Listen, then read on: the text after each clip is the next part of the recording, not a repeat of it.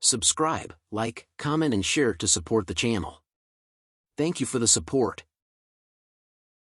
In the dark forest, amidst the midnight hour, a blonde-haired individual struggled to walk with darts lodged in their leg. Frustration and anger consumed him as he felt the numbing sensation in his leg. Suddenly, his gaze caught sight of someone rushing towards him screaming out loud, and he called out the person's name. It was Dale, who shared devastating news of their companions' deaths, claiming they were slain by a monstrous creature. The blonde-haired person found it hard to fathom that their team of PK pros, with an average level of 40, could have fallen to a single naked psycho. As they conversed, a hail of darts unexpectedly struck Dale's face. The darts glowed red, and soon exploded Dale's head, causing the yellow-haired individual to scream in terror. The blonde man trembled in fear at the sight of Dale's corpse. Determined to uncover the attacker's identity, he screamed out loud. He points his sword at a creepy-looking guy who was glowing red, calling him a monster, but all the figure said was, "Who am I?"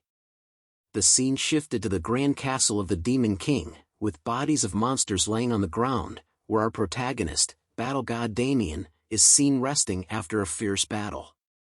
Grimacing in pain, he realized the extent of his injuries.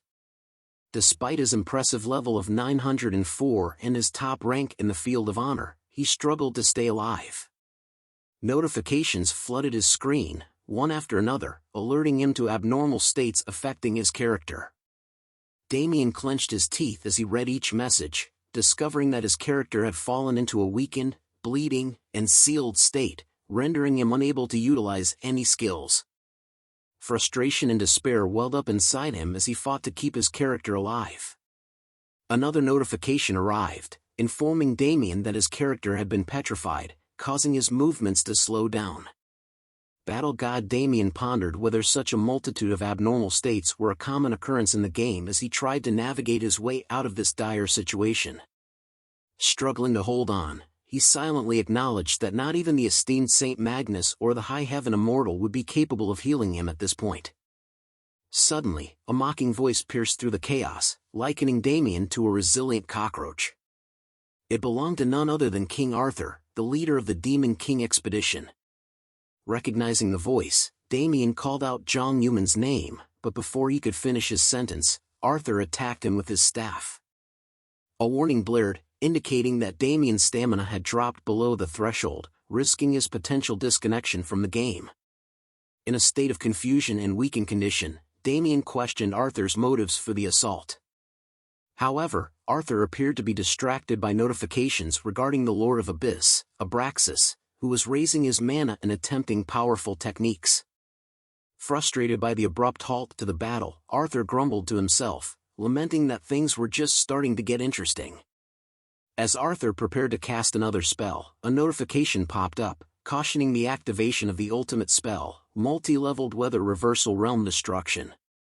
Despite the imminent danger, Damien couldn't help but feel a tinge of admiration. Once the spell was unleashed, Arthur resumed his attack on Damien, mocking him for his perceived lowly status as a hero who originated from a lower class. Battered and bruised, Damien couldn't help but question where things had gone wrong. 10 years ago, the virtual reality game Arceus Chronicle or AC was released, captivating players with its stunning graphics and vibrant non-player characters. The game's centerpiece, the Demon King Raid, promised the first player to conquer the quest the chance to establish a kingdom, become the hero of the AC world, and claim an illustrious trophy. Damien was one of the many players who dedicated their lives to AC, investing all their time and energy into the game for a decade. Despite his family's attempts to dissuade him, Damien remained steadfast, convinced that winning the game's reward was the sole means to compensate for his shattered real-life existence. It was during the Demon King raid that Damien encountered King Arthur, also known as Zhang Yuman, a devoted servant of the goddess Arya, wielding the Infinite Circle, a source of boundless mana.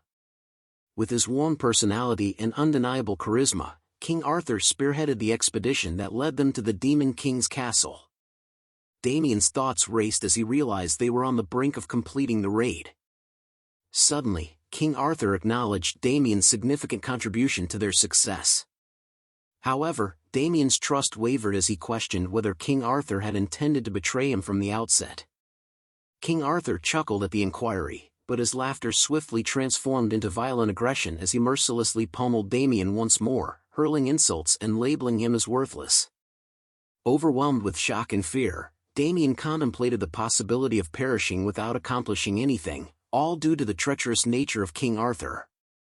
Yet, in that desperate moment, a voice reached out to him, offering a chance for revenge and a new purpose.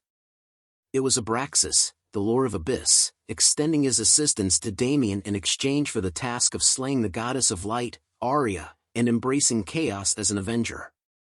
Initially hesitant, Damien couldn't resist the allure of finally achieving something after dedicating himself to the game for countless years. As King Arthur continued his taunts and relentless assault, Damien made his fateful decision. He would seize Abraxas's offer and transform into Damien, the avenger who would sow chaos throughout the land. Suddenly, King Arthur's brutal attack abruptly ceased as Damien awoke in his own room, drenched in sweat. Disoriented and bewildered, he struggled to comprehend how he had ended up there. Before he could make sense of the situation, his brother, Ma Jin-hoon, burst into the room, announcing that it was time to eat. Damien was taken aback since his brother was supposed to be serving in the military as an officer. However, Jin-hoon now donned a school uniform, leaving Damien questioning his own sanity. Gazing at the calendar, he realized it was July 28, 2020, the day when Arisa Chronicles beta version was released. The bewildering thought dawned upon Damien that he might have somehow traveled back in time. The confusion and uncertainty left Damien feeling utterly lost and disoriented, as if he had taken a wrong turn in a maze of bewilderment. His mind was a swirling storm of questions, unsure of what was happening or what would happen next. Even Damien's mother and brother were confounded by his peculiar behavior, their eyebrows raised in a perplexed fashion, wondering why he was acting so oddly. As they gathered around the dinner table, Damien couldn't help but marvel at the mouth-watering deliciousness of his mother's cooking, each bite conjuring memories of his carefree childhood. However, his nostalgic reverie was rudely interrupted by a raucous commercial blaring from the television, promoting Arisa Chronicle, the world's first virtual reality game. In that moment, a realization struck Damien like a lightning bolt to the brain. Today was the launch of the open beta for the game. With a mixture of excitement and urgency, he informed his mother that he was heading to his own abode, promising to take care of himself and dutifully call her often. Hailing a taxi, Damien urged the driver to race to Jumjong Station with the speed of a cheetah on roller skates. As they sped through the city streets, Damien's thoughts drifted back 10 years to a time of great turmoil in his life. It was a period when the Galaxy M24 app was the hottest gadget on the market, and Damien's own life was simmering with challenges. Taking on the daunting responsibility of providing for his family in his father's absence, he toiled relentlessly to make ends meet. The weight of this burden became an unwelcome companion, gnawing at his spirit until he sought solace in the virtual realm of the game, severing ties with his family in the process. It was a desperate escape from reality, a leap into a world where he could be someone else, somewhere else. Lost in his ruminations, Damien was jolted from his reverie by a blaring notification, its urgency akin to an alarm clock set to explode. It warned him that the countdown had commenced and he had to log into the game, or face certain death. Damien's brows furrowed in confusion as he hadn't even logged in yet. As he tried to make sense of the situation, a sharp pain pierced his skull, and a mysterious voice began to echo in his ears. Alas, the words were as clear as a foggy morning in a murky swamp, leaving Damien scratching his head in befuddlement. In the midst of his disorientation, the perceptive taxi driver noticed Damien's pained expression and kindly inquired about his well-being. Time passed, and Damien finally arrived at Sinsadong-Garosa-gil, a bustling street in Korea. He ventured into a virtual reality electronics store called Evertail Store, where a cheerful receptionist greeted him with a warm smile. She informed him that all the store's capsules were reserved on a first-come, first-served basis. Sensing Damien's eagerness, she suggested he undergo a customized examination. However, Damien was hell-bent on exploring a product that had just been released that very day. Unfazed by the receptionist's suggestion, he insisted on seeing the latest offering.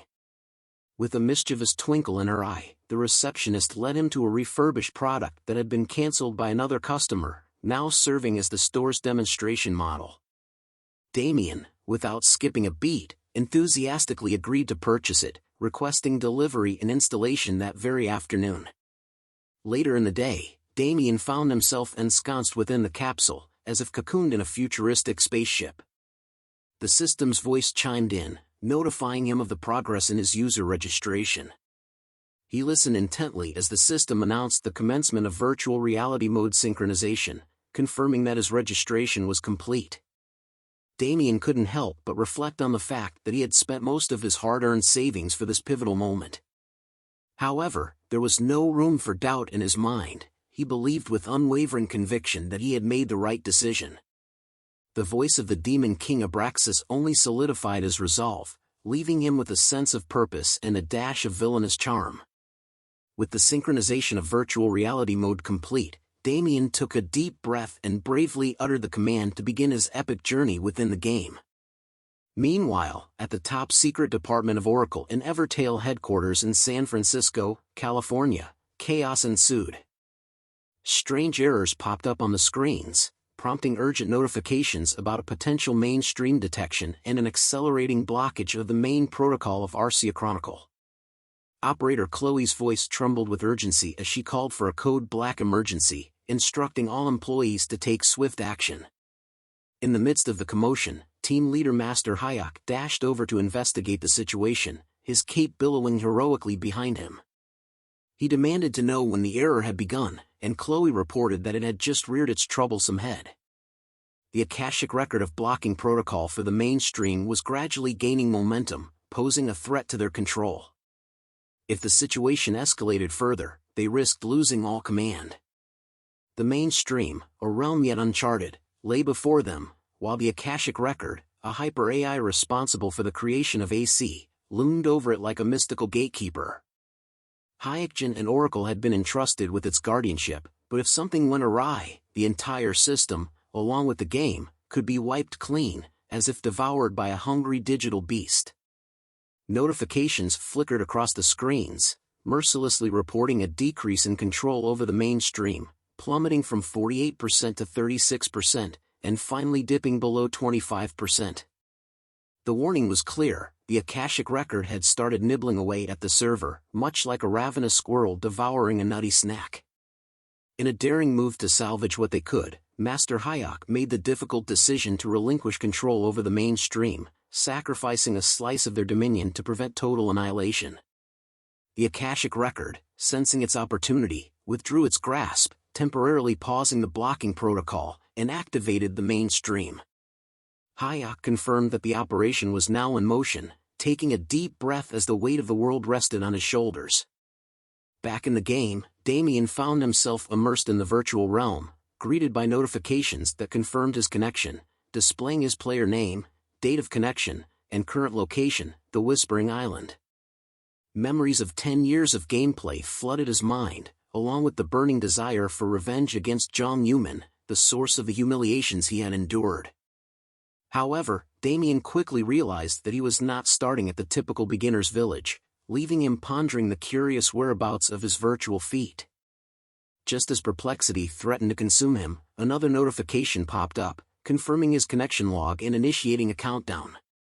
The three conditions were laid out before him: failure to log in within 168 hours meant certain death, death within the game would lead to death in reality, and failing to accomplish a given goal within a specific time frame also spelled doom.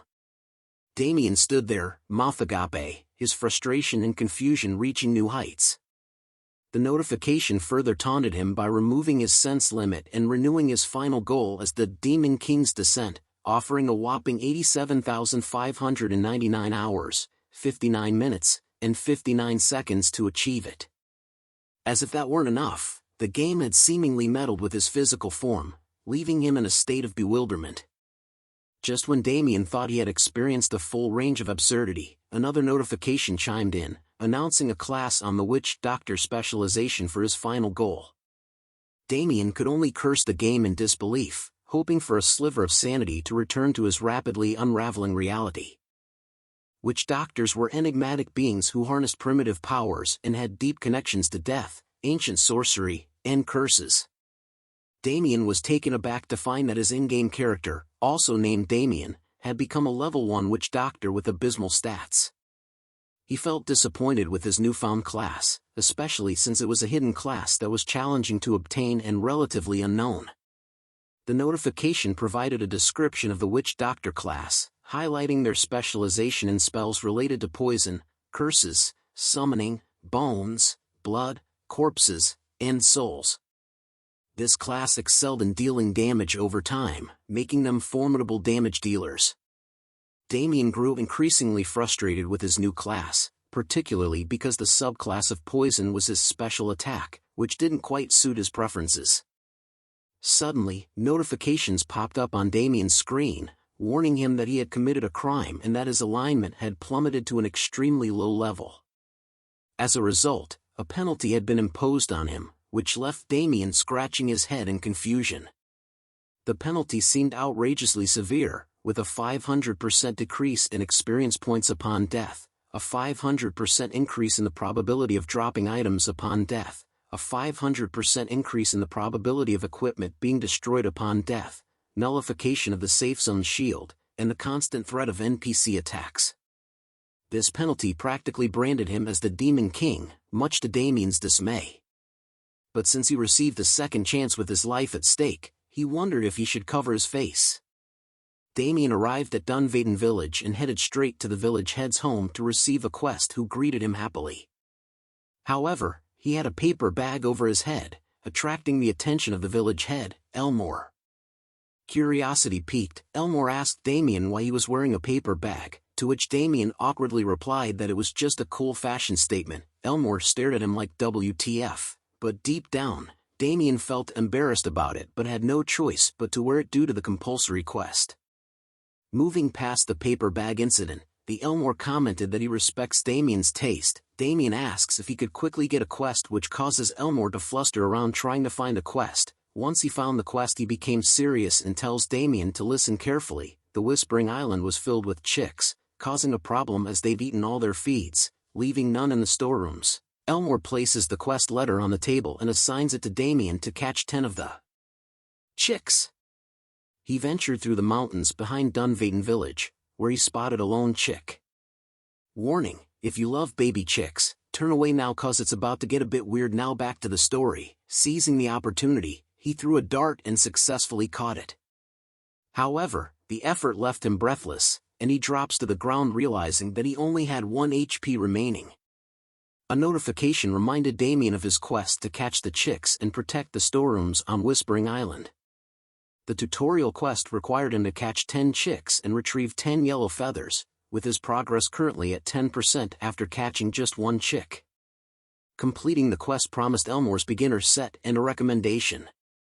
Damien lets out a sigh, unhappy that he only caught 1, then he opens his status window. Damien checked his skill status and discovered that only 1 skill was unlocked, shooting of poisonous needles. The rest remained locked, amplifying the challenge of the quest. He thinks deeply about the skills and realizes there's no helping it as he can only learn other skills once he reaches level 10. He dusts himself off, saying that break's over. He holds his long and thin pipe, saying he now knows how to use it and is gonna do it properly, if you know what I mean, ha. As Damien continued his pursuit of the chicks, he grew more adept and efficient with his soul unlocked skill. He successfully caught several more chicks, earning valuable experience points along the way. Meanwhile, in the Yuxin Group's building, Zhang Yuman, also known as King Arthur, emerged from a virtual reality capsule after testing a new game. Satisfied with the experience, he received an update from his secretary regarding the game's popularity. Confident in its potential success, Zhang Yuman received a call from the director of the Yuxin Group, who had prepared everything he needed to dominate the game: the perfect class, the fastest leveling method, and all the necessary equipment. Excited to claim victory, Zhang Yuman eagerly anticipated his journey in the game. Back to Damien, he had just completed his quest of capturing 10 chicks from Whispering Island, panting heavily from the effort. But his exhaustion quickly turned into exhilaration as a notification informed him that he had leveled up. Overjoyed, he exclaimed in delight. However, when he examined his status screen, he was left speechless by what he saw. His name was still Damien, and his class remained Witch Doctor, but his stats displayed a mere 1 in strength, agility, intelligence, talent, and luck. On a positive note, he had 5 remaining stat points, a significant increase compared to the usual 2.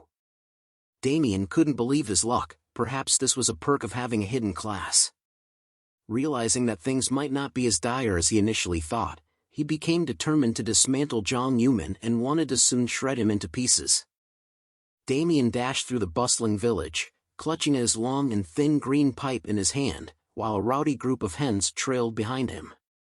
A player notices the noise and is shocked to see Damien run past him. He wondered what was it that went past him, but turning back shocks him even more, as he sees a whole crowd of hens chasing out Damien. The sight left other players dumbfounded, their minds spinning with speculation about Damien's true identity and intentions as well as the paper bag on his head. Some wondered if he was a tamer, but quickly dismissed the idea since tamers typically focused on a single powerful familiar. They look at him being chased by the hens, guessing he would soon die. Yet, Damien remained undeterred, fully committed to his quest of amassing as many chickens as possible. With a swift flick of his wrist, he dispatched one of the hens with a single dart. As he watched the lifeless bird fall, the other chickens began to rage towards him, startling him. He holds his long thin green pipe tightly and wondered if that was too much. He continues to run away from the chickens, thinking if he wanted to clear Elmore's quest about the chickens, hens, and roosters quickly, gathering a mob of them was like a play. Damien searched intently for something, his eyes scanning the surroundings. The hens, growing increasingly aggressive, only fueled his determination. With a wicked smile, Damien revealed his cleverly laid trap, luring the unsuspecting hens into a pit. A victorious grin spread across his face. I think I don't really know since his face is covered with the paper bag. So back to the story as the feathery mob fell right into his clutches. He relished the prospect of converting the captured chickens into valuable EXP, eagerly anticipating the rewards that awaited him. Amidst his triumph, notifications flooded Damien's screen, declaring his victory over the hens and rooster as they lay dead inside his trap and announcing his ascension to level 9. Damien clutches his fist in excitement.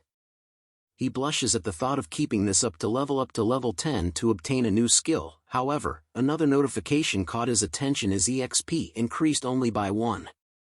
His eyes darted towards a nearby forest as a chicken was slain with a blade, where he spotted a group of players joyously slaughtering the very chickens he had prepared for his quest. Anger simmered within him as he approached the players, demanding to know if they were having a good time.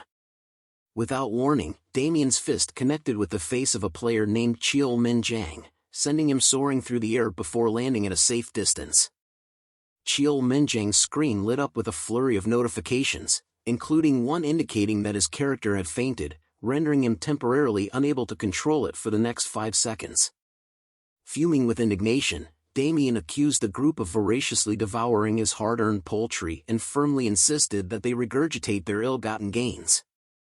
The opponents, caught off guard, skeptically requested proof of their wrongdoing. With a triumphant gesture towards the fallen hens strewn about, Damien provided irrefutable evidence of their guilt. He sternly warned them that this was their final opportunity to make amends before ordering them to leave, demanding the return of their chicken dinners. One of the opponents, dazed but determined, rose to his feet and lunged at Damien, hurling a colorful expletive in his direction. Unfazed, Damien calmly warned him of the consequences and retaliated with a precise dart from his blowpipe, silencing the opponent's misguided bravado. Outraged, the remaining opponents launched a joint assault, seeking retribution. However, Damien's agility and skill allowed him to deftly evade each attack, countering with calculated strikes from his dart blower. With each successful hit, he reiterated his demand for the group to surrender their ill-gotten feasts. Bruised and defeated, the opponents questioned Damien's audacious conduct, prompting a notification that their party member, Dongcheol, had met an untimely demise. One astute player deduced that Damien must be a chaotic user, an infamous expert in player killing, akin to a notorious criminal within the game. As this realization dawned on them, panic set in, and they scattered in a bid to escape Damien's wrath. Yet, Damien had no intention of letting them slip away so easily. With swift precision, he unleashed a flurry of poison darts, ensuring that each opponent received a notification indicating their characters had been infected. Satisfied with his victorious display, Damien surveyed the battlefield, only to realize that one opponent remained unaccounted for. A puzzled expression crept across his face as he pondered aloud the whereabouts of the elusive player. Unbeknownst to Damien, the missing adversary had concealed himself within a nearby bush, muttering curses under his breath. Desperate to escape, he attempted to log out, only to be met with a notification: logout was prohibited during an active battle, leaving him stranded for another 300 seconds. Blaming his misfortune for stumbling upon a chaotic user, the hidden opponent begrudgingly accepted his fate. Suddenly, Damien's voice pierced the silence as he cheerfully greeted the trapped player before swiftly dispatching him with a dart, putting an end to his futile resistance. Damien couldn't contain his excitement as a cascade of notifications filled his screen, announcing his acquisition of yellow and white feathers, basic HP potions, and his attainment of level 10. Finally, he could unleash the skills that had been tantalizingly out of reach. The results exceeded his wildest expectations. However, Damien's jubilation was short-lived, as another torrent of notifications disrupted his revelry. He had committed PK, player killing, and his alignment had plummeted by 1. Notably, his alignment had already hit rock bottom, leaving no room for further decrease. Observing this revelation, Damien chuckled to himself, acknowledging that he had already scraped the bottom of the alignment barrel. He mused over the effects of the atrocity title, which, although bordering on cheating, boosted the drop rate of items and gold obtained from PK victims, while also granting him automatic possession of their assets and experience. With newfound determination, Damien embraced his controversial path, eagerly anticipating his future advancements. Damien decided to visit the supermarket to stock up on food supplies.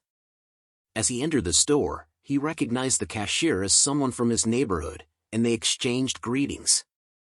Damien began loading his cart with convenience foods, but the cashier expressed concern about the amount of processed foods he was buying. Damien explained that he was busy and couldn't cook as often as he would like. The cashier seemed unconvinced but continued to nag him about his purchases. When Damien pulled out his wallet to pay, the cashier told him to put it away, saying it wasn't even that expensive. He was surprised but grateful for the gesture. Damien finished packing his food supplies and was about to leave the store when suddenly a news story started playing on the TV screen by the cash register.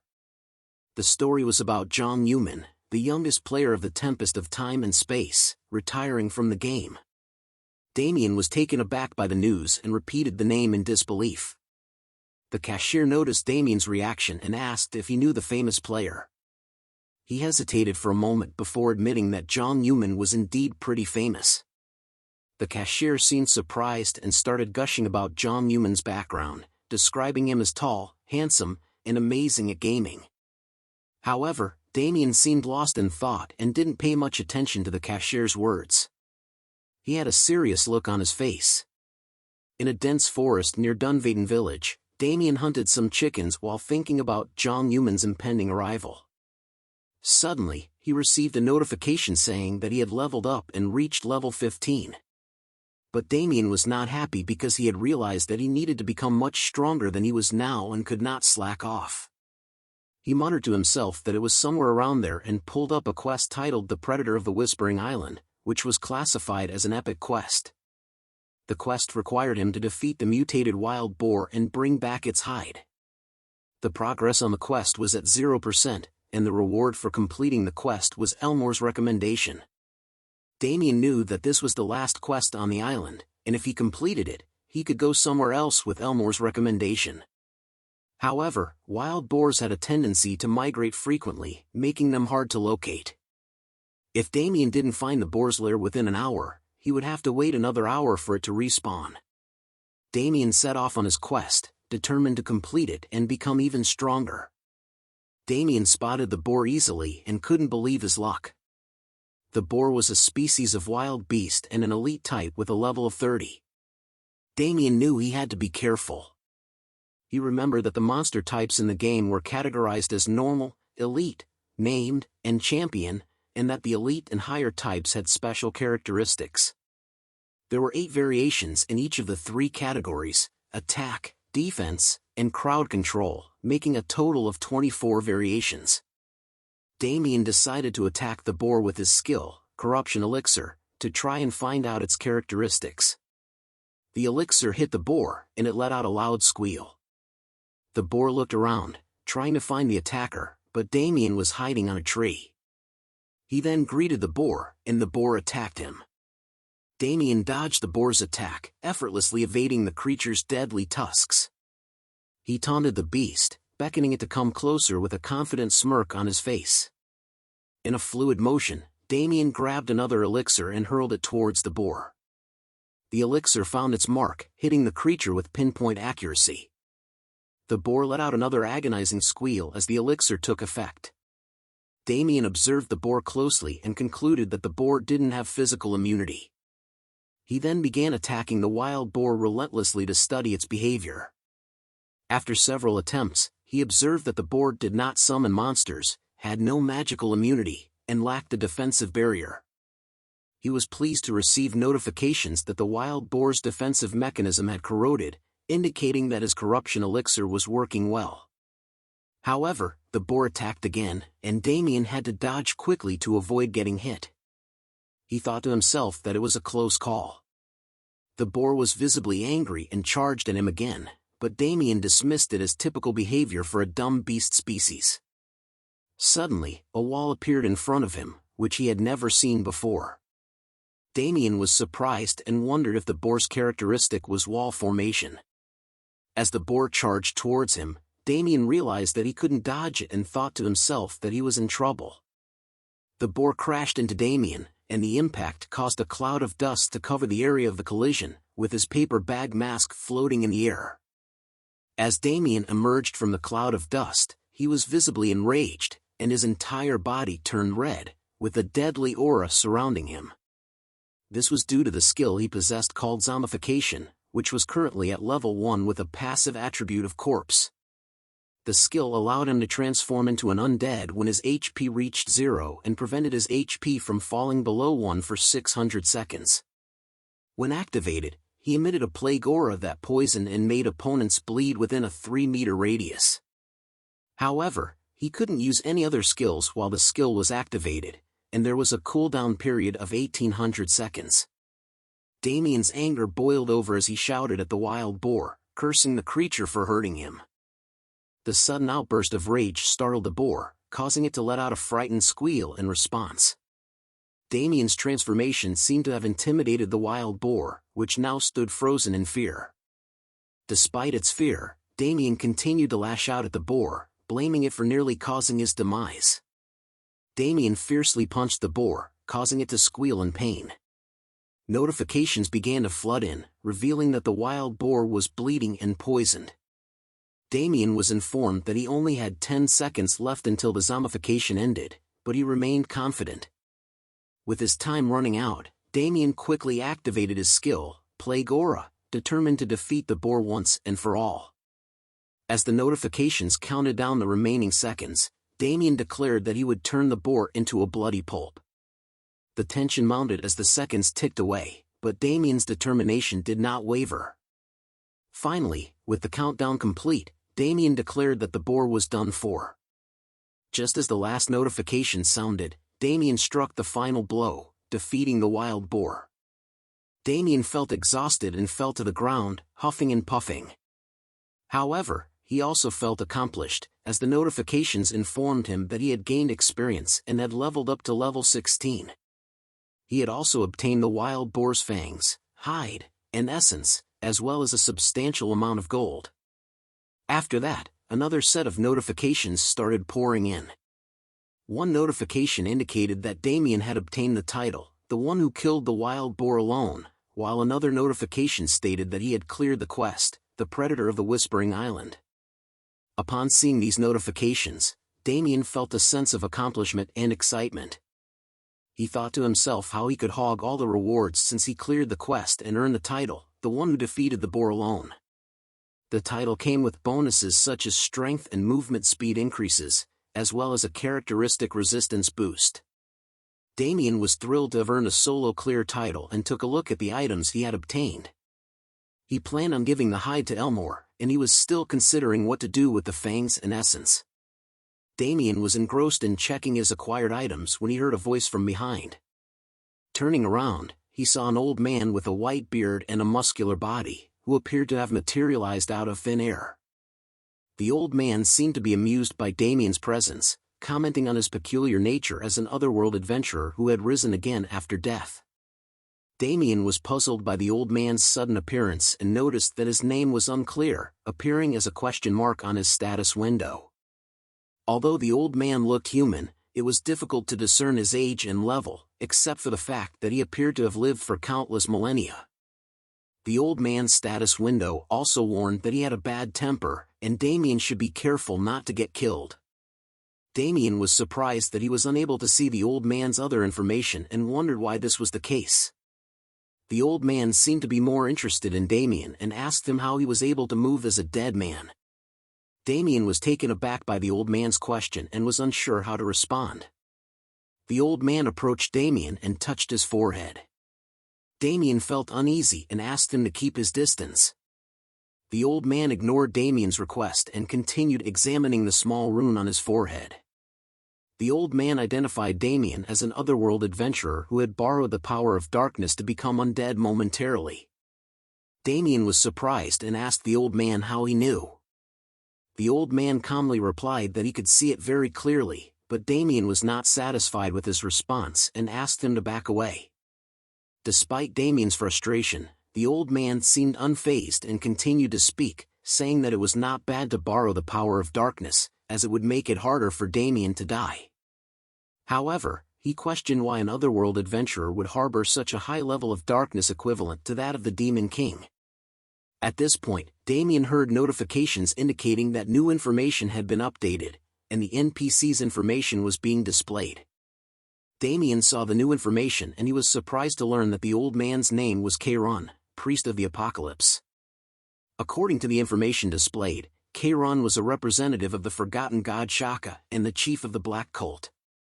He appeared to have lived for countless millennia and was currently seeking a talent to defeat Arya, the Queen of the Gods. Damien was taken aback by this information and muttered to himself in disbelief. He had never heard of the Priest of the Apocalypse or the Black Cult before.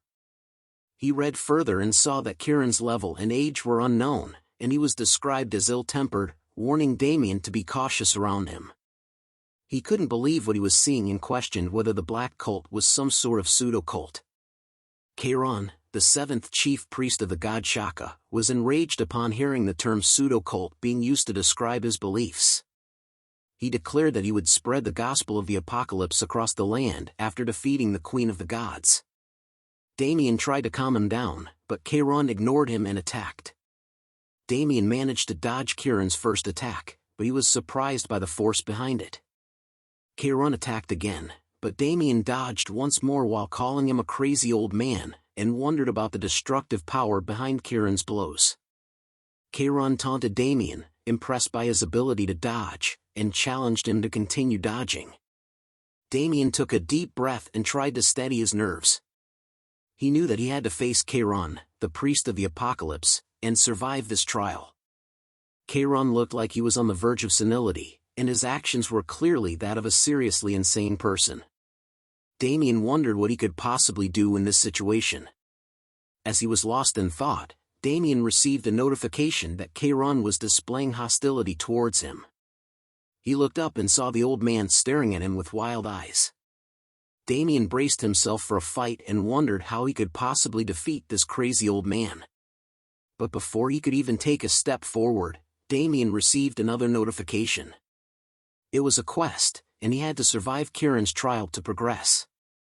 But what surprised Damien even more was that it was a mainstream quest. Damien stood still, lost in his thoughts about the importance of the mainstream quests. These quests were only given to a select few users and could decide the future of the game. The impact of a user's actions on the world of AC was immense and could potentially change it completely. But as he pondered on this, he couldn't help but wonder what an old man had to do with the mainstream quests.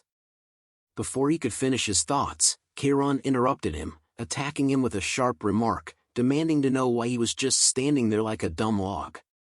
Damien quickly dodged the attack, but he couldn't help but think about the old man and his possible connection to the mainstream quests. Memories of his own experience as the battle god flooded his mind, particularly the time when he was tasked with defeating Abraxas alongside the 6 masters in the treacherous Abyss dungeon. He knew that the success or failure of these quests could have a massive impact on the world of AC, and he was determined to clear them no matter what. Suddenly, Kairon caught Damien off guard once again, attacking him while berating him for hesitating. Damien knew that he had to act quickly, so he chanted a mantra and activated a skill called Bloody Impulse.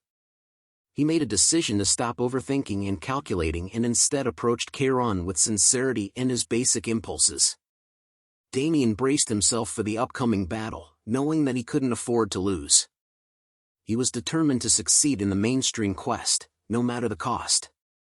Kairon's eyes blazed with fury as he charged towards Damien, his fist pulled back in a powerful punch. The impact was devastating. The ground shook violently, and the force of the blow sent shockwaves through the air. Kairon's powerful punch caused an explosion. As the dust settled, he shouted in frustration at Damien, asking how long he planned to keep running away. Damien activated his zombification skill and managed to survive Kairon's attack. But Kairon wasn't done yet. He started attacking Damien again. While dodging Kairon's onslaught, Damien wondered why Kairon was so strong despite not being a martial artist. Enraged by Damien's ability to dodge his attacks, Kairon yelled at him to hold still. Despite Kairon's angry shouts, Damien continued to dodge and noticed that he could see Kairon's movements better than before. As he distanced himself from Kairon, Damien realized that if he could stall for time, he might survive the fight. However, his thoughts were interrupted when he saw Kairon gathering energy between his hands. To Damien's surprise, Kairon prepared a Kamehameha pose and taunted him, asking if he could dodge this attack as well. Damien, shocked and bewildered, exclaimed in disbelief. Kairon then launched his attack, shouting "Die!" This time, Damien had no chance to dodge and got hit by the attack. After the explosion, Damien found himself on his knees but still alive. Suddenly, a notification sounded, indicating that there were only 2 seconds remaining. Kairon, who was nearby, was impressed by Damien's sturdy body and complimented him on his physique. Damien responded modestly, saying it was nothing compared to Kairon's. As the notification reached 1 second, the countdown ended, and another notification chimed in, saying zombification has ended. Damien felt relieved after escaping this near-death scenario. But the next notification brought him good news: you have cleared the quest Kairon's trial. Kairon, who had been silent until that moment, spoke up with a hint of sarcasm, remarking that Damien's mouth was still functioning despite the ordeal they had just gone through. Damien retorted with a hint of pride, saying that he now had to live life to the fullest since he had obtained this opportunity. Kairon then asked about Damien's power of darkness, which he had noticed earlier. Damien confirmed that he possessed that power and asked if Kairon recognized it. Kairon responded to Damien's question with a smirk, indicating that he recognized Damien's power of darkness. He mentioned that as the chief priest of the 7th god Shaka, he couldn't possibly miss it. Damien asked Kairon about the 7th god Shaka, and Kairon praised him as the best god of Arcia. He explained that Shaka was the lord of darkness and apocalypse, incomparable to Arya, and the greatest of all the gods. Damien was a little confused, thinking that the 6 great gods were Supreme Goddess Arya of Light, Phoenix of Fire, Nissa of Water, Tenasil of Tree, Oread of Iron, and Crowd of Earth. However, he realized that there was no way the system would lie. Damien simply nodded, and Kairon took the opportunity to get straight to the point. Damien got ready to listen, thinking that Kairon was finally getting to the point after causing all this ruckus. Kairon then asked Damien if he wanted to become stronger, mentioning that otherworld adventurers desired fast growth and strength.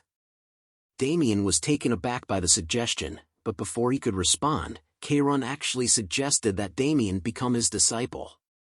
Damien was surprised by Keiron's suggestion and began to walk away while bidding him farewell. This seemed to anger Keiron, who hit Damien on the head with a hand chop and demanded to know where he was going. Damien retorted, calling Keiron a senile old man. This only served to rile Keiron up more, as he boasted about the power of Lord Shaka and how even someone like Damien could become an absolute ruler if he became Keiron's disciple. However, Damien wasn't convinced by Keiron's claims and challenged him, asking if he would believe it if he were in Damien's position. Keiron was taken aback by this, but he eventually relented and showed Damien a book, hoping to convince him to become his disciple. As Damien examined the book, a notification sounded, informing him that the Apocalypse Invocation, the Book of the Black Covenant, was radiating a faint light. Damien was puzzled by this, and as he looked at the book, another notification popped up, saying that the mainstream encounter with the seventh god had been activated. Keiron then explained to Damien that the book was a divine object and the only tool that would allow him to meet Lord Shaka. Damien was skeptical, but Keiron instructed him to open the book. As Damien opened the book, Keiron warned him not to make any further movements. Confused, Damien looked back at Keiron, only to see him attacking him with a dart blower.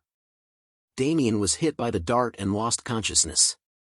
When he woke up, he found himself in a cave-like structure, muttering in frustration about Keiron's actions. As Damien tried to process his thoughts, he received a notification saying, "New location information has been updated," but his current location was still showing as unknown. Suddenly, someone appeared in front of Damien. As he looked up to see what it was, he found a small boy standing in front of him. He carefully observed the boy, trying to discern if there was anything unusual about him but couldn't find anything out of the ordinary. The boy, on the other hand, seemed completely unfazed by Damien's presence and started dancing around him. Damien, feeling a bit annoyed at the kid's antics, told him to stop fooling around and asked where they were. The boy stopped and looked at Damien carefully before commenting on his scent. Damien, confused, started to smell himself before the boy confirmed that he liked Damien's scent and asked if they could be friends. Damien was taken aback by the boy's sudden request and couldn't help but wonder what was going on. Damien asked the boy if he had any friends. The boy's response was an angry one, insisting that he indeed had many friends. He even went so far as to offer to give Damien a friend of his own. To Damien's surprise, the boy then pointed to a group of chicks pecking around on the ground nearby. They soon began to flock around him, playing and chirping with enthusiasm. The boy was clearly proud of his feathered friends and insisted that they were all his loyal companions. Damien was touched by the boy's kind gesture and agreed to be his friend. They shook hands, and the boy declared that they were now friends.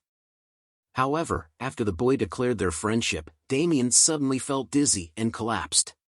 Damien slowly opened his eyes and gasped for air. He felt disoriented and confused, trying to piece together what had happened. As his vision cleared, he noticed Keiron sitting beside him.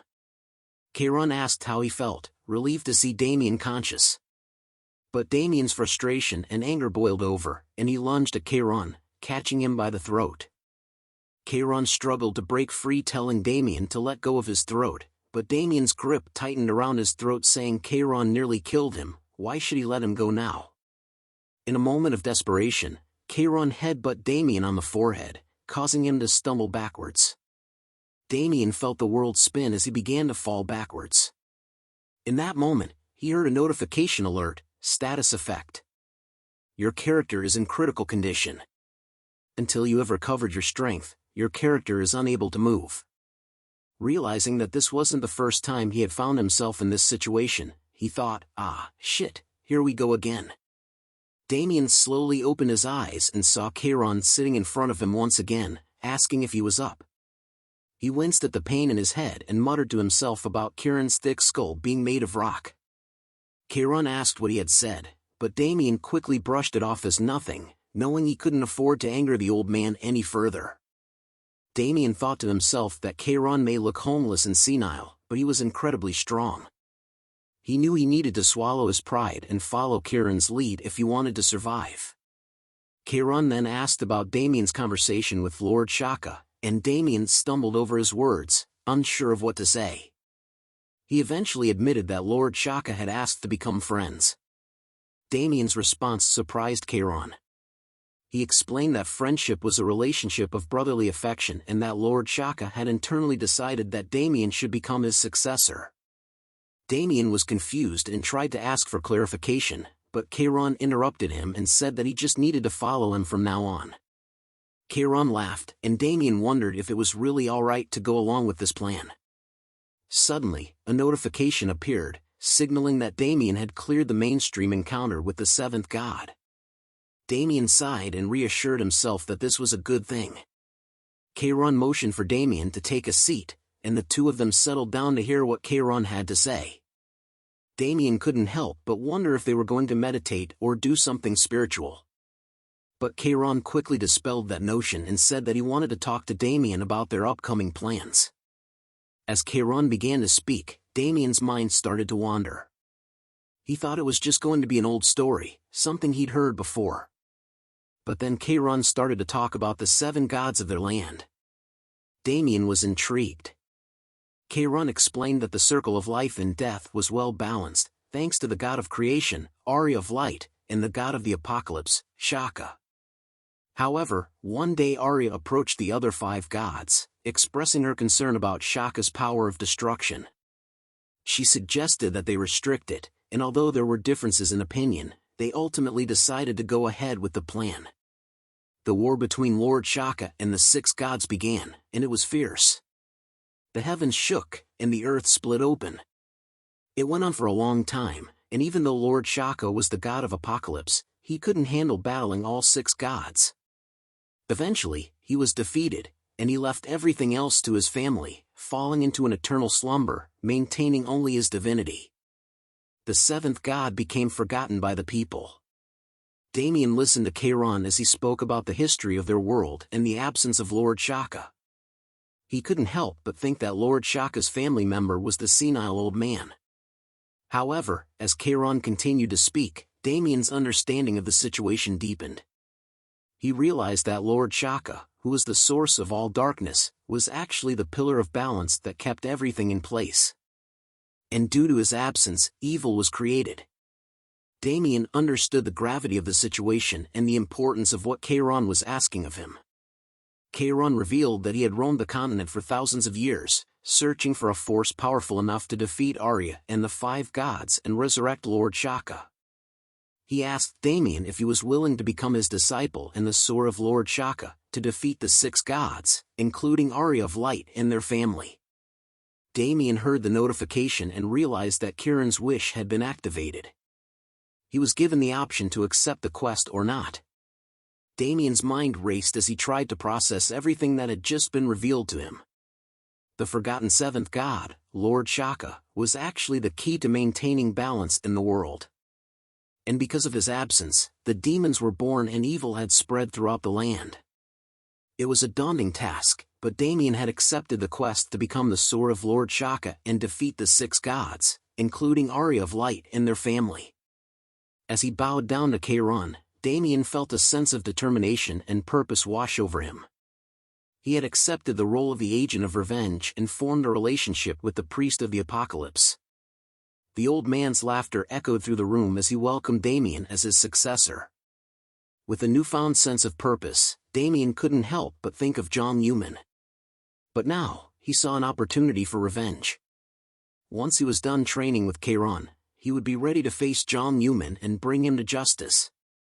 Kairon interrupted Damien's thoughts and announced his departure. Damien respectfully bowed and wished his master well. However, Damien suddenly realized that something was amiss and called out to Kairon. He asked if there was anything else he could teach him before leaving. Kairon responded that he had already chosen him as his disciple, and what more did he want from him? As Damien continued to express his confusion and disappointment, Kairon took out a book and handed it to Damien. He instructed Damien to refer to it whenever he needed help and to avoid seeking him out. Before Damien could react further, Kairon activated a formation and disappeared into it. Damien was left stunned and bewildered. He couldn't believe that his master had left him so abruptly without any further guidance. As he stood there in shock, he received a notification that he had been given a quest. The quest was to resurrect the god of darkness, Shaka, and defeat the 6 gods and their families who ruled the land. Damien couldn't believe what he was reading. He felt overwhelmed and unsure if he could accomplish such a monumental task alone. Damien was seething with frustration and anger. He shouted out loud, wondering how he could possibly complete the daunting quest assigned to him. He questioned whether it was even possible to clear the task. He also expressed concern about the families of the 6 gods he was supposed to defeat, especially those who had fought alongside him before, like Crimson Agnes, Siren of the Ice, Halo of the Mind, Cyrus of Steel, and Luke of the Boulder. Damien's mind was racing, and he tried to come to terms with the gravity of the situation. He knew that these families were the most powerful in the world, with abilities that were considered disaster class. Among them, the family of Arya, John Newman, the Radiant King Arthur, had obtained the infinite mana item Infinity Circle and was praised as the god of magic. Damien wondered if he could really defeat such powerful adversaries. However, as he thought about his comrades, he realized that there was no need to be scared. For some reason, he had been given the opportunity to come back in time, just when he thought it was the end. This gave him the determination he needed to face the challenge head-on. With newfound determination, Damien vowed to clear the quest assigned to him, no matter what the cost. He declared that he would put an end to the ill fate that had befallen him. Damien knew that his path would be difficult, but he was ready to face it and bring justice to those who had wronged him. The quest to resurrect Lord Shaka and defeat the 6 gods became his purpose, and he would not waver in his resolve. As Damien processed the previous notifications, he was surprised to see even more popping up. He read through them and realized that he had obtained the Apocalypse Invocation, the Book of the Black Covenant. The notifications revealed that new clauses had been added, but because of his low level, some of the clauses were deactivated. Damien found the book fascinating because it offered various abilities like returning to the village, getting an oracle's advice, examining runes, appraising items, dismantling them, combining materials, and creating new things. He was thrilled to have acquired an all-in-one multi-item, something he had heard about before. Excited, Damien opened the book and was pleased with its contents as it was a scam item with various abilities. He felt lucky and unstoppable. Curious about its capabilities, he decided to test the book's ability by starting with disassembling an item. Choosing a boar head as his material, Damien focused on the task and began the process. With determination, he synthesized and created the item. After some time, Damien excitedly exclaimed that the creation was complete. Upon inspecting the newly created item, he discovered it was a wild boar helmet, made from a giant boar head. The helmet had impressive bonuses, increasing his HP, magic power, defense, and overall stats, while also dealing extra damage to animal-type monsters. However, Damien didn't feel entirely happy about the creation of the item due to its current stats, wondering if this was the best item option he had right now. Thinking of the global game trading site, GameBank, 100 AC gold is equal to $1 and that a wild boar's head is usually worth 500,000 gold. Considering the item's value in the game's economy, Damien realized he couldn't simply create items whenever he needed money, or he might become poor. Keeping this in mind, he decided to give the leather to the village head and prioritize creating items strategically in the future. Damien went to the village head's home and handed over the leather. The village head expressed surprise, asking if Damien had caught it himself, and Damien confirmed that he did. Wearing the boar mask, Damien gave off a menacing aura as he tells the village head that he was certain it was wild boar's leather. Impressed by Damien's achievement, the village head wrote a recommendation letter, advising him to leave the island and head to the main continent. Additionally, the village head instructed Damien to go to the harbor on the eastern side of the island and take a boat to the main continent. Damien received a notification acknowledging the recommendation had been acquired. The village head hands over the recommendation letter, telling Damien to show it to the branch head of the Adventurers Guild and thank the village head for his help. Filled with purpose, Damien left the village head's house and made his way towards the harbor, ready to embark on his journey. At the harbor, Damien took a break, eating bread and checking his progress. He was a level 16 witch doctor with no affiliation and had a huge negative alignment. He held titles such as Atrocity, the one who defeated the wild boar alone, and Agent of Revenge. His stats were impressive, with high intelligence and talent. He had mastered skills like shooting poison darts, using bloody impulse, and performing zombification. He stares at the stat window knowing that he had no remaining stat or skill points and was still only level 16. He knew he still had much to accomplish. While reviewing his status, Damien pondered his Agent of Revenge title, which indicated that he was chosen by the seventh god and possessed an unknown power. The title provided significant bonuses during PvP battles, including increased attack power, defense, resistance to attributes, and resistance to status abnormalities. However, Damien was hesitant to fully utilize his title because it basically told him to become a PK player, but he didn't enjoy killing people. Damien thinks to himself that he really had joined a pseudo-religion when suddenly, Damien heard a painful scream and quickly turned his attention to the source. He saw an injured man lying on the ground, pleading for help, while a mage stood over him telling the injured man that he should have listened to the mage while he was still being nice. The mage grabs the injured man by the hair, telling him he just needed to pay, and asked why he had to make it hard for the both of them. As the injured man whimpers in fear, Damien couldn't help but wonder if they were killer mages. Killer mages were powerful mages who used their overwhelming abilities in the beginning of the game to go around and PK. The killer mage continued to speak to the injured man, saying they weren't bad people and that the mood in the area had gone dark. Daimon could tell that the mage was the leader of the group, as he had managed to block off the wharf with only 20 people. Despite the situation, the killer mage still tells the injured man to pay the toll so that he can leave. In the midst of the crowd, an English foreigner expressed displeasure with how things were unfolding. He grabs his sword and unsheathed it and, without warning, charged at the mage, telling him to go F himself. The English foreigner's action grabbed the attention of the mage, but despite the sudden attack, the killer mage remained calm and collected, wondering who he was as he casts a spell. He activated his energy bolt skill and launched a powerful attack at the foreigner, leaving him stunned and bewildered. With an evil smile on his face, the killer mage taunted the foreigner, telling him he can't win, and continued to bombard him with the same spell over and over again. The audience watched in horror and disbelief as the foreigner was relentlessly attacked by the mage. The attacks stopped as the mage laughs at the cooked foreigner, saying what a sight it was to see. The leader of the killer mages instructed his teammates to see off their departing guest, and all members began to cast their spells at once, smiling and laughing at what they were going to do. The mage turns around to say that there was nothing better to look at. But before he could say anything else, one of his teammates was abruptly beheaded.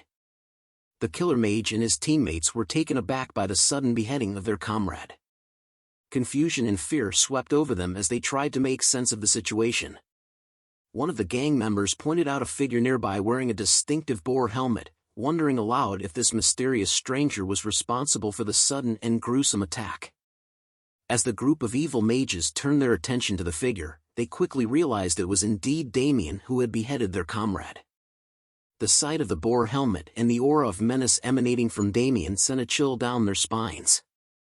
The leader of the killer mages tried to act tough, asking who Damien was, but his confidence quickly faded as Damien demanded payment for their lives. With a menacing expression, Damien gave the group a mere 10 seconds to pay up, warning them that it was their only chance to survive. As Damien faced the group of menacing evil mages, he sensed their intense hatred and disdain directed towards him. The leader of the group expressed disbelief and scorn, mockingly ridiculing Damien for his seemingly foolish actions.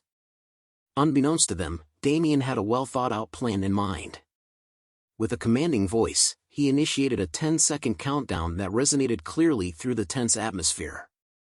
The mages grew increasingly irritated as Damien counted down, and their leader commanded them to go and kill him. The PK mages surrounded Damien just as he reaches the number 1, however, as the countdown reached 0 as Damien holds the blade, Damien vanished into thin air, leaving the mages bewildered and perplexed. The leader was quick to notice something above, telling everyone to dodge. Suddenly, a cascade of projectiles began raining down from above, causing the mages to cry out in pain and agony as Damien's deadly attack struck them.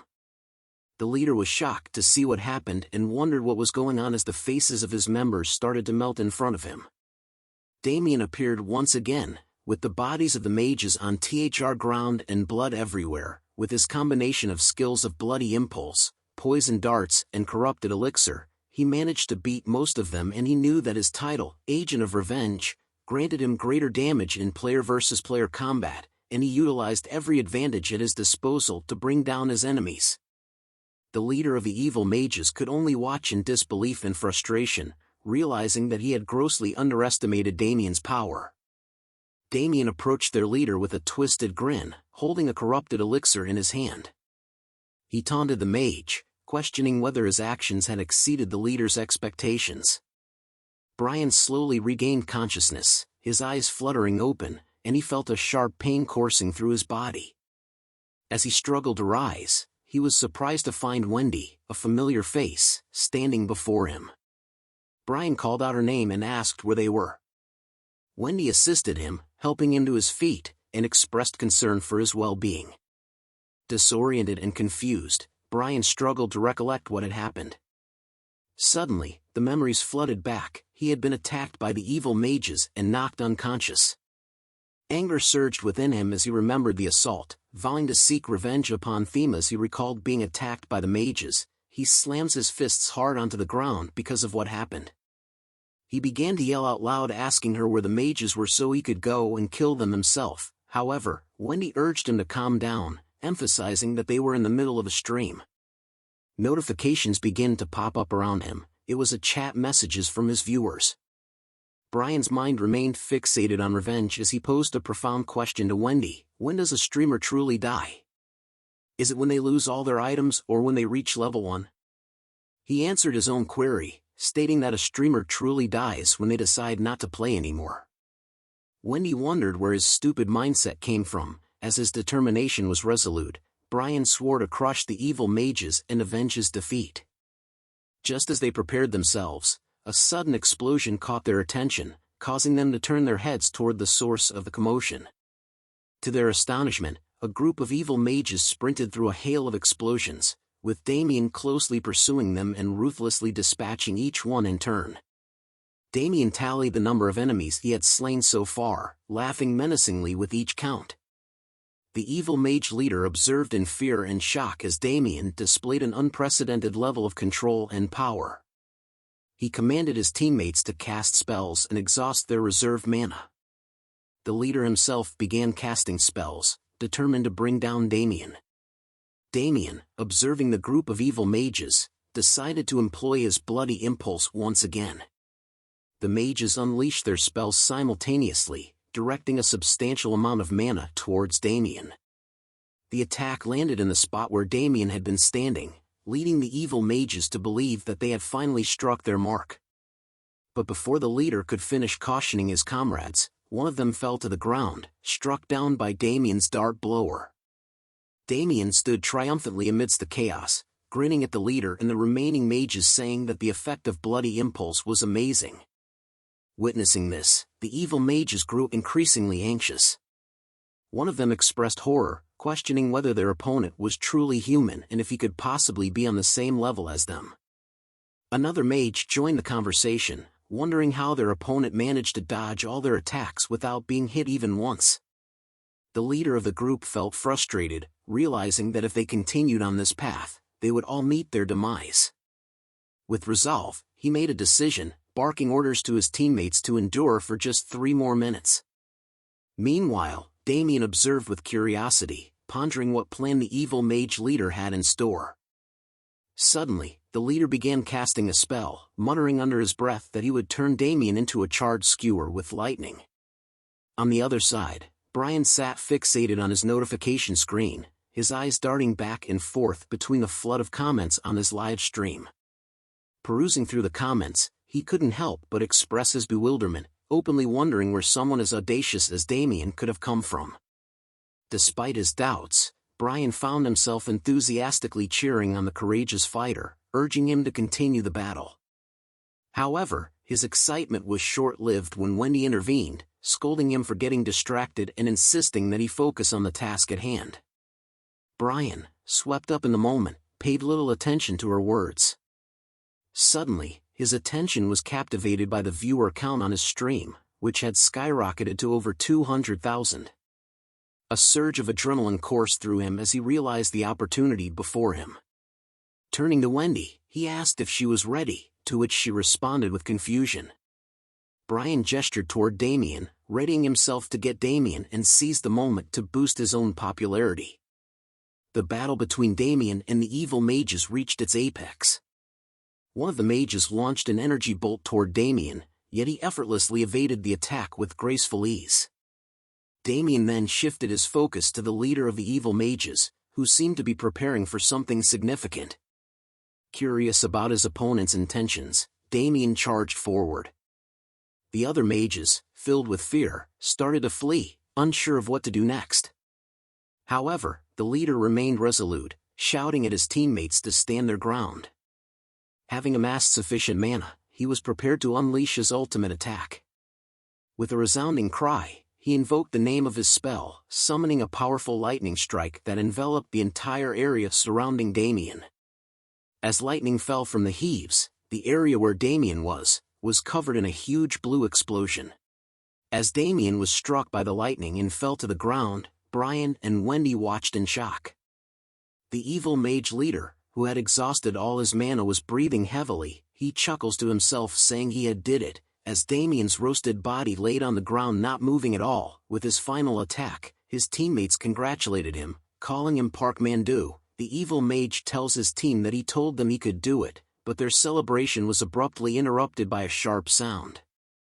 Suddenly, one of the mages who had praised the leader had their head brutally severed. More heads were cut in half as the evil mage was confused by what was happening right now, and the leader looked toward the source of the sound that said that it hurt a little, with fear filling his eyes. He muttered in disbelief that it was impossible, but then he saw Damien standing there. With a confident smile, Damien questioned the leader's claim of impossibility, catching him off guard.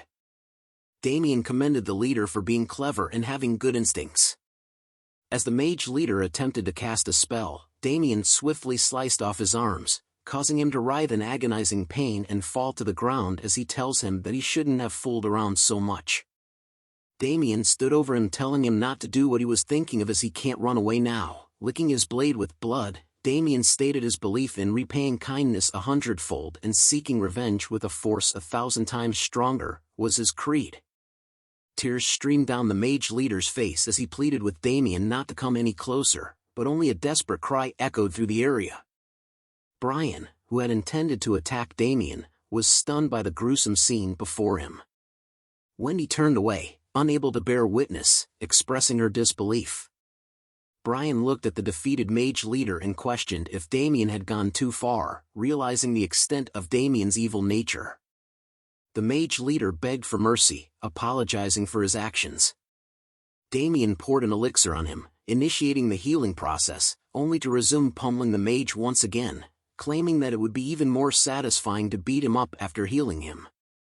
Finally, after a long and grueling battle, Damien looked down at the lifeless body of the evil mage leader, taking a deep breath and remarking that it had taken a while. Amidst the aftermath, Damien heard a series of notifications and glanced at the dead mage, wondering why he had engaged in a fight he knew he couldn't win. As Damien reviewed the notifications, he discovered that he had committed a PK, player kill, resulting in a decrease in his alignment. Among the notifications, Damien found that he had acquired a significant number of items, including 184 toothless daggers, 209 beginner's t-shirts, 113 coarse leather leggings, and 98 staffs made of old wood. He also stumbled upon a wilderness ring, unsure of its purpose, and wondered if he could eat it. Damien was surprised by something insane when he encountered a new notification informing him that he had obtained 3429325 gold. Overwhelmed by the shock, Damien realized that this amount of gold was equivalent to $3,000 to $4,000. Excited by his newfound wealth, Damien contemplated selling the gold immediately. He accessed the game bank's selling feature and promptly posted a message advertising the sale of his 3 million gold. Offering it at a reasonable price, Damien requested interested parties to leave him a message. Within moments, Damien was inundated with messages from potential buyers, all eager to strike a deal. One person even inquired about negotiations. Thrilled with the response, Damien deliberated on which buyer to choose. After careful consideration, he made a decision and selected a buyer, triggering a notification confirming the completion of the transaction. To Damien's surprise, his rank had changed from normal to VIP, thanks to the game bank's quick and efficient service. Another notification revealed that the total selling price amounted to 35,610,000 won, making Damien realize that his AC account was his future. Overjoyed by his success, Damien shouted with glee, "AC is the future." In Cambridge, Massachusetts, a man named Alan Jacobs, the CEO of the leading MCN enterprise and internet streaming platform called Switch, stood near a large glass window in a building, relishing the taste of his coffee. Suddenly, he heard a voice asking if the president was present in the room. A worker entered and informed him that the chief operating officer, William Ballmore, was seeking him. Alan confirmed his readiness and asked the worker to let William in. Once William entered and settled on the sofa, Alan warmly welcomed him and inquired about his well-being, noticing his positive demeanor. Alan chuckled and expressed gratitude to William, stating his curiosity regarding the reason for his visit. After Alan inquired about the news, William asked if Alan knew about AC, to which Alan responded that it was a popular trending game among their streamers. William handed Alan his tablet, revealing the most popular clip of the week, leaving Alan astonished. William suggested the idea of acquiring a fresh perspective streamer and asked Alan if he believed it would be a fantastic business venture. Meanwhile, back in the game world, Damien called his mom and informed her that he had sent some money to her account. He also mentioned receiving a bonus. However, his mom replied that he should not have sent the money since he didn't have much for himself. Damien brushed off her comment and assured her that he would visit her soon. After ending the call, he looked at his virtual screen and contemplated investing the rest of his money. Due to the recent popularity of AC and Evertail, the cryptocurrency market had experienced a significant surge over the past decade.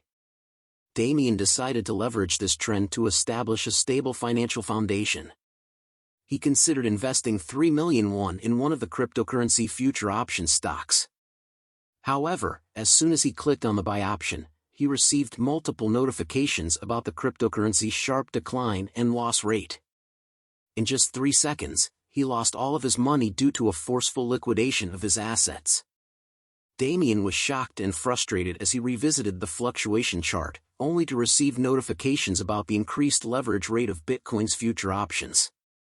Damien realized that someone had interfered with his investment, and with tears streaming down his face, he understood that he now only had AC left.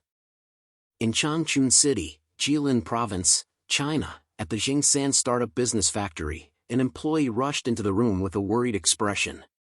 The CEO, Mingchen, was lighting a cigarette and asked the employee what was so urgent. The employee reported that something bad had happened and the game bank had just revealed that 3 million gold had appeared. Mingchen was shocked and dropped his lighter, asking if the news was real. The employee confirmed that it was and showed him the proof. Mingchen was angry as he stares at the tablet knowing that it had been 2 weeks since he joined the gaming company called AC. He had invested a lot of time and money into AC, taking care of all the operational equipment with a huge investment from a higher-up he knew and even purchasing a large amount of the Galaxy M24 apps capsules. However, the news of the 3 million gold sales was a significant setback. Mingchen slams his fist on the table as that the amount of gold exceeded the output of Jingsan. He holds his head in anger thinking that an individual, not a company, had made that much. The single sale price was also the best, which meant that if more people like him kept appearing, then AC Gold's market price would drop dramatically. Mingchen smacked his table in frustration and exclaimed, "What the hell?" as he tried to figure out how to deal with this unexpected turn of events.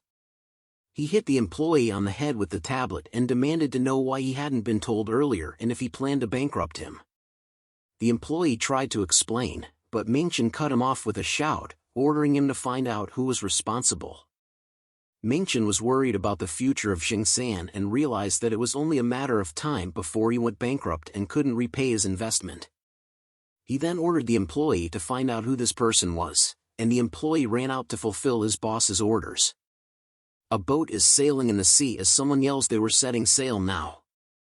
Damien lay on a boat that had already sailed, reflecting on the island he had just left. It was filled with many twists and turns, but thanks to a guy named Park Man-do, he acquired a lot of valuable materials. Damien opened his inventory and contemplated disassembling some items. Notifications popped up one after another of his successful attempts. After a successful item disassembly, he was pleased to find that he had acquired 8 low-grade iron. With this much material, he realized he could make more money than other users still on the island. His efforts had also paid off in terms of experience points, as he had gained multiple levels and reached level 20. Damien thought about how the effect of atrocity had helped him level up a lot and decided to take a look at his status. He was a witch doctor with no affiliation and very low alignment. He had the title of Atrocity, the one who defeated the wild boar alone and the agent of revenge. His stats were impressive, especially intelligence, which was above 50, and with strength, HP, agility, talent, and luck all being over 10. Damien had no stat points remaining, but he was satisfied with his progress. Damien pondered over his current skill set, wondering whether he should invest in any other skills. He opened the skill window to take a look at his options. Among the skills listed were shooting poison darts, controlling the dead, bloody impulse, corrupted elixir, voodoo doll, and zombification. He read the description of bloody impulse, which he had already invested in and reached level 5. It had the attribute of blood and could increase a target's attack and movement speed by 100% for 100 seconds while consuming 1% of the target's stamina per second. He then moved on to corrupted elixir, which he had also invested in and reached level 3. It had the attribute of poison and allowed him to throw a special elixir that would inflict 90% physical damage. Once hit, the target would also suffer 140% magic damage for 330 seconds, while their defense decreased by 20%. Lastly, Damien examined controlling the dead, which had the attribute of summoning and allowed him to summon applicable dead monsters at 50% of their stats. The number of summons would be proportionate to his magic power. He also looked at Voodoo Doll, which had the attribute of a curse and required him to consume an item and curse his target. Every time he stabbed the doll, his target's stamina would drop by 1%. Damien wasn't particularly impressed with these skills, especially Control the Dead, which could only summon weaker monsters such as chicks or chickens. Voodoo Doll also seemed impractical, as he would need to carry a doll item around. Nevertheless, he knew that these skills might come in handy one day. Suddenly, a notification popped up, breaking his train of thought. It informed him that information about a new location had been updated. Damien looked ahead with a smile, realizing that he was finally going to a new location. The notification also informed him that the world map had been updated. Damien looked at the view and couldn't wait to start his journey in the main continent.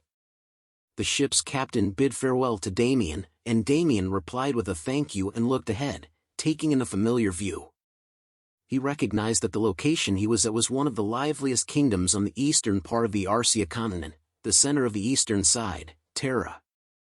As Damien walked, he saw many public notifications from other players requesting to team up for quests, grinding, and recruitments. He thought to himself that it was just as he remembered.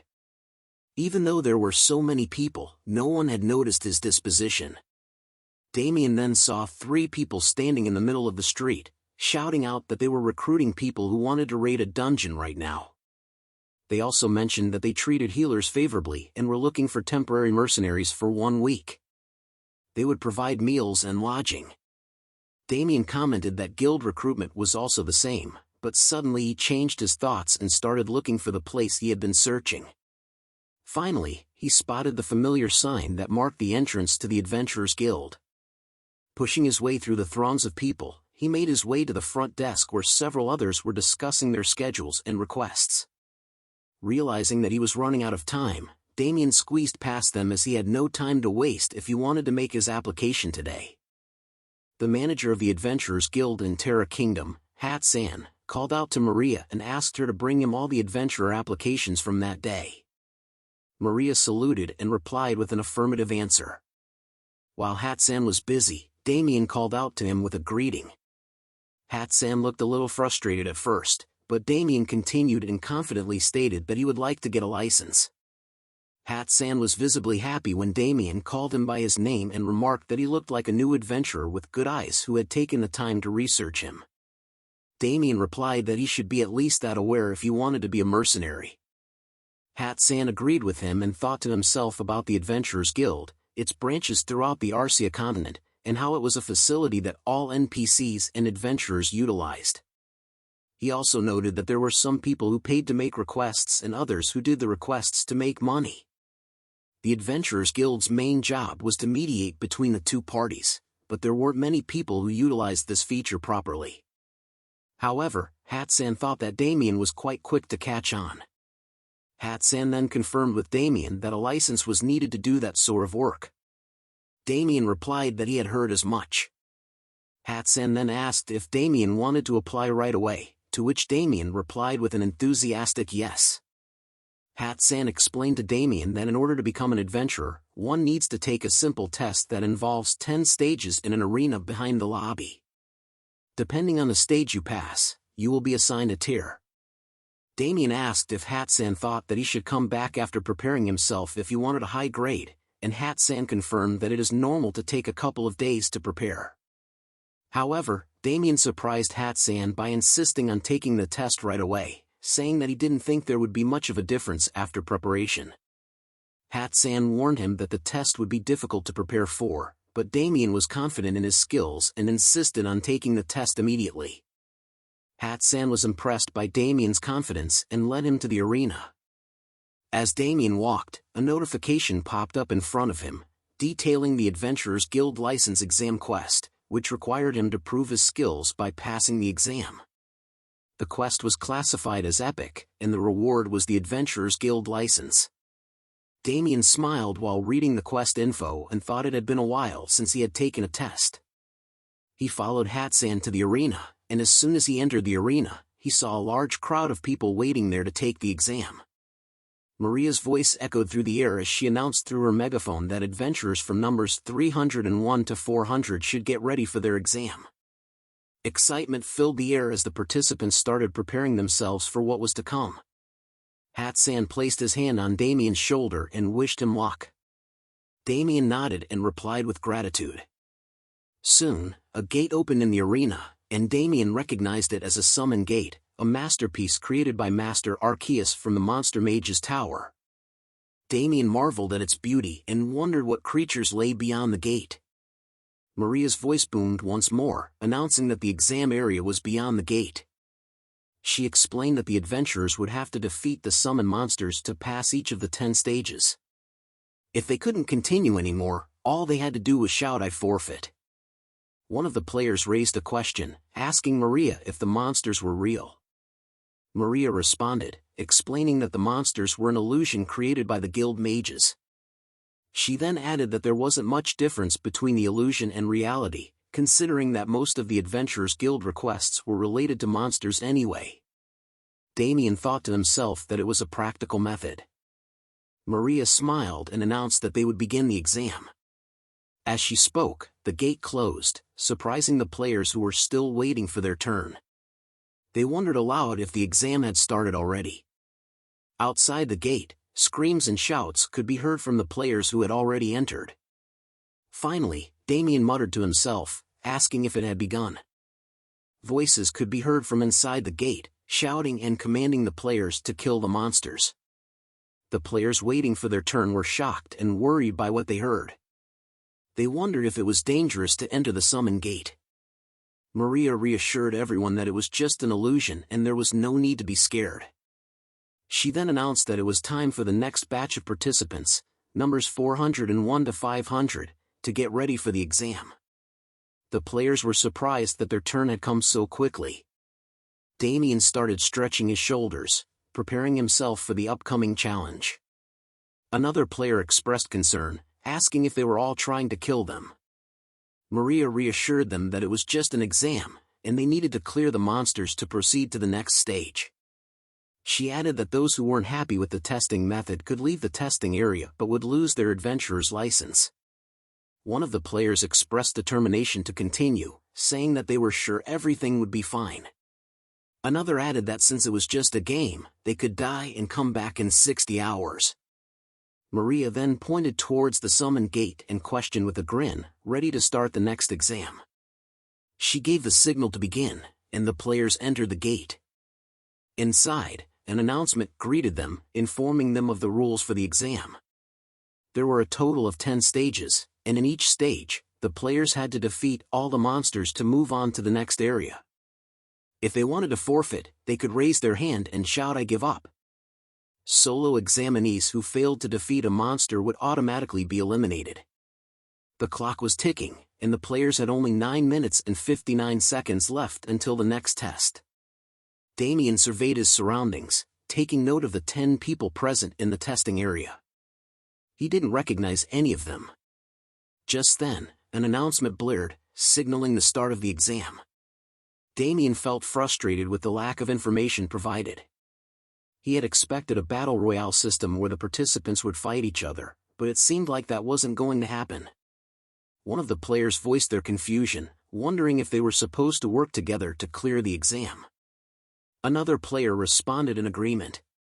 Meanwhile, Umju expressed her fear to her teammate, prompting Umju's husband to reassure her and promise her that he would make sure they leave quickly. After the announcement, a user named Gentle-Mannered Guy approached some of the players and greeted them with a smile. He introduced himself and suggested that they work together to clear the exam. He mentioned that it was said that when you brush up against someone, it's fate and that they should help each other. Gentle-Mannered Guy then pointed out that if they cleared the last stage, they would start as a silver tier instead of an iron tier. The other players were surprised by this information. Damien, who was observing the situation, noticed that Gentle-Mannered Guy had a rare and expensive 5-piece set of full iron armor and concluded that he had spent a lot of money on the game. Gentle-Mannered Guy introduced his party members, who he had been playing with since the open beta. He suggested that they all work together to clear the exam, to which the others agreed happily. Damien observed the scene, noting that Gentle-Mannered Guy's social skills were above average. He wondered if his tongue was his true weapon. After introducing his party members, Gentle-Mannered Guy noticed a woman with a mask whom he hadn't met yet. He greeted her and suggested that they work together. However, the woman didn't respond and gave him a cold look. Gentle tried again, but the woman interrupted him and told him to stop spouting nonsense. She refused to be in a party with a bunch of idiots and told Gentle to get lost. Gentle was taken aback by the woman's harsh words and questioned her if she was being too harsh. But the woman ignored him and looked away while saying that she had no idea what this gigolo-looking guy was saying. Suddenly, the announcement sounded, saying that the next test would begin soon. Everyone was surprised by the announcement, and a portal opened up from which goblins started to enter. Gentle-Mannered Guy warned everyone that the monsters were coming in to prepare for battle. The players agreed, with one player expressing enthusiasm to give it a try, and another suggesting that they fight together to earn a high tier. Gentle-Mannered Guy scoffed at the standards of the Adventurers Guild, believing that they were not high enough if they gave everyone a license. Suddenly, a dart flew by Gentle-Mannered Guy's face and hit a goblin. The goblin flew back and cried out in pain. As Gentle saw the goblin's corpse disappear, he was confused and asked what had just happened. But the next second, he was surprised to see Damien charging toward the goblins with his fists. As Damien smashed goblins with his fists, Gentle-Mannered Guy asked him what he was doing, but Damien ignored him and began to slaughter the goblins. As the goblins were defeated, notifications popped up, indicating the number of illusionary goblins that had been defeated. Damien stood victorious, and the other players looked on in surprise at the dead goblin corpses. Soon, an announcement was made that the first stage had finished, and the test results would be announced. The results revealed that Damien had earned 10 points and informed all the players that the second stage would soon begin. Damien continued walking towards the next gate, ignoring Gentle-mannered Guy's angry outburst. Gentle seethed in frustration, feeling like his plans to monopolize points had been ruined by Damien's actions. He shouted at Damien, calling him an immoral bastard and threatening violence. Damien just scratched his ears and responded with a clever remark about hearing a barking dog. He believed that the test was all about killing the most monsters and that the evaluation was based on fighting abilities, with the highest tier license going to the last survivor. Gentle, unable to contain his anger, swung his sword at Damien. Damien looked at Gentle with a calm face, unfazed by his sudden attack.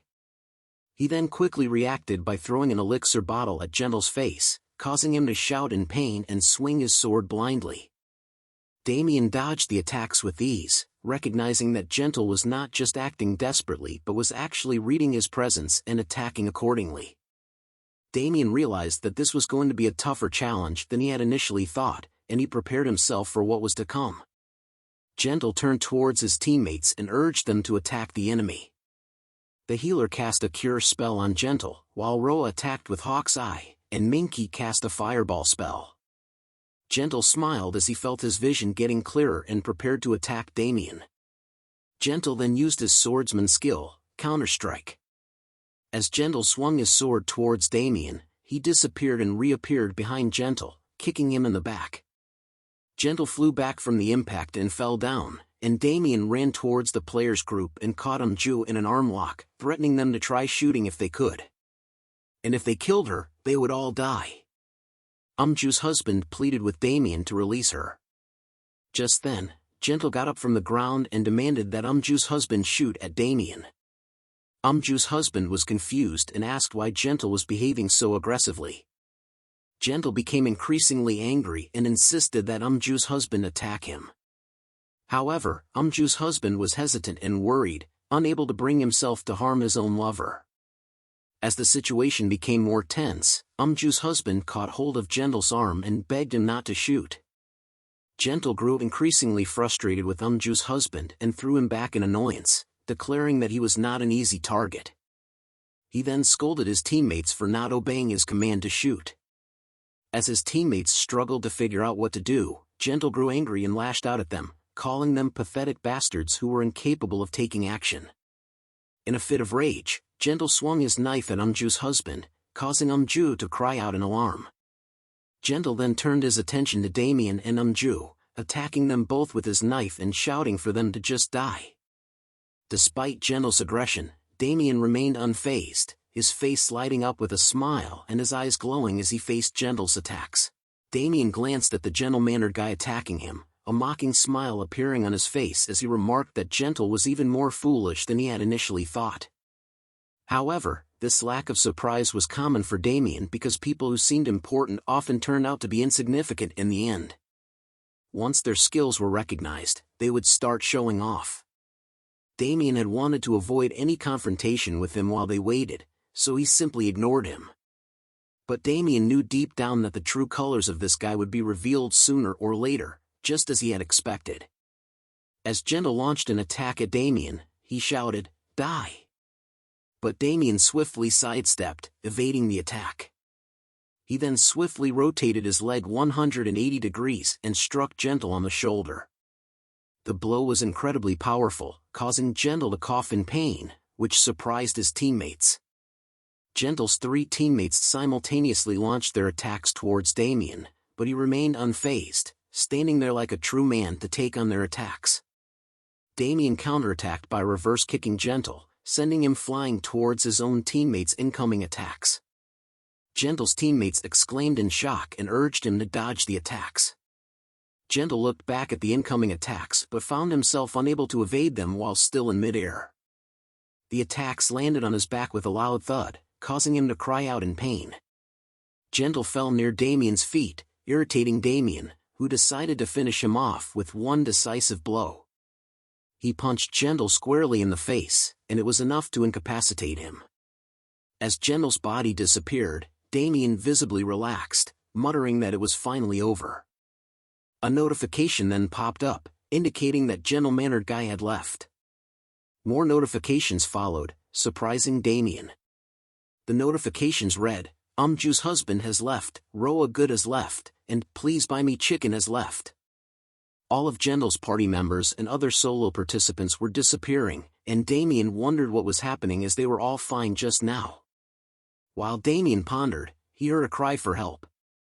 As he turned back, he saw a girl desperately asking for assistance, but a blade appeared in her chest. But before Damien could act, the blade abruptly ended her life right in front of his eyes. Damien was stunned and bewildered by what was happening. Another notification appeared, indicating that Luo Bongbong had left. Damien noticed a masked woman named Gumwa standing over the lifeless body of the girl. It became clear to Damien that Gumwa was the one responsible for the disappearances and killings of the other users. Damien looked at her and realized that Gumwa had been behind all of it. Gumwa met Damien's gaze and inquired if he was the only one left. Damien confirmed that he was. His attention shifted to Gumwa's sashimi knife, and he couldn't help but be impressed. The knife was a rare, one-handed dagger with a +9 enhancement and an exceptionally fast attack speed, making it a deadly weapon in the hands of a skilled individual. Its bonuses were equally impressive, providing a significant boost to both attack power and critical damage on normal and sneak attacks. Damien couldn't deny that it was an extraordinary weapon. Gumwa commented on Damien's lack of items, suggesting that he might be concealing something. Damien scoffed at the comment, reminding her that she was an overgeared noble, implying that she possessed an unfair advantage over others. As Damien picked up a sword dropped by another user from the ground, he thought that Gumwa might prove to be a formidable opponent, so he decided to take the sword just in case.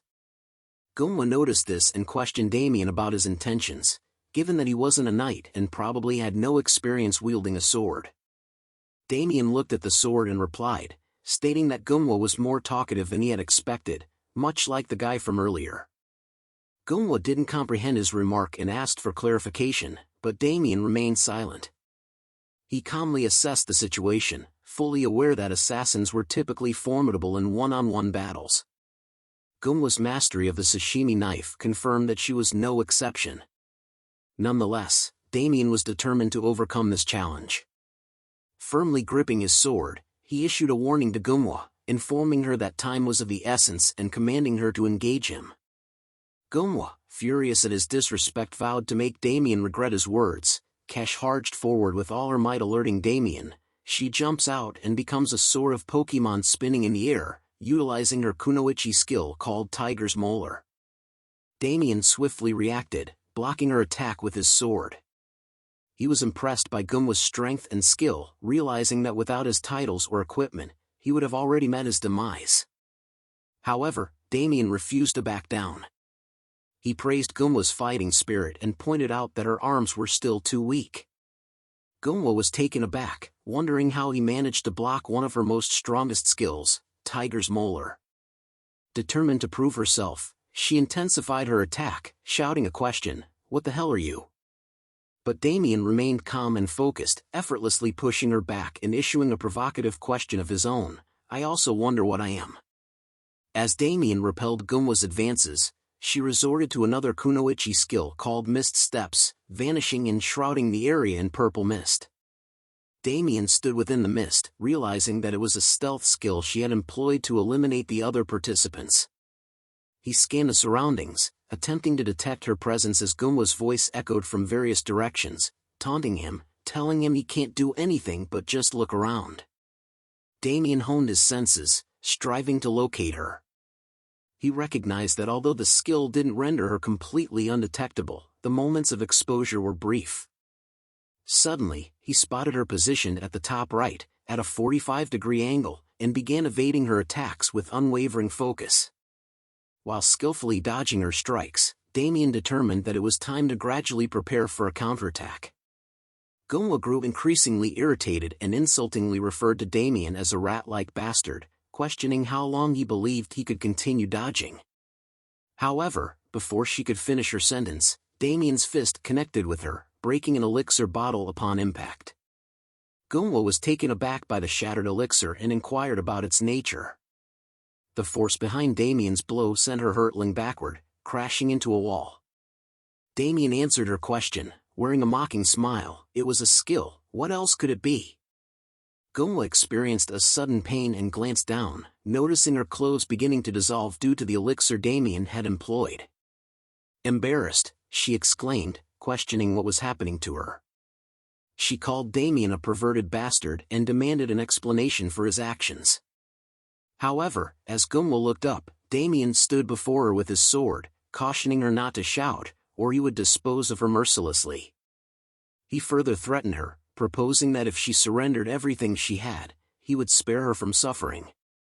Gunwa's expression transformed into fear as Damien approached her, brandishing his drawn sword. Gunwa closed her eyes, terrified, only to hear Damien's voice reminding her to surrender everything. He initiated a countdown from 10, leaving Gunwa with 10 seconds to make a decision, leaving her no choice but to comply with his demands. Damien looked down with a creepy smile and examined the items that Gunwa had dropped before leaving the game, hinting that they were pretty nice. Among them were many pieces of equipment that he knew belonged to a overgeared noble, making them much better than the usual loot from regular players. As he picked up a kunoichi's discreet garter belt, Damien couldn't help but wonder what it was used for.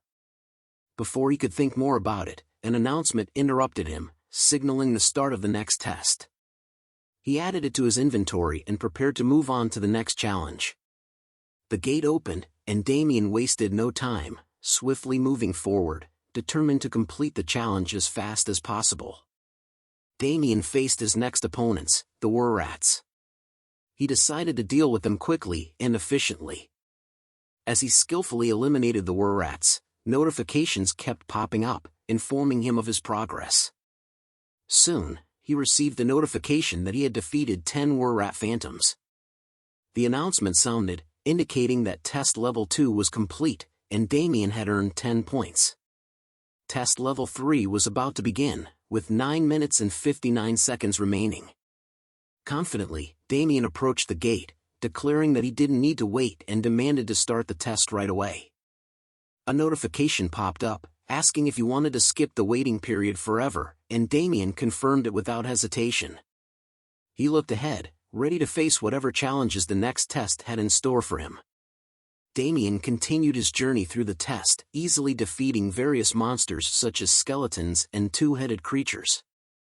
As he defeated the red-skin monsters and cleared the stage, the announcement sounded, signaling that test level 7 was complete and test level 8 was now open.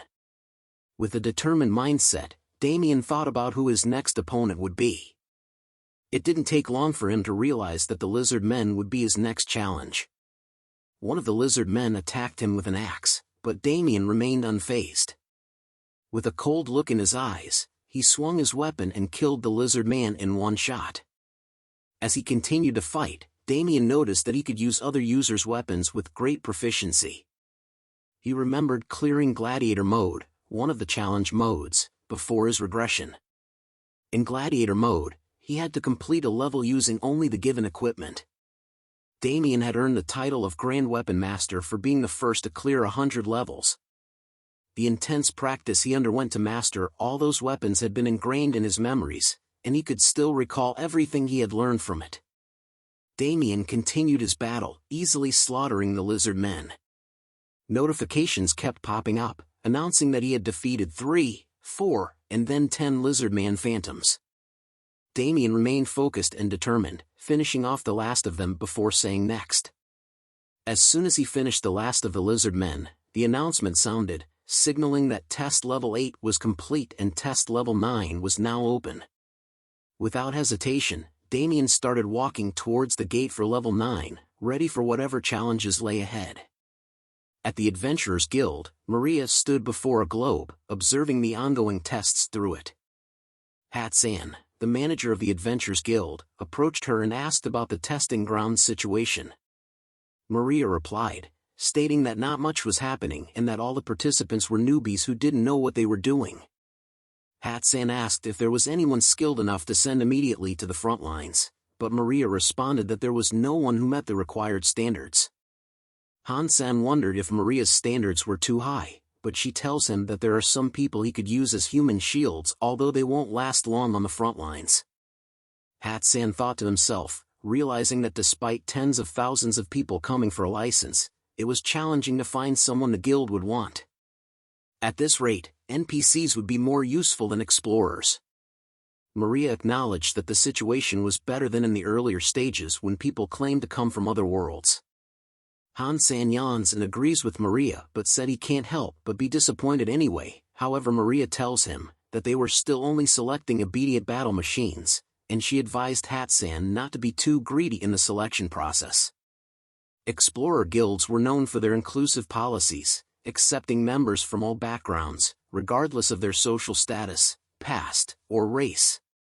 While this led to the formation of large guilds, it also meant that truly talented individuals were often recruited by prestigious institutions like the Royal Academy or the Magic Tower. As a result, many quests and jobs that required a high level of skill went unfinished. Hat-san took a lit up his cigarette and contemplated the situation. He realized they needed to start from scratch and train their members to tackle difficult quests. Taking in new members at the moment wouldn't be enough to address the backlog of quests. This meant they would have to work harder this month to ensure everything was completed on time. But then, Maria suddenly smiled and mentioned a unique case. Hat-san was intrigued since Maria the Black Rose was known to be strict and meticulous due to her many years of war mercenary experience. The individual in question must be truly exceptional if Maria was impressed. Hat-san asked Maria to elaborate on this unique case, eager to learn more. Maria's face twisted into an evil grin as she turned to Hat-san. She informed him that in the first level, 9 people had died, leaving only one survivor to make his way through the subsequent levels alone.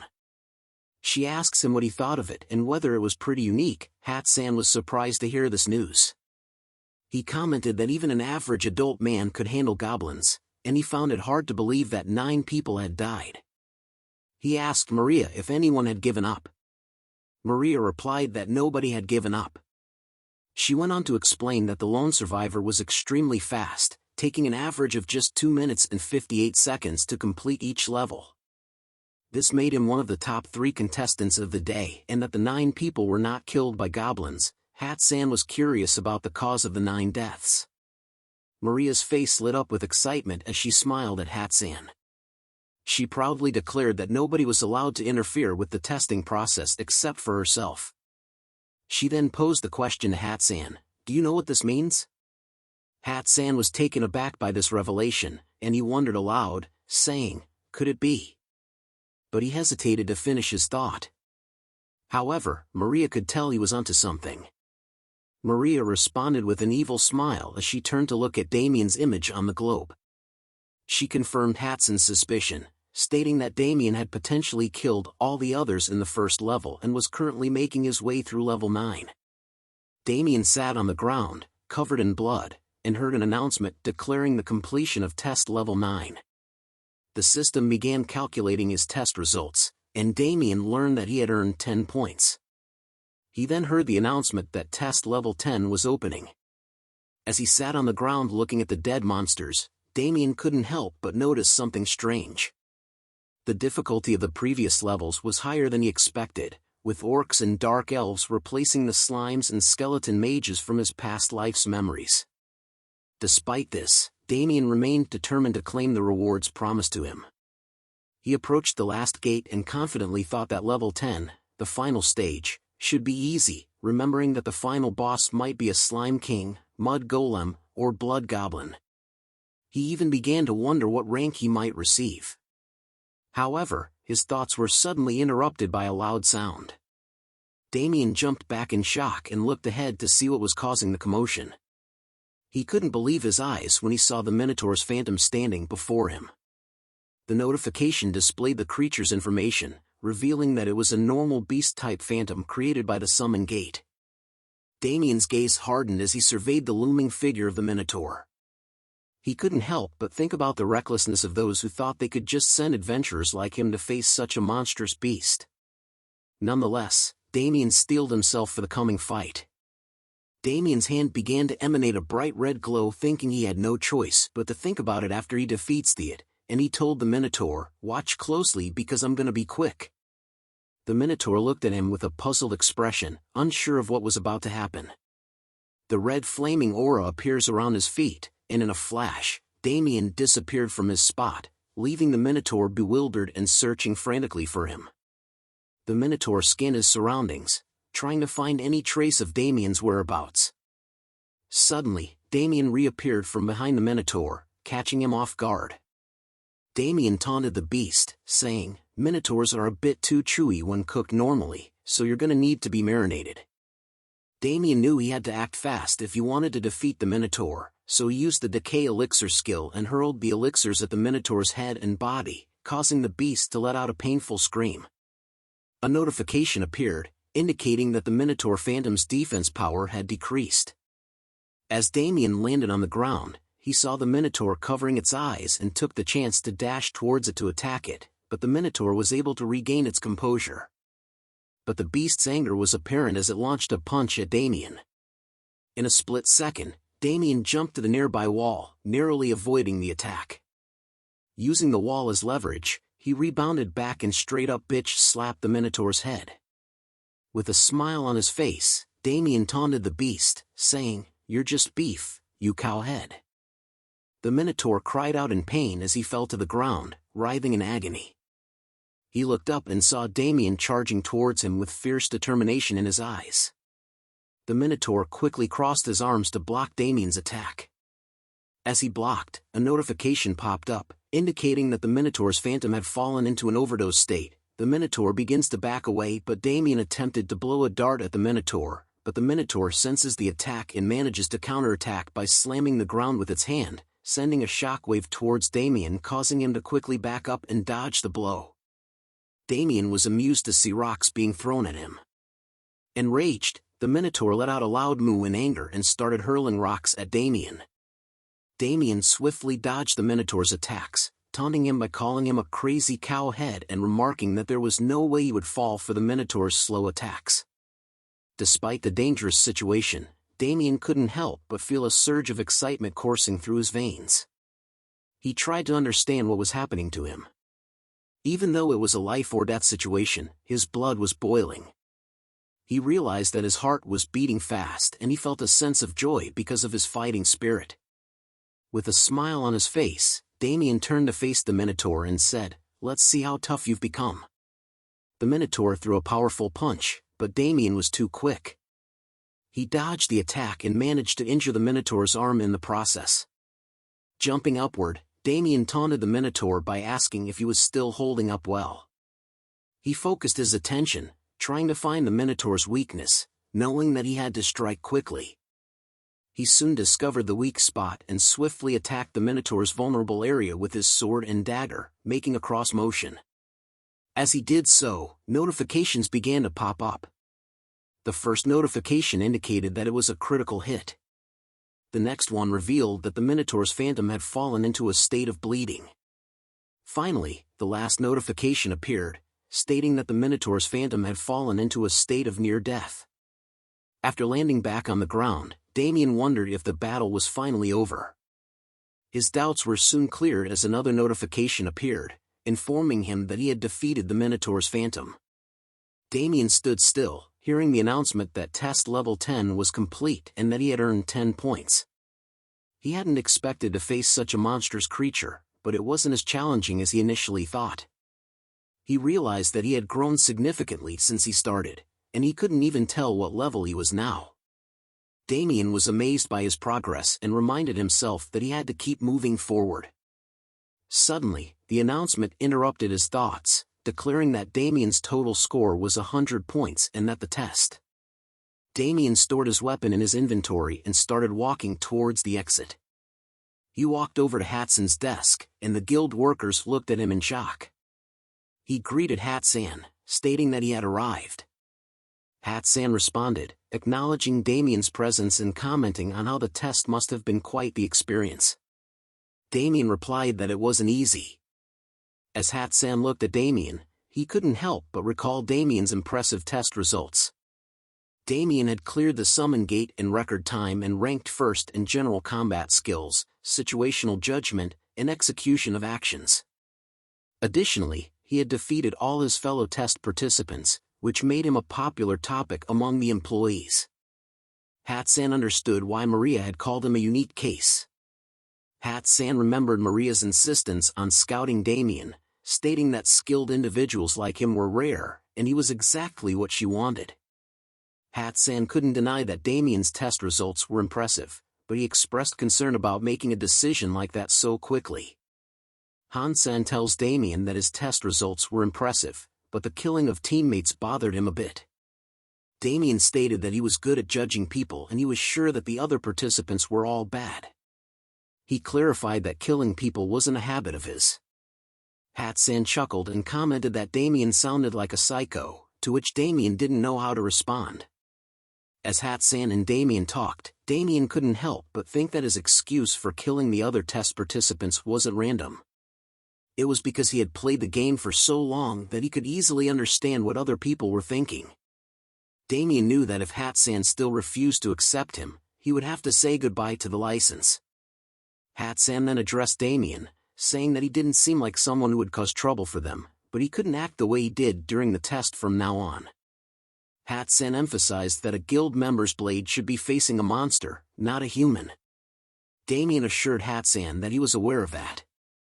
Hat-san then asked Damien one final question, inquiring if he would take the license and work as an Adventurer Guild mercenary. Damien answered enthusiastically, saying that it would be an honor to work with the Adventurer Guild. A smile grew on Hat-san's face because of Damien's answer. Hat-san and Damien shook hands, and Hat-san officially welcomed Damien to the Adventurer Guild. Hat-san expressed his excitement about working with Damien, and Damien couldn't wait to start his new adventure as part of the Adventurer Guild. Damien sat down in a nearby sitting area to relax when he received notifications. The first notification indicated that he had obtained an adventurer license, and the second notification informed him that his affiliation had been changed to Adventurer Guild. Damien felt relieved and looked at his new adventurer license, which was Gold 5 tier, feeling proud of his accomplishment. He thought to himself that now he could take quests and receive news from all over the continent. After a while, Damien received another notification that informed him he had earned the title Record Time Clear. He felt a sense of accomplishment, realizing that he had obtained a new title without any difficulty. The title Record Time Clear was given to the person who cleared the Summon Gate test provided by the Adventurer Guild the fastest.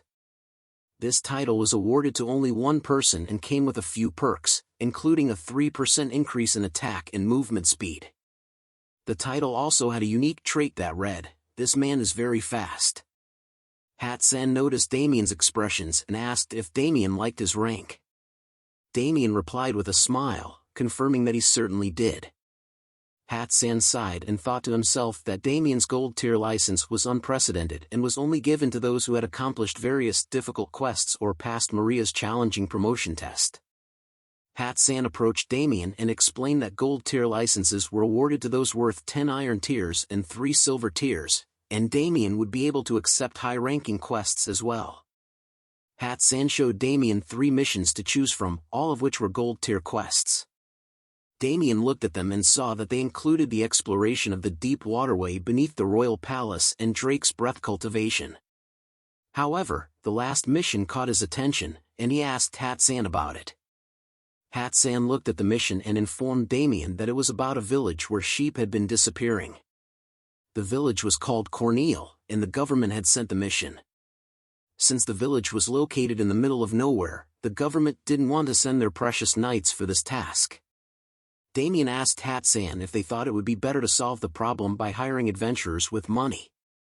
Hat-san agreed and added that, from what he had heard, the sheep kept disappearing, and he assumed it was a pack of wolves that had moved into the area. Hat-san also mentioned that the government wanted the problem solved at its root. Damien asked if he could do whatever he wanted to solve the problem, to which Hat-san replied that he could pretty much do so. Damien thought that these kinds of quests were usually not a lot of work and suspected that someone else in the village was stealing the sheep. He figured it probably wouldn't be a problem if he took care of the issue himself and made up a reasonable cost for the report. Hat-san interrupted Damien's thoughts and reminded him that he could do whatever he wanted as long as he brought forth results that satisfied both the village and the government. He asked Damien if he was willing to take on the quest, and Damien replied that it didn't sound bad and that he would do it. Damien received the quest notifications, asking him if he was willing to accept the quest, and without any delay, Damien accepted the quest. Excited about the fact that it was a gold-tier mission, Damien thought to himself that he was up for the challenge. As he started leaving the guild, he told Hat-san that he would be back, and in reply, Hat-san wished him good luck. Damien looked back with a smile and said he would see him soon as he set off on his quest. Damien looked ahead and wondered if the path was in that direction.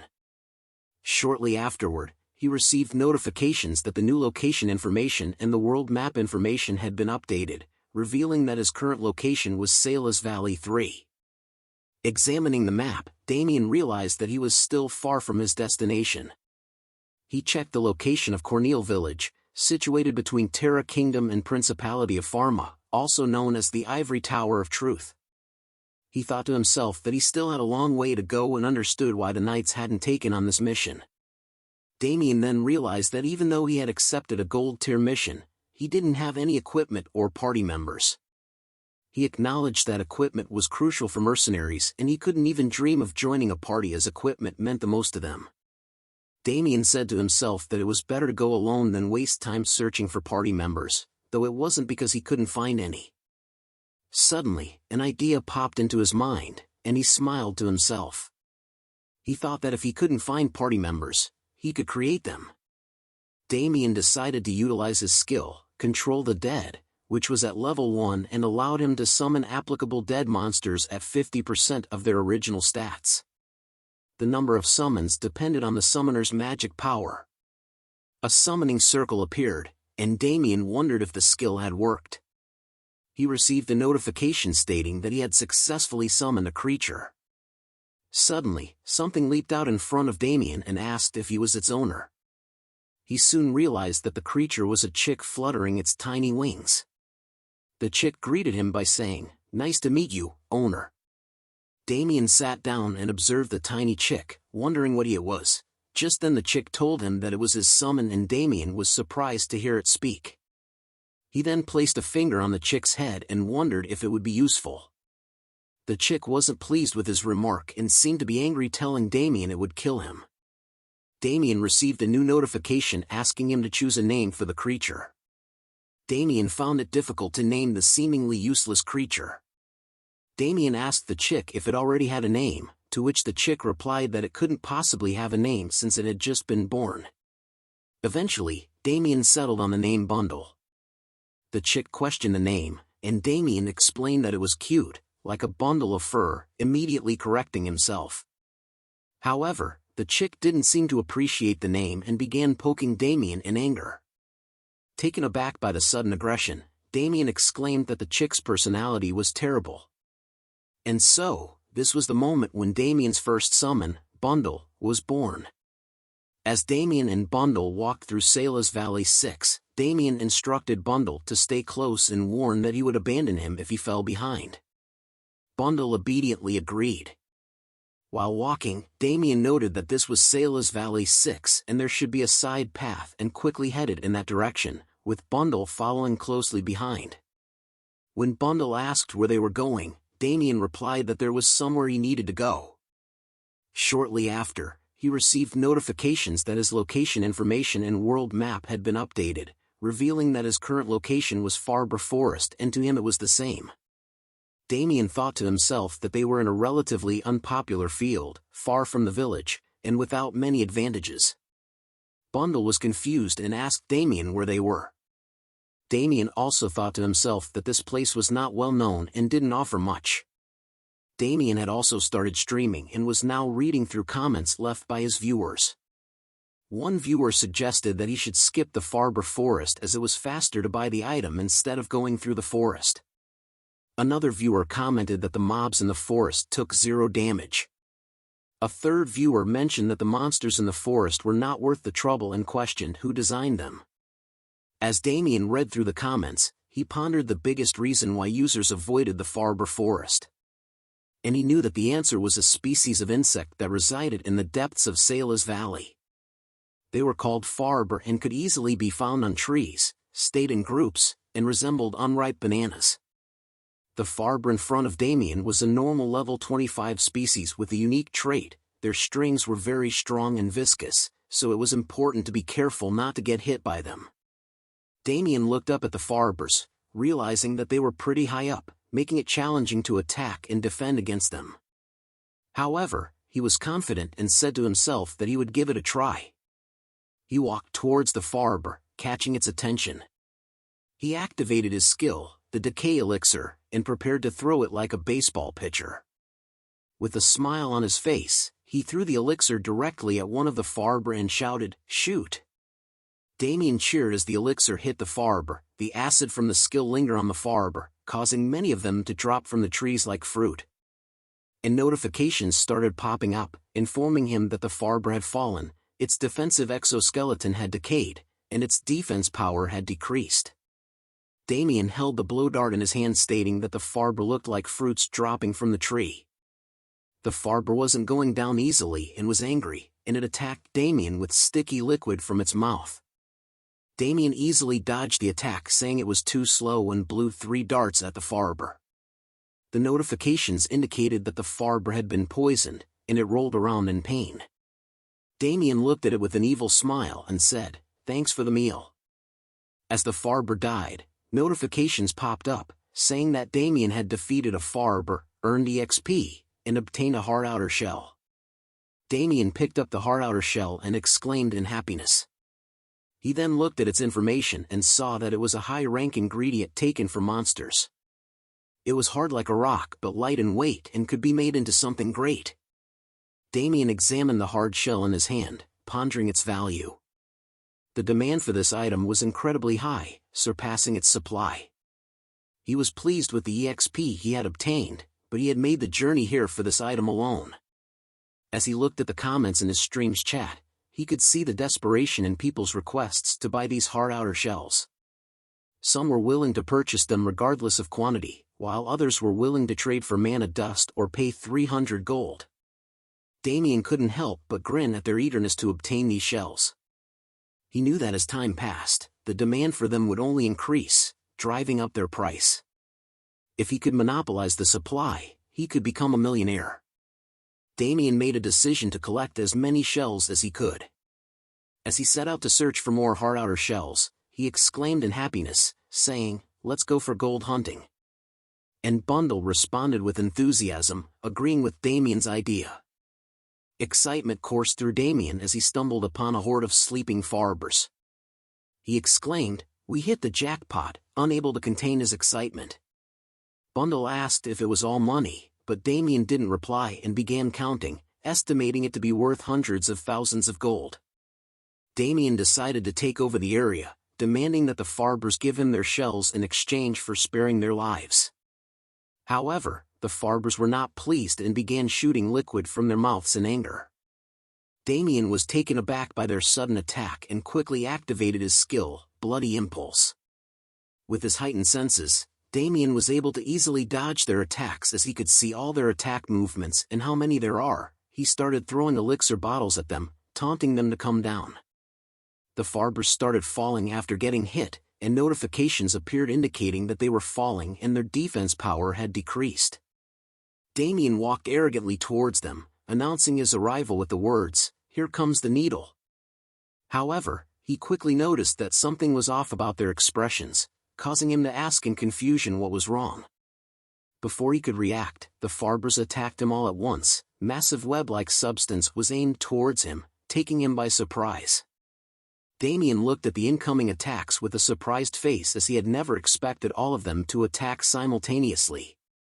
He also realized that he had let his guard down, and now it was too late to dodge. With the farbers' attacks closing in on him, Damien quickly assessed his options and decided that if he couldn't dodge their attacks, he needed something to block them. That's when he spotted the little chick perched on his arm. Bundle saw Damien looking at him, and with cold sweat covering his face, he questioned why Damien was staring at him. As the farber attacked, Damien began spinning Bundle in his hand. The dizzy-eyed bundle let out a squawk as Damien threw it toward the incoming attacks. The attacks were then sucked into a vortex created by the spinning bundle. Damien thought to himself that it was a close call, but he was relieved that everything was getting sucked into the vortex. He dashes towards the Farber to begin attacking the Farber. He leaps in front of them, telling them it was checkmate, and soon notifications flooded in, informing him that he had obtained experience points and had reached level 25. After the battle, Damien panted heavily and sat down, realizing how close he had come to death. The bodies of the Farber started glowing, and Damien thought that it had been a while since he had been pushed this close to the edge, but he fought with everything he had. Just then, Bundle came out of the fibers and flew towards Damien, questioning him about why he had thrown him. As Bundle poked him, Damien explained that he had no other choice and he couldn't come back alive if he died, but Bundle still couldn't forgive Damien for what he did to him. More notifications popped up, letting Damien know that he had obtained a hard outer shell. As the hard outer shells started dropping, Damien counted them and realized that it was basically a money rug. He smiled and called out to Bundle. Bundle looked at him suspiciously and asked what he wanted. Damien explained that for every hard outer shell that Bundle brought to him, he would give him 1 seed. Bundle asked happily if Damien was telling the truth, and when Damien confirmed that he was, Bundle went ahead instantly to collect hard outer shells. Damien thought to himself about how much faster Bundle was at collecting the shells than he ever could be. Another notification appeared, informing Damien that a Farber could sometimes drop 2 hard outer shells, and he should keep that in mind. Damien looked at the hard outer shell in his hand and thought about how valuable they were, and how it was definitely worth fighting for them even if it was dangerous. Currently, they cost more than 500 gold and were expected to double in value soon unless there was a big change in supply. Damien also realized that nothing had really changed much between the game he remembered and his current situation. He had cleared the summon gate using his memories from the game, which meant that he would have an easier life if he kept using his memories. Damien stood up and said that the Farber's levels were about 25, which was the same as his level. He was relieved that he wouldn't receive any level penalties. Bundle arrived with a bunch of hard outer shells and asked Damien what he was talking about. Damien didn't give any reply, and as Bundle gave him hard outer shells, he thought to himself that he had originally planned to reach Cornel Village in 4 days, but now he wanted to change his plan. He decided that he would spend the next 2 days collecting as many hard outer shells as possible, and then hurry to the village in the remaining 2 days. Damien then prepared himself and said, "Let's sweep up some money." To which Bundle, sitting on his shoulders, responded with excitement and got ready for the adventure. On the edge of the forest, a mercenary heard blasts in the distance. He was immediately alerted by the sound and turned his attention towards the forest. Before he could investigate, his elder brother, Liang Chao Ming, who was leading the Jingsan startup Team 1, smacked the back of his head and scolded him for spacing out. The mercenary tried to explain that he heard a noise, but Liang Chao dismissed it and reminded him that there was no one else in the forest beside them. The mercenary still seemed unsure, but Liang Chao appeared uninterested and unimpressed. He firmly stated that they would die regardless and suggested that they continue on their journey. The mercenary hesitated but eventually complied with Liang Chao's decision. Liang Chao reminded his team that they had a quota to meet for the day and they needed to hurry. The team responded with enthusiasm, acknowledging his order. As they walked deeper into the forest, the mercenary asked Liang Chao if he was sure they could collect everything they needed for the day. Liang Chao, in a frustrated tone, told him that it didn't matter if they could or not, they had to do it somehow. He knew that hunting Farbers in this hidden and dangerous forest was difficult, but the outer shells were a major profit item for Jingsan startup. He couldn't afford to come back empty-handed or risk being reprimanded. So, he urged his team to move faster and fill their quota for the day. Liang Chao was visibly exhausted and frustrated. He wanted to get over with their task and log out. He led his team deeper into the forest in search of caterpillars, and in frustration, he asked his teammates where the caterpillars were. His teammate pointed ahead in shock, saying that all the caterpillars were dead. Liang Chao couldn't believe it and questioned his teammate's sanity. He turned his gaze forward, claiming that they must have gone blind since he couldn't see any reason why the Farbers would be dead. However, when he noticed the lifeless Farbers, he was shocked and angry. He wondered aloud who could have arrived before them and killed all the Farbers. This was a major blow to Jingsan startup, as they had been monopolizing the supply by killing all users who came across their path. Liang Chao couldn't understand how someone had managed to get to their territory without them knowing. In a fit of rage, Liang Chao demanded his team member to find the person who had invaded their territory and killed the Farbers. The teammate, visibly panicked, agreed and promised to find the culprit. Just then, Damien suddenly appeared there. Liang Chao stood nearby and looked at him in shock.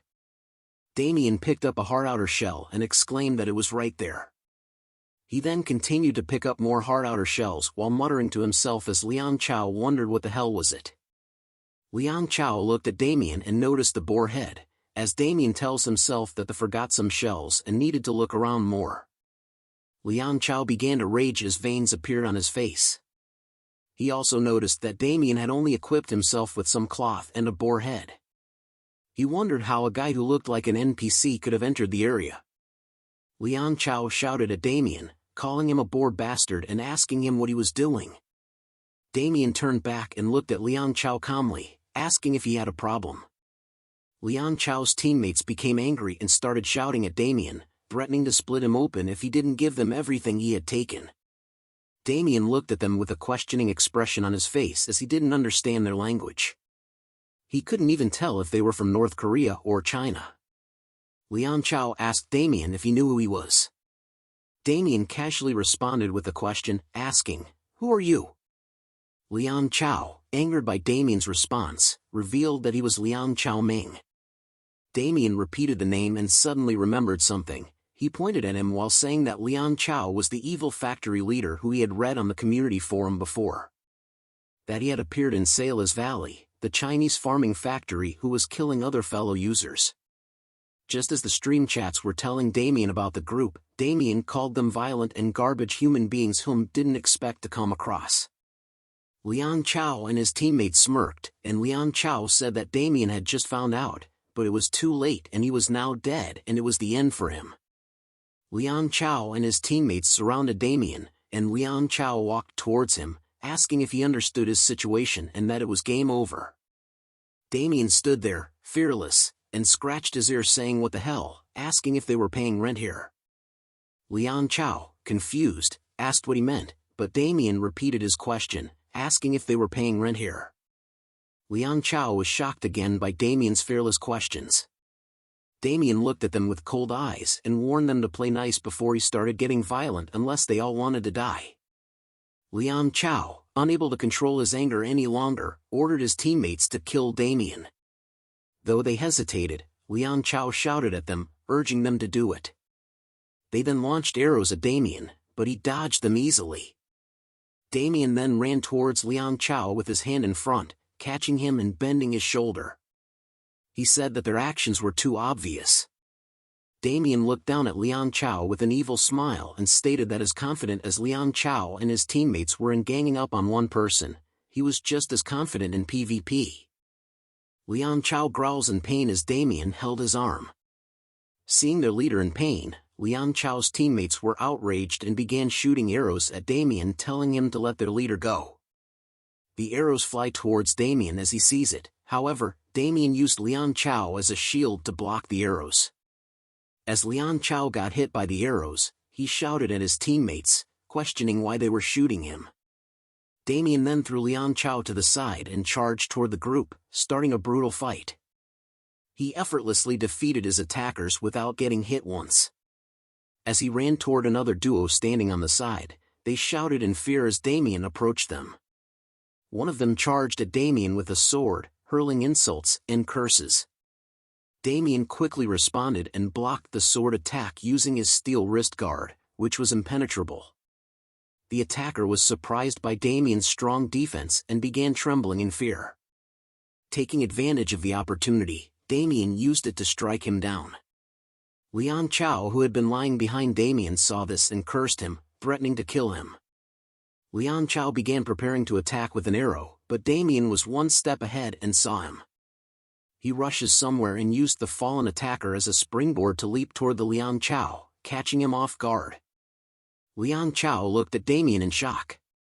Without hesitation, Damien warned Liang Chao to not think about making it out of here alive. In Zeggensen, at a startup farming factory, an employee burst open the door and shouted in a panicked voice. Ming-chen, who was smoking a cigarette, expressed annoyance at the sudden intrusion. He threw an ashtray at the employee and reminded them to knock before entering. He then asked what the problem was, but warned that if it wasn't urgent, he would harm the employee. The employee responded that there was a big problem, and Ming-chen asked for more details. The employee explained that Team 1 of the Week had just been sabotaged. Ming-chen was shocked and asked the employee to repeat themselves. The employee clarified that it was indeed Team 1 of the Week. Ming-chen was furious and banged his fists on the table. He couldn't believe that Team 1 had been defeated, as there were so many people on that team. He wondered if it was the Japanese and if they wanted to start a fight with them. The employee quickly clarified that it wasn't the Japanese who had attacked their team. Ming-chen, still furious, grabbed the employee's collar and demanded to know who was responsible. The employee hesitated before reminding Ming-chen of the person who had deposited 3 million gold into the game bank.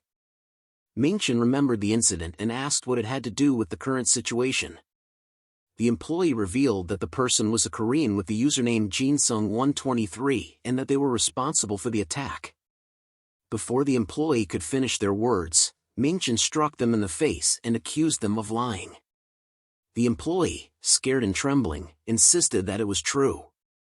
Ming-chen asked if it was all the doing of one person, who had placed a nuclear-level item into the game bank and killed all their Team 1 members. The employee replied affirmatively, and Ming-chen demanded a detailed explanation without leaving out any information. In the midst of the Farber forest, Damien heard notifications popping up. He looked at the notifications and saw that he had gained a lot of experience points and had reached level 30. He smirked and acknowledged that it was expected, considering he had killed around 50 players. Then, he received notifications that he had obtained some rare items like a hard outer shell, basic steel, elven branch, and rubber tree sap, plus there were some rare items. Damien was pleased with the amount of loot he had acquired from just one fight. He knew that some of these items were stolen, but he couldn't help but feel excited. Looking at his inventory, he saw that he had collected a lot of items in large amounts, including hard outer shells, basic steel, basic cloth, basic leather, and white herbs.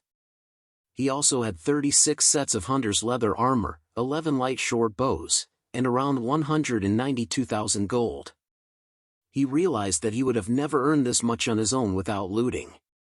He could exchange them for cash and get millions of bucks, or if he waited for the currency exchange rate, he could get hundreds of millions. He was relieved that he wouldn't have to worry about sending money home for a while. Damien decided that he would convert the goods into cash and wondered what to do with the items.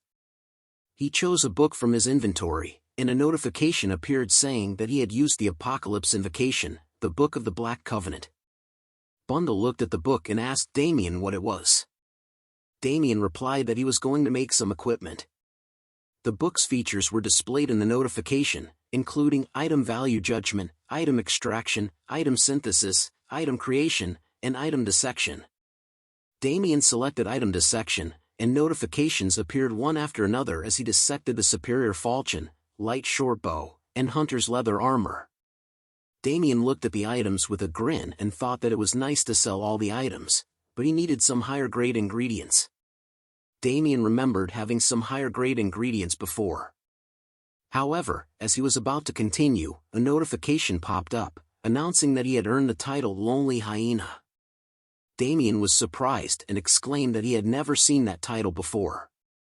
After reading the title's description, he realized that it was given to those who had looted more than 9,999 items from other users and were leading the environment cleanup movement.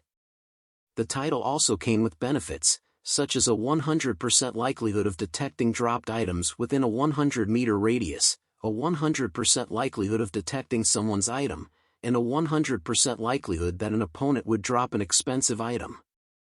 However, there was a warning about the dangers of excessive looting, as it could lead to obesity and various health conditions. Damien was amazed by the condition to pick up more than 9,999 items to receive the title. He realized that before his regression, he only fought in large-scale wars with blood alliances or organizations, so he never really had the time to pick up dropped items as he didn't really need them. Despite feeling a little embarrassed about the title's condition, he acknowledged that its effects were pretty good. But before he could continue, Bundle interjected and teased him about always picking up items from the ground. Damien retorted and told him to be quiet. Suddenly, Damien had a realization. He thought aloud that with this title, it would be more beneficial to kill other users instead of hunting monsters. Damien grinned evilly at the idea and surveyed his surroundings.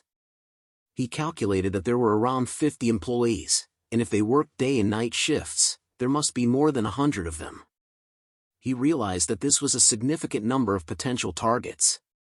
Moreover, if one farming factory could produce thousands of items per week, the money he could earn would be astronomical. Damien smirked at the thought.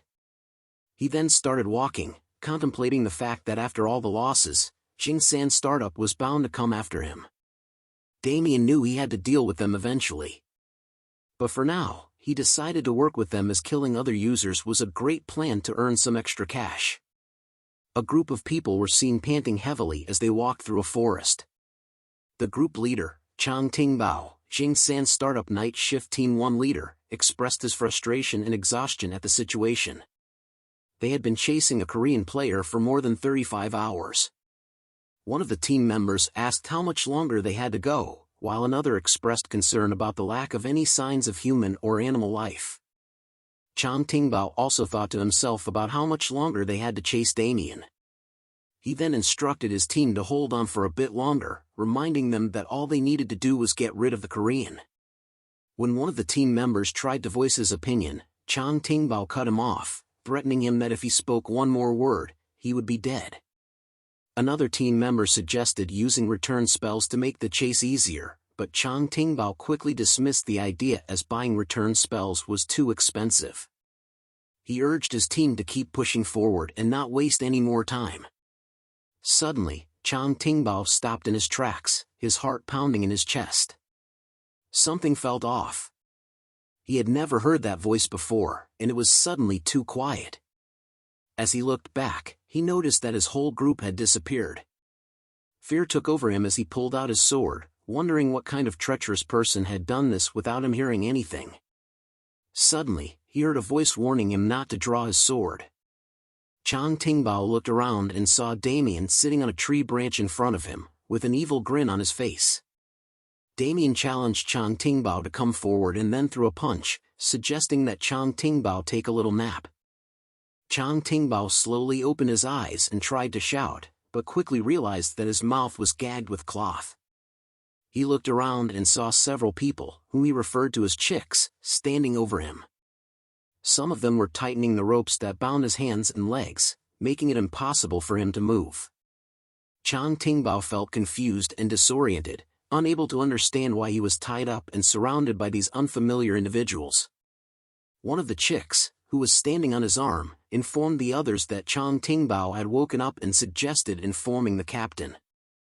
Suddenly, a voice spoke up, questioning whether Chang Tingbao was properly secured. Chang Tingbao recognized the voice and turned his head towards the source. He realized that it belonged to the Korean he had met before. Damien told Bundle to think of better lines next time, but Bundle refuted back saying Damien sucked at acting. Panic started to set in as Liang Chao realized he needed to find a way to escape. Damien noticed that Chang Tingbao was awake and commented on it. He then ordered Bundle to pull up Chang Tingbao's sleeves. Bundle complied and started pulling up Chang Tingbao's sleeves. Damien revealed 3 poison darts and taunted Chang Tingbao, assuring him not to be scared as they hadn't even started yet. As Damien attacked him, he told Chang Tingbao that it would sting a little. Chang Tingbao felt the impact of the darts and heard notifications popping up. He saw that his character had been poisoned, and his health points, HP, were gradually decreasing. Damien grinned at him and remarked that it didn't hurt that bad. He warned Chang Tingbao that this was just the beginning and to prepare for what lay ahead. As time passed, Damien lay exhausted on the ground, listening to notifications popping up on his screen. He had obtained a pair of Ranger's gaiters, an old hinge belt, and 3,888 gold. Damien sighed, feeling tired. He had managed to eliminate all 100 members of Jingsan's day and night shift teams without resting for 48 hours straight. He was even more exhausted from summoning all the chicks. Damien checked his status window and noticed the skill Necromancy, which was at level 1 and allowed him to summon creatures. The summon stats were lower than he had expected, but he had no limit on how many he could summon. Most summoning skills had time limits, and the summons would disappear once the user ran out of mana, but this skill had no such restrictions. Damien told the chicks that their work was done and that they should go home. However, one of the chicks refused to leave, saying that the Soul Realm was boring and that it was much more fun where they were. Damien thought to himself that although these chicks' abilities were not great, with enough mana and casting time, he could summon an infinite number of them. They had proven useful when he used them to locate the Jingsan guys. Damien questioned if there were any more pursuers after them. The chick confirmed that there weren't any. Damien smirked and said that killing and looting them had been fun, and their reactions were priceless. Bundle looked at Damien, confused, and asked what he was talking about. Damien thought to himself that he only needed to use one kill with the poison darts and didn't need to use the decay elixir or bloody impulse. He believed it would be better to use necromancy since avoiding the death penalty was difficult. Damien opened his status window and selected the Apocalypse Invocation, the Book of the Black Covenant. He thought to himself that the items created with this book were more expensive but also had higher stats and efficiency. As he flipped through the pages, he found the formula he was looking for. Damien called out to Bundle and the chicks, then showed something in the book to Bundle and the chicks and asked if they wanted to try it out. In a skyscraper in Shanghai Pudong, a man is walking and noting that something had happened in AC which was a bit of a concern. It was Zhang Wei, the chairman of the Business Kirin Society, looked concerned upon hearing about the incident in AC. He lit up a cigarette and thought about Jingsan Startup, which was one of his sources of funds for money laundering. One of his brothers had led its development, and he had invested his funds there. Although it was a small amount of money, the fact that one person had killed everyone there was definitely concerning. As Zhang Wei started calling someone on his smartphone, he expressed his disdain and stated that he would have to get rid of the person responsible for the incident. Outside the skyscraper, one of Zhang Wei's bodyguards received an order from him on the call and confirmed his acknowledgement of Zhang Wei's order. In the world of AC, a man ran in fear, convinced that he had encountered a monster. He thought about how dozens of his teammates had been killed by just one user and how he needed to escape quickly. Suddenly, a spell appeared from above him and went towards him to attack him from above, but he managed to dodge it by jumping forward. However, he injured his knee in the process.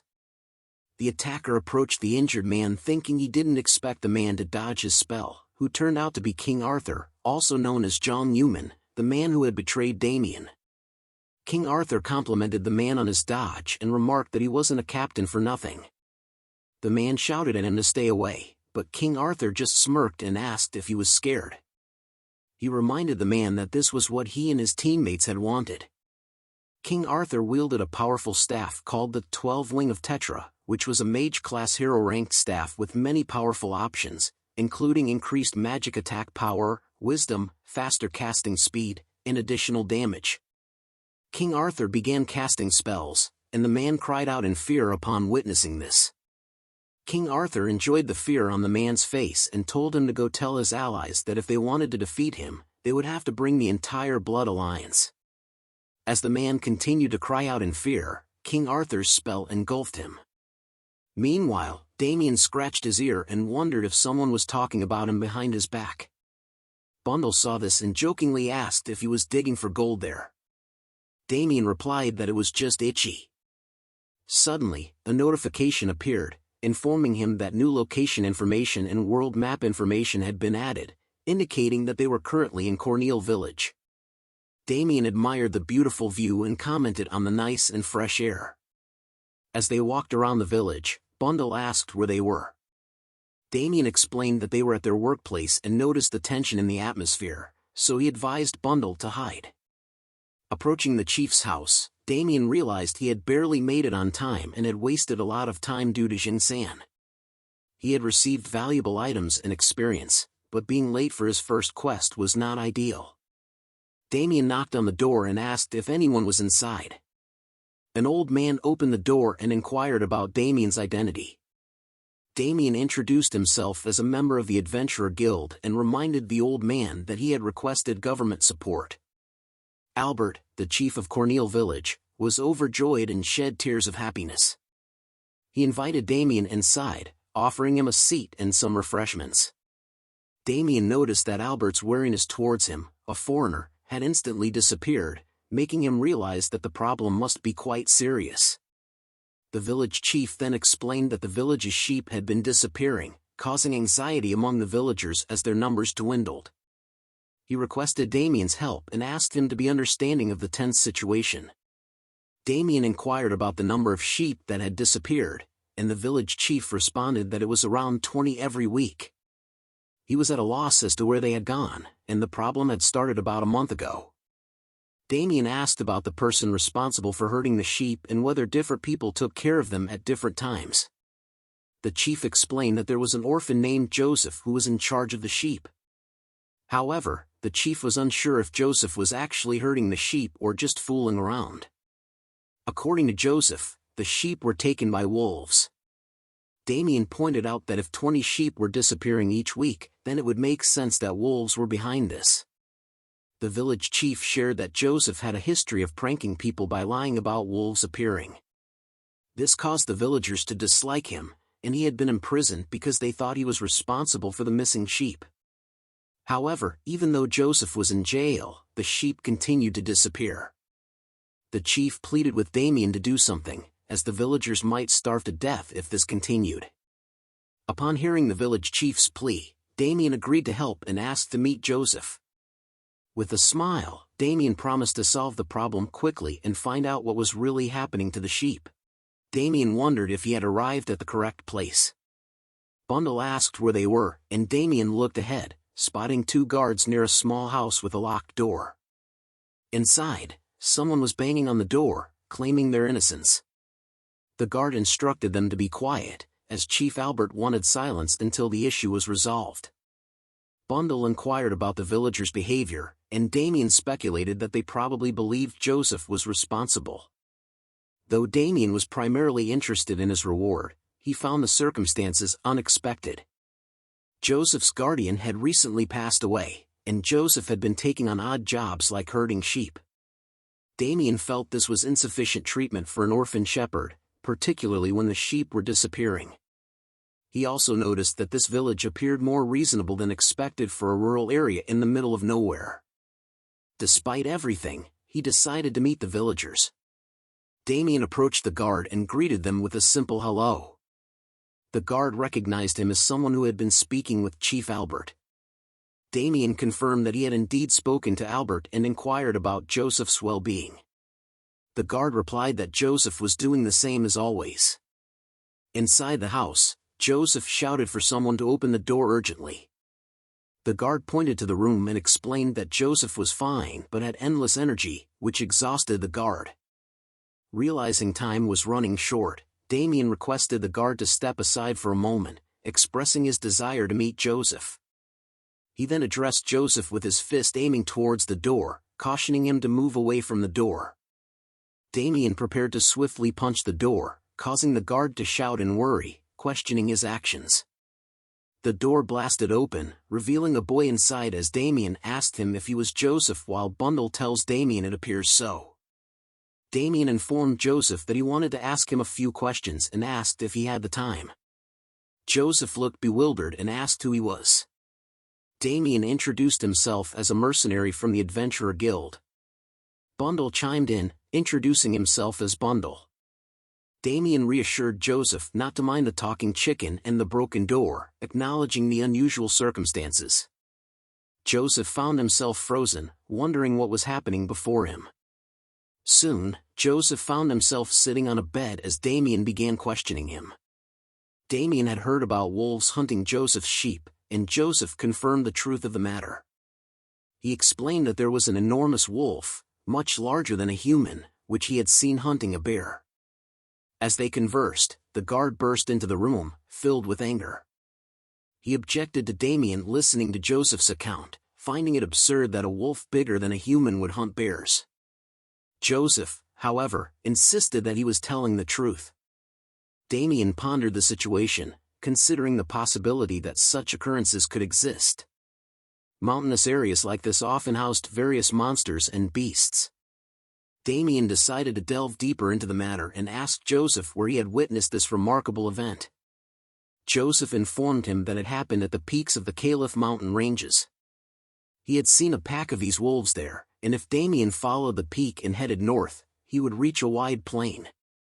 The location was situated at the end of the forest, making it relatively easy to find. Taking all this information into account, Damien nodded in acknowledgement. At that moment, notifications appeared, presenting a quest titled Caliph Peaks Wolves and prompting Damien to accept it. Damien, after accepting the quest, sprinted towards Caliph Peak, his mind filled with thoughts about the benefits of having excellent items and money. Bundle agreed, affirming Damien's sentiment. As Damien ran, he reminisced about the impressive set of witch-doctor items he had obtained through the Apocalypse Invocation, the Book of the Black Covenant. The Flame Lizard bracelet boosted his defense and wisdom, providing some resistance to fire attacks. The bracelet's special ability, Flame Banquet, created flames for 30 seconds, continuously damaging enemies at the cost of durability. Nijawala's leather pants increased Damien's defense, health pool, wisdom, and provided some magic resistance. By consuming durability, the pants activated Dark Green Blessing, which increased casting speed, mana regeneration, and stamina recovery by 100% for 1 minute. The Golden Rabbit sandals boosted Damien's defense, increased his agility, and granted an increase in moving speed.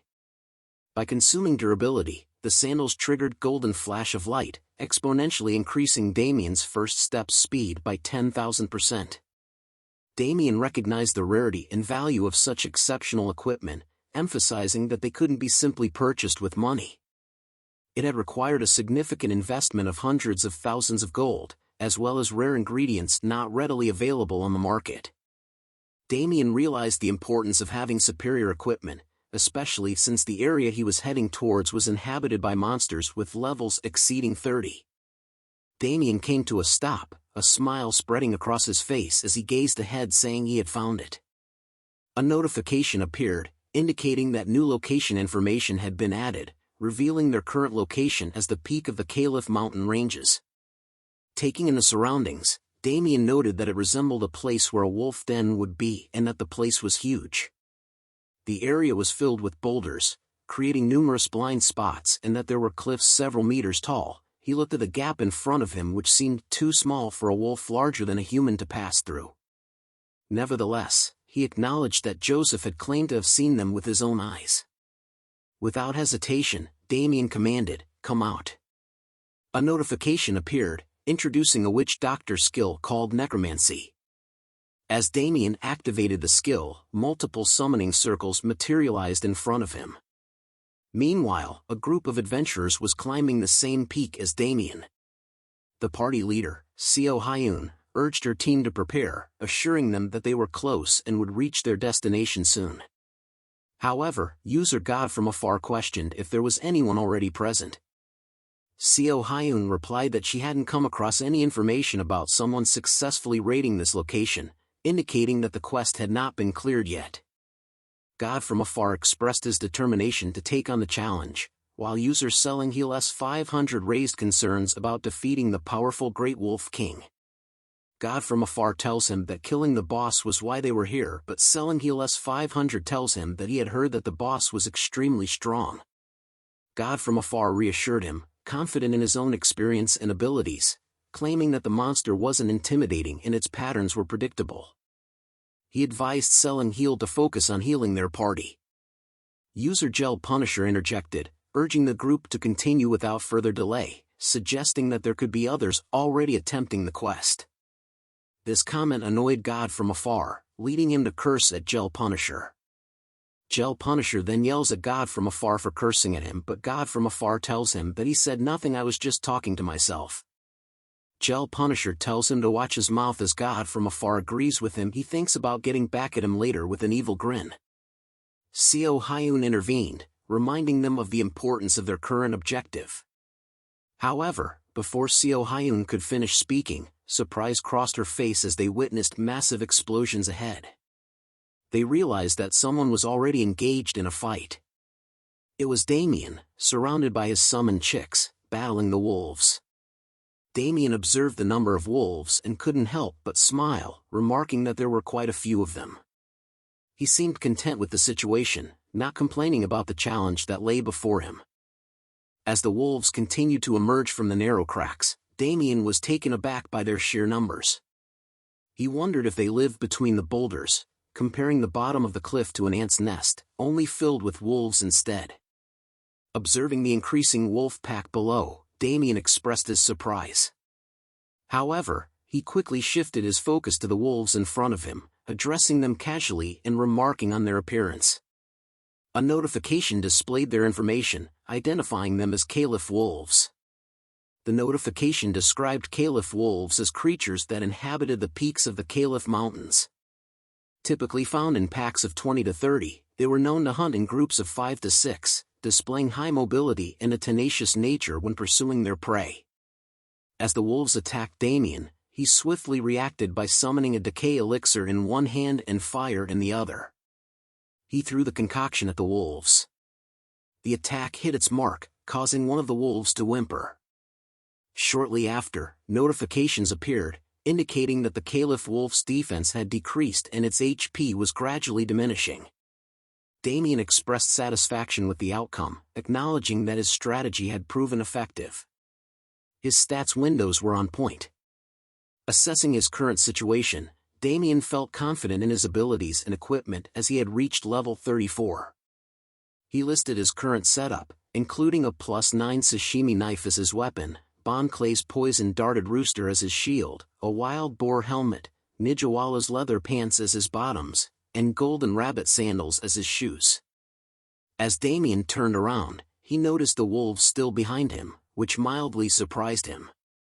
He commanded his soldiers, ordering them to prepare for an attack. The wolves growled at him in confusion and are surprised to see a figure appear on top of the mountain. Bundle, his loyal companion, confirmed readiness, and numerous chicks surrounded the wolves under Damien's orders.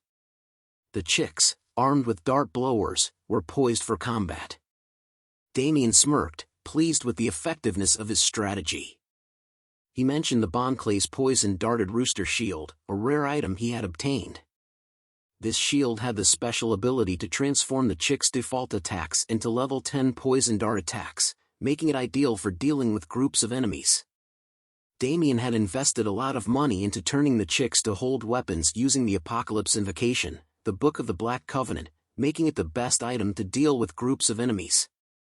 Damien acknowledged that he could handle the situation on his own but expressed a preference for letting his soldiers handle the task, as he was feeling a bit lazy. Bundle agreed, affirming Damien's sentiment.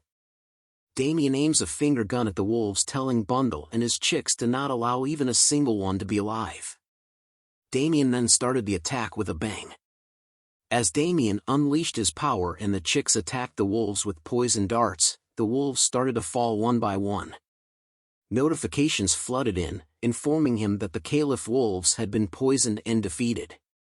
Damien couldn't help but be impressed by the efficiency of his strategy, eliminating the wolves without even lifting a finger. He also noted that using the Bloody Impulse skill on the chicks compensated for their lower attack power and specs. Damien contemplated the skills he had mastered, shooting poison darts, decay elixir, and Bloody Impulse. He acknowledged that these skills had initially seemed ineffective or came with significant penalties, but now they proved to be quite useful as their levels increased. Bundle proudly declared that they had taken care of all the wolves, and Damien commended their efforts. He received notifications of items obtained, including wolf canines, gray eyes, and gray fur. However, Damien knew that there must be an alpha wolf somewhere, as Joseph had mentioned a massive wolf. he decided to check the quest details once more. Examining the quest information for Caliph Peak's wolves, Damien discovered that he needed to defeat 200 Caliph wolves, with 20 already defeated, and also defeat the Great Caliph Wolf, with 0 progress so far.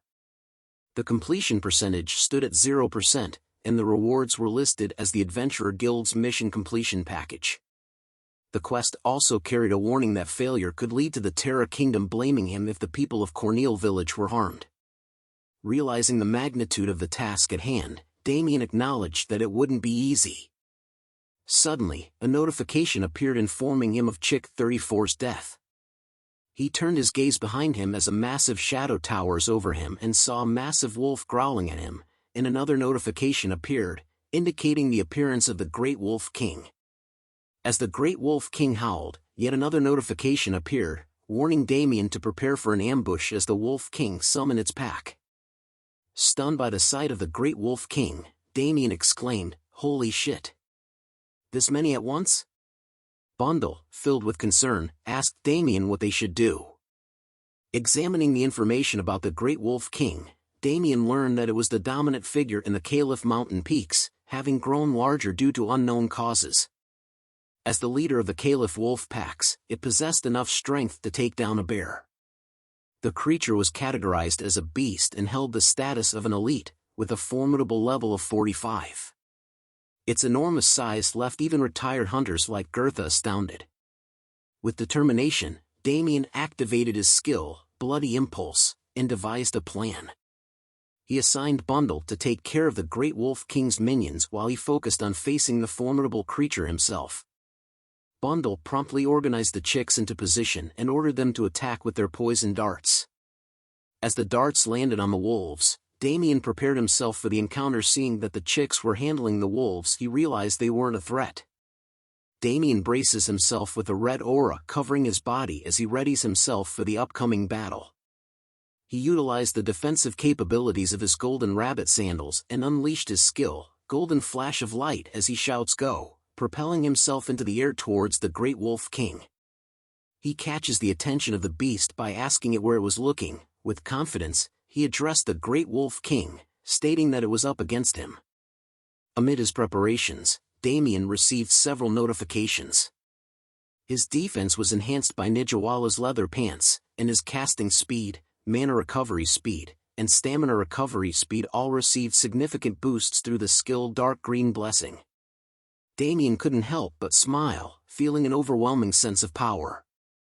However, a warning notification alerted him that the Great Wolf King had recognized him as the most threatening enemy and cautioned him to be cautious of its attacks.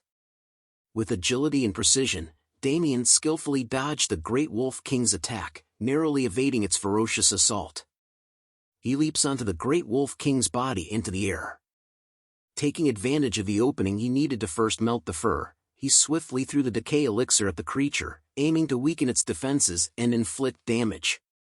The elixir hit its mark, causing the Great Wolf King's defense to decay and decreasing its overall defensive power. Additionally, the elixir ignited the wolf, leaving it burned. Observing the situation, Damien couldn't help but notice that something seemed off. The Great Wolf King, being an elite-type monster, should have already unleashed its powerful attack or utilized defensive skills or commands to its pack. Yet, it had not made any such moves despite enduring a barrage of attacks. Undeterred, Damien brandished his knife, knowing that he had inflicted enough damage to potentially defeat the Great Wolf King before it had a chance to employ its skills. With determination, he prepared himself for a final, decisive strike, aiming to end the battle swiftly and emerge victorious. The Great Wolf King roared into the air, feeling the pain of Damien's earlier attacks. As Damien engaged in a fierce battle with the Wolf King, he swiftly analyzed its behavior and deduced that its trait was likely attack-oriented or leader type. Regardless of its trait, Damien knew he needed to finish the fight quickly. As he dashes towards the king, he looks down and notices that he doesn't have to pay attention to the minions below as the chicks were handling it well.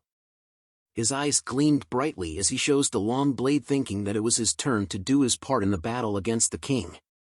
With determination, he approached the Wolf King and delivered a powerful blow, eliciting a painful howl. Meanwhile, a group of adventurers led by Seo Hyun arrived at the scene, witnessing the dust-covered battlefield.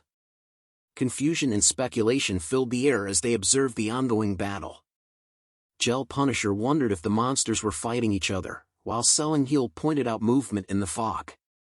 God from afar expressed frustration, questioning what was happening.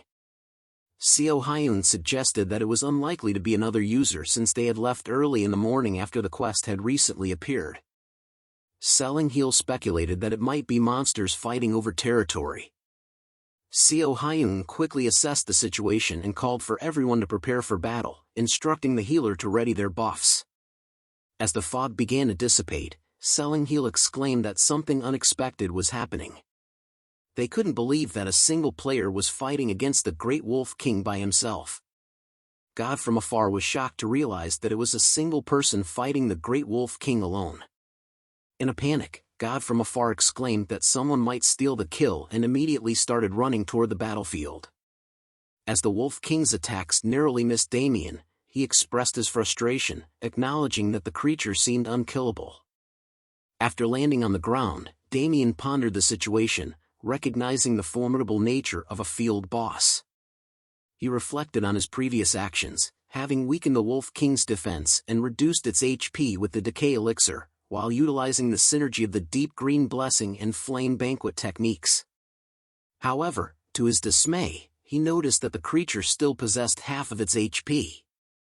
The Wolf King lunged at Damien once again, but with agility and quick reflexes, Damien managed to evade the attack.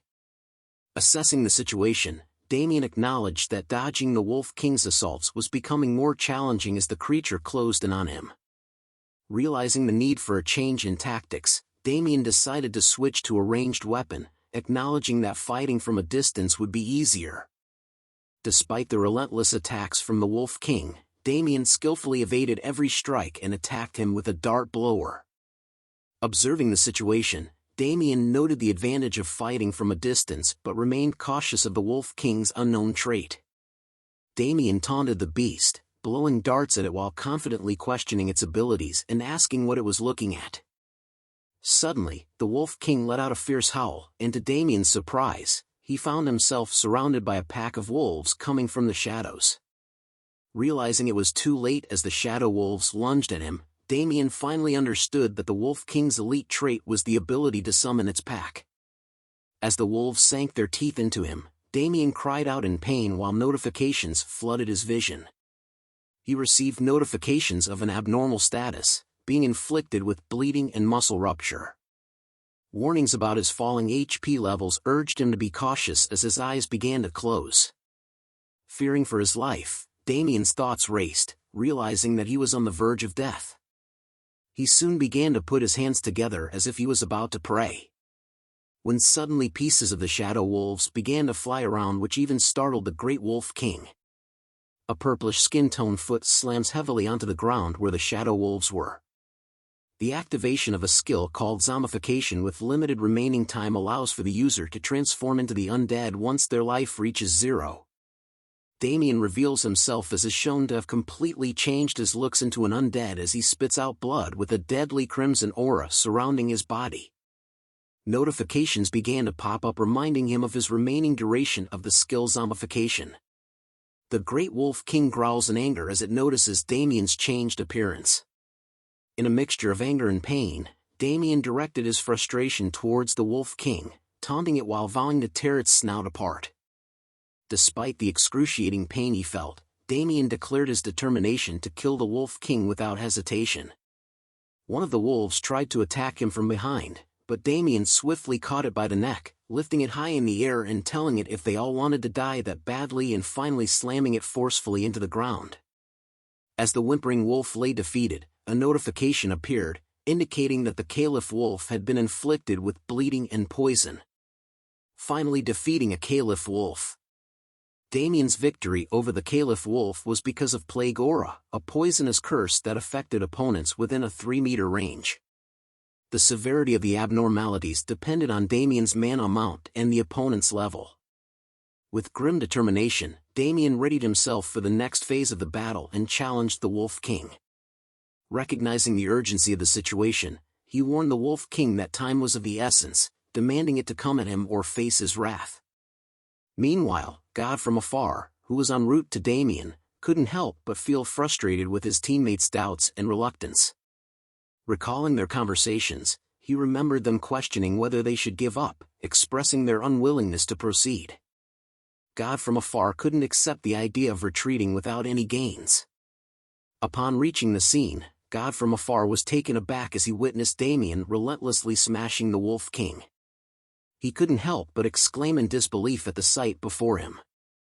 As Damien delivered the final blow, notifications flooded in, signaling his victory over the Great Wolf King. Experience points were gained, and Damien's level increased to 36. Additionally, he obtained valuable items such as the Essence of Wilderness and the Great Canine. Sitting down to catch his breath, Damien muttered to himself, acknowledging that he had ultimately succeeded in killing the creature. Notifications continued to appear, indicating the acquisition of the wolf head leather and the token of heresy, as well as the completion of the quest Caliph Peak's Wolves. Damien was instructed to return to Chief Albert in the Caliph village to claim his rewards. Picking up the drops left behind by the defeated Wolf King, Damien recognized the value of obtaining the Essence of Wilderness. He also acknowledged the usefulness of the chicks in taking care of the additional wolves, resulting in his level increase. With the quest successfully completed, Damien decided it was time to leave. However, just as Damien was about to depart, he noticed something amiss and instinctively blocked an arrow with his arm. Damien examined the arrow lodged in his arm and quickly deduced that it was a catapult arrow, aimed directly at his head. Realizing that the attack had come from nearby, he acknowledged the presence of a strong user who had gone unnoticed. With a calm yet assertive tone, Damien called out for the mysterious assailant, issuing a warning while still offering a chance for a peaceful encounter. God from afar emerged from the shadows, impressed by Damien's quick reflexes. He cautioned Damien against making any sudden moves, threatening him with the consequence of death. Unfazed by the warning, Damien calmly pulled out the arrow from his arm, displaying an unsettling smile. He directed his question towards God from afar, demanding to know his identity. A standstill begins between Damien and God from afar as he looks at Damien with his pointed crossbow. Damien finally removes the arrow in his arm and throws it to the side. Damien examined God from afar's weapon and noticed its resemblance to the ones used by the Xingsan startup guys. He deduced that God from afar was a ranger class due to the crossbow and semi-automatic catapults, known for their mobility rather than raw destructive power. This realization made Damien somewhat confident that the encounter might not be as challenging as he initially thought.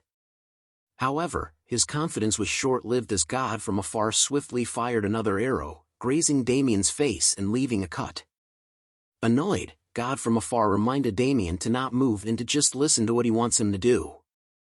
Damien wiped the blood from his face and realized that God from afar's speed exceeded his expectations. Judging from God from afar's agility and superior equipment, Damien estimated that he was likely at least level 30, surpassing the Xingsan guys in both skill and gear.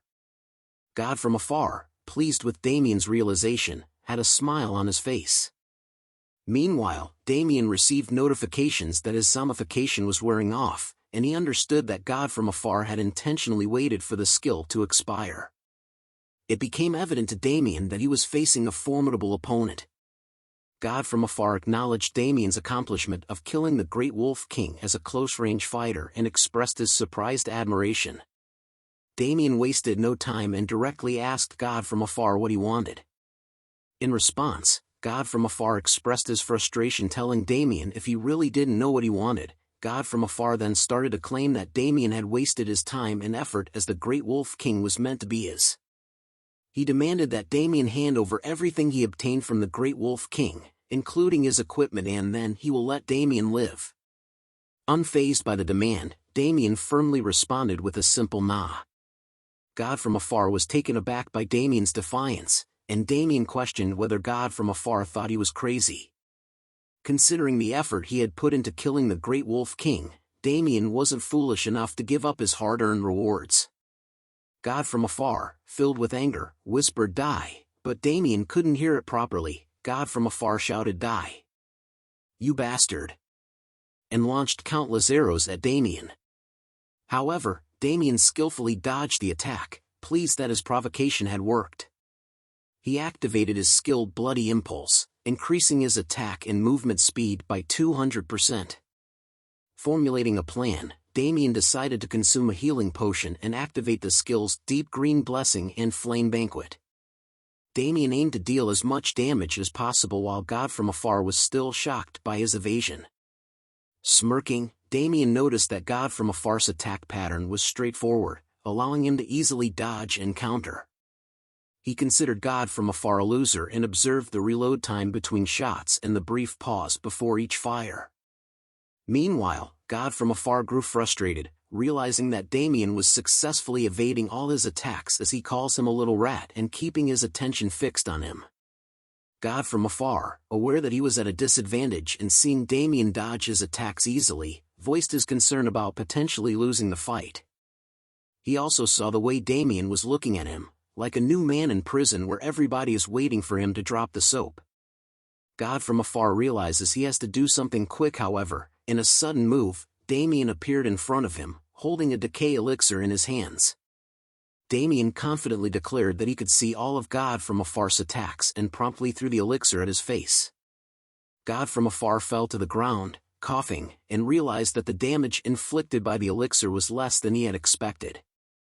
He received notifications indicating that he had been inflicted with poison, his armor had corroded, and its durability had decreased.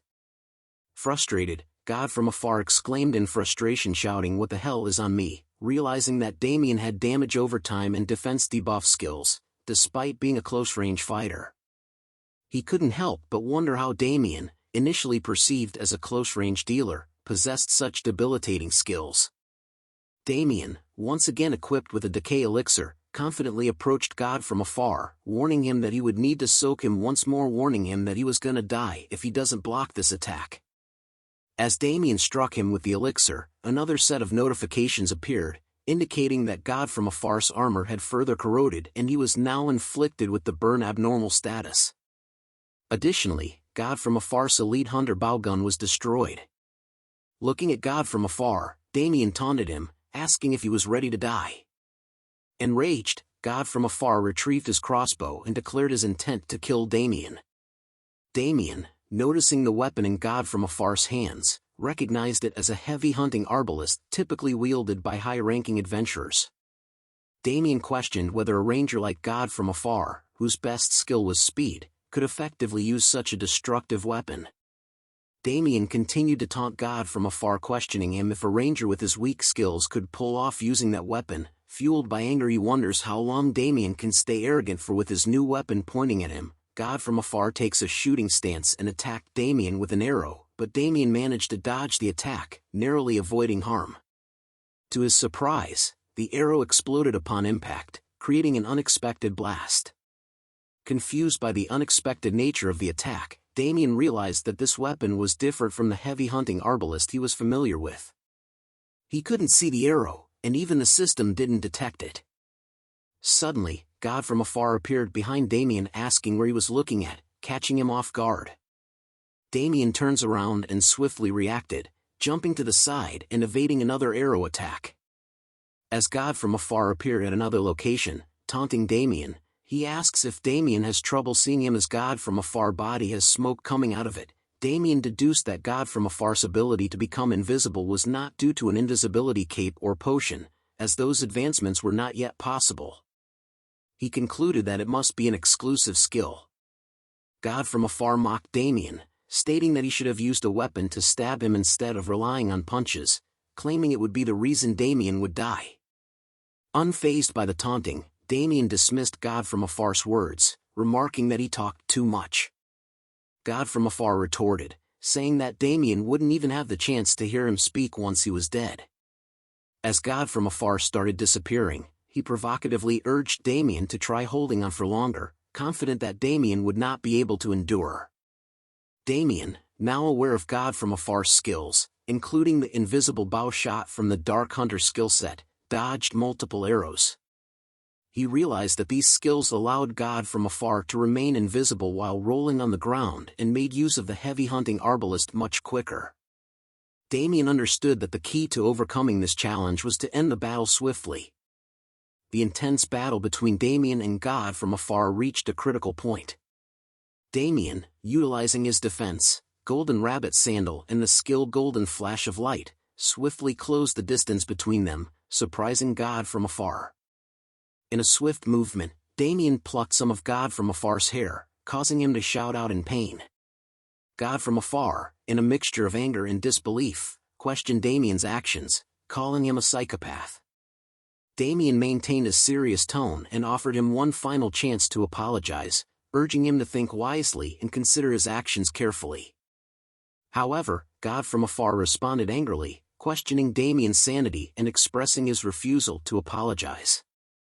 But before he could finish his sentence, he experienced a sharp pain and realized something was wrong with his heart. Damien, with a smile on his face, remarked that the effects of his actions were indeed quite effective. Holding a voodoo doll in his hand, Damien asked mockingly where he should stick it. God from afar, filled with horror, asked Damien what he was doing. Damien, with an evil smile, responded that it was quite obvious, it was God from afar's own body that he was manipulating with the voodoo doll. Seo Hyun and Selling Heel were reflecting on recent events. She asks if that was God from afar who had been launching a series of arrows and what has happened, but now there was an eerie silence. Suddenly, a piercing scream startled them, and a notification appeared, showing God from afar's diminishing HP. Observing the situation, Seo Hyun expressed her concern about God from afar's rapidly decreasing HP. The group realized that something was wrong and feared for his life.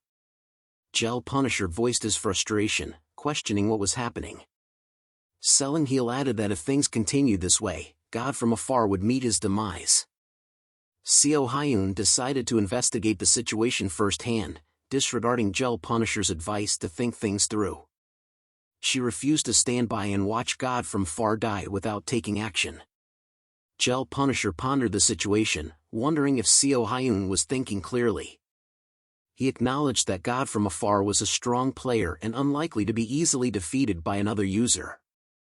The rapid decline in his HP indicated the presence of a formidable adversary. Soon, they received a notification stating that hostility was detected from a user. The notification further indicated that the user's strength was immeasurable, signaling a dangerous opponent. They were surprised to learn that Damien's strength couldn't be quantified. Gel Punisher, still concerned about Seo Hyun's impulsive decision, reminded her of Damien's impressive accomplishments, including single-handedly defeating the Great Wolf King. He cautioned her not to underestimate Damien's capabilities. However, Seo Hyun paid no heed to his words and instructed the group to prepare for battle. She requested buffs from Selling Heel, who readily agreed. God from afar screamed in agony, bewildered by the pain coursing through his body, wondering what Damien had done to his body. Damien taunted him, questioning if he was curious about the source of his suffering. God from afar, filled with anger, glared at Damien and muttered curses. Damien, wearing a malevolent smile, revealed his sinister plot. He explained how he had used God from afar's hair to create a doll that represented him. According to Damien, the pain inflicted on the doll was mirrored in God from afar's own body. God from afar dismissed the idea as utter nonsense, still in disbelief. But to demonstrate his power, Damien cracked the doll's arm, and instantly, God from afar's arm twisted in tandem, causing him to cry out in agony. Damien relished in his control over God from afar's body, taunting him further. Damien wondered what else he should do, and with the most evil smile in history he pointed at the doll's crotch area, wondering what would happen to it. Ladies and gentlemen, watching this act itself is a low blow. Please do not do this to others. Use this as a last resort method. Now back to the story, insinuating another potential act of harm, leaving God from afar horrified. Overwhelmed with fear, God from afar desperately pleaded with Damien, grasping his legs, and begged for mercy, offering anything in return. He apologized profusely and begged for a chance to redeem himself. However, Damien ignored his pleas for mercy and simply said goodbye while he smiles happily and heartlessly flicked his finger at the doll, indicating the end. Damien observed God from afar, who had collapsed while clutching his injured crotch, expressing disappointment that he had passed out so quickly. He sat down beside him, lightly touching him, and questioned if he was truly dead, reminding him that his HP hadn't reached 0. Suddenly, a voice commanded Damien to stop, causing him to turn around. Seo Hyun and her team had arrived at the scene.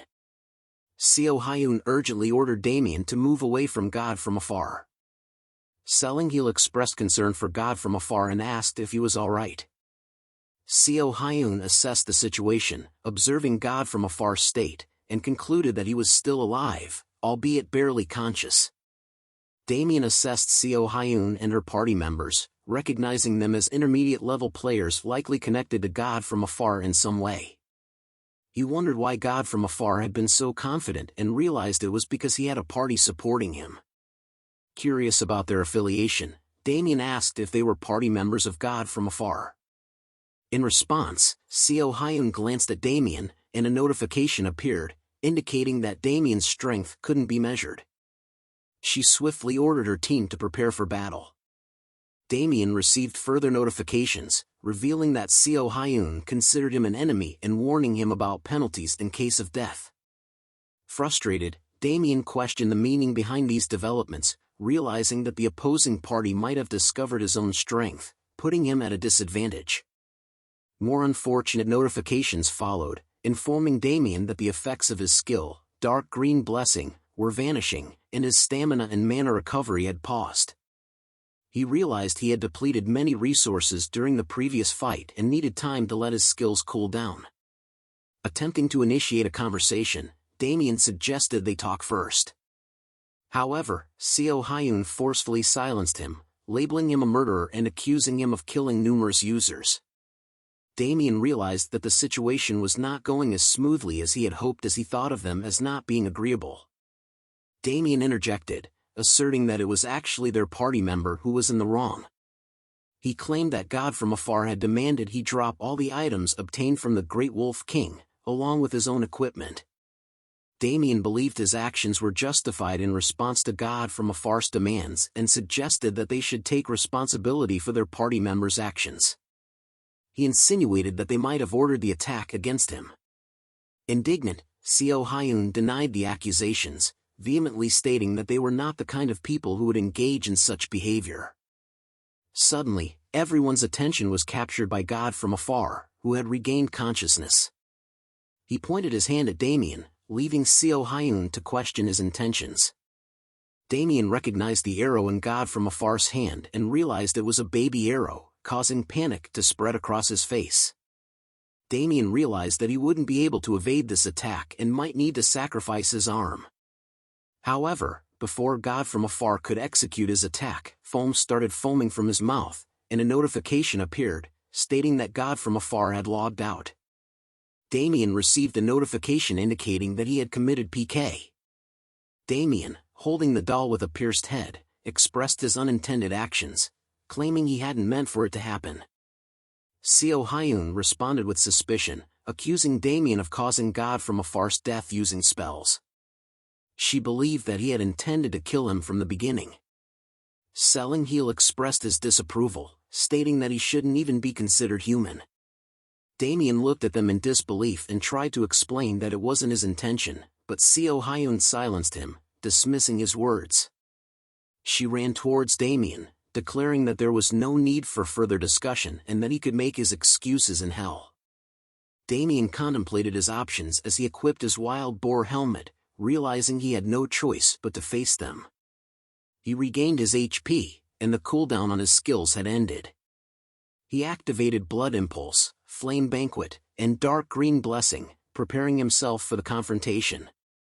Damien confronted Seo Hyun and warned her that they had started the conflict, reminding her not to beg for mercy later.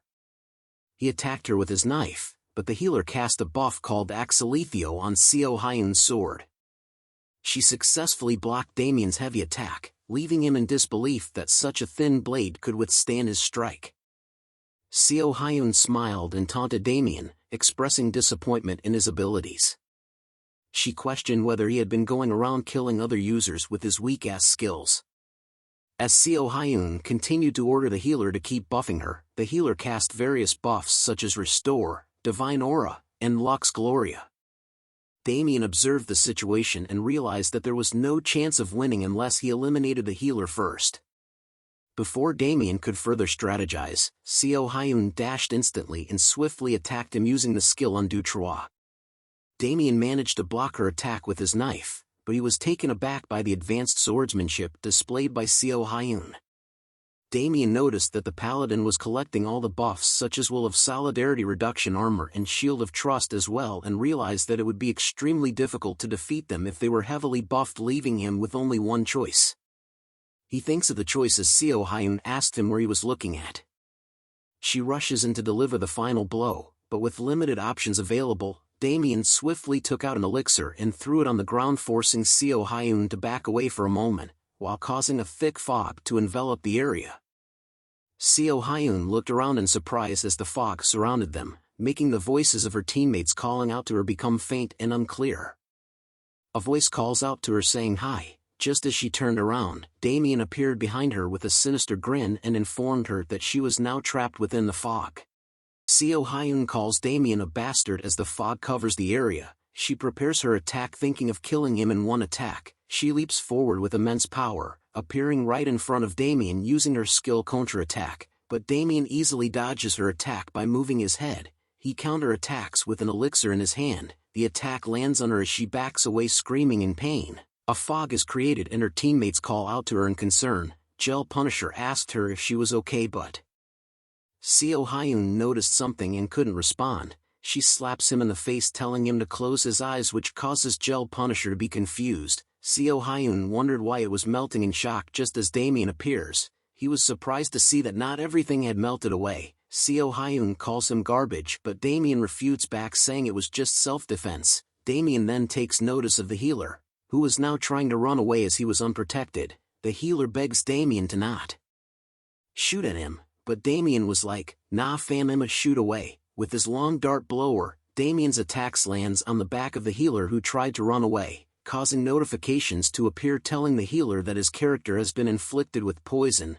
and that his HP was slowly decreasing. Soon afterwards a notification appears, indicating that selling Heal S500 has died.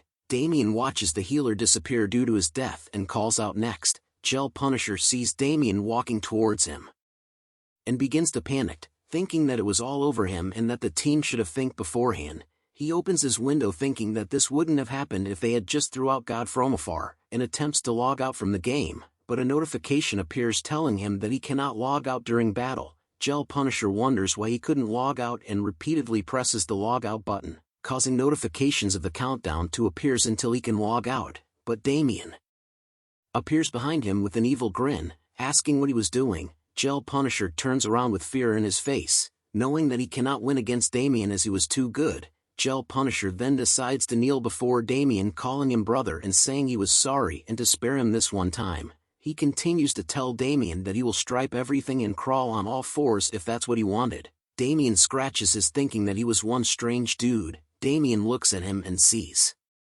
that he was fully equipped with full plate armor and a kite shield. If Damien attacked, not even a single dart would hit, and yet the guy was begging for his life. Damien thinks that it was lame, but Gel Punisher thought of giving Damien what he wants in order for him to leave. Damien then asks if Gel Punisher could give him everything he has. Gel Punisher was alarmed to hear this as Damien tells him to give him everything he has and to not leave anything out. Damien reaches for Gel Punisher's face as he thinks of Damien as a demon. Back at the village head's house, Damien had brought by the Great Wolf King's body, which surprises the villages. The village head realizes that a wolf this size could kill a bear. Damien tells him that people do the most unexpected things. The village head was upset that they had treated Joseph as a criminal and didn't feel good treating a young kid like that. Damien then tells him to treat Joseph better from now on, as he seems to be the type to not hold grudges anyway. The village head holds his Damien's shoulder and thanks him for his advice. Notifications popped up telling Damien that he has cleared the first mission of the Adventurers Guild, and to return to the Adventurers Guild and report. Rewards appear around Damien as the village head hands over the promised reward to Damien. the village head tells Damien that he could return any time he wants, as he was their hero. Damien then asks for permission to get going and the village head agrees to see him out. As the village head leads Damien to the exit, he thinks about how he has to apologize to Joseph and to calculate the damages caused by the wolf, and to have a meeting on what to do from now, but he has motivation now thanks to Damien. As they open a door, a voice calls out asking for Mr. Explorer. Joseph appears running towards them asking if Damien was leaving already as the other villagers try to calm him down.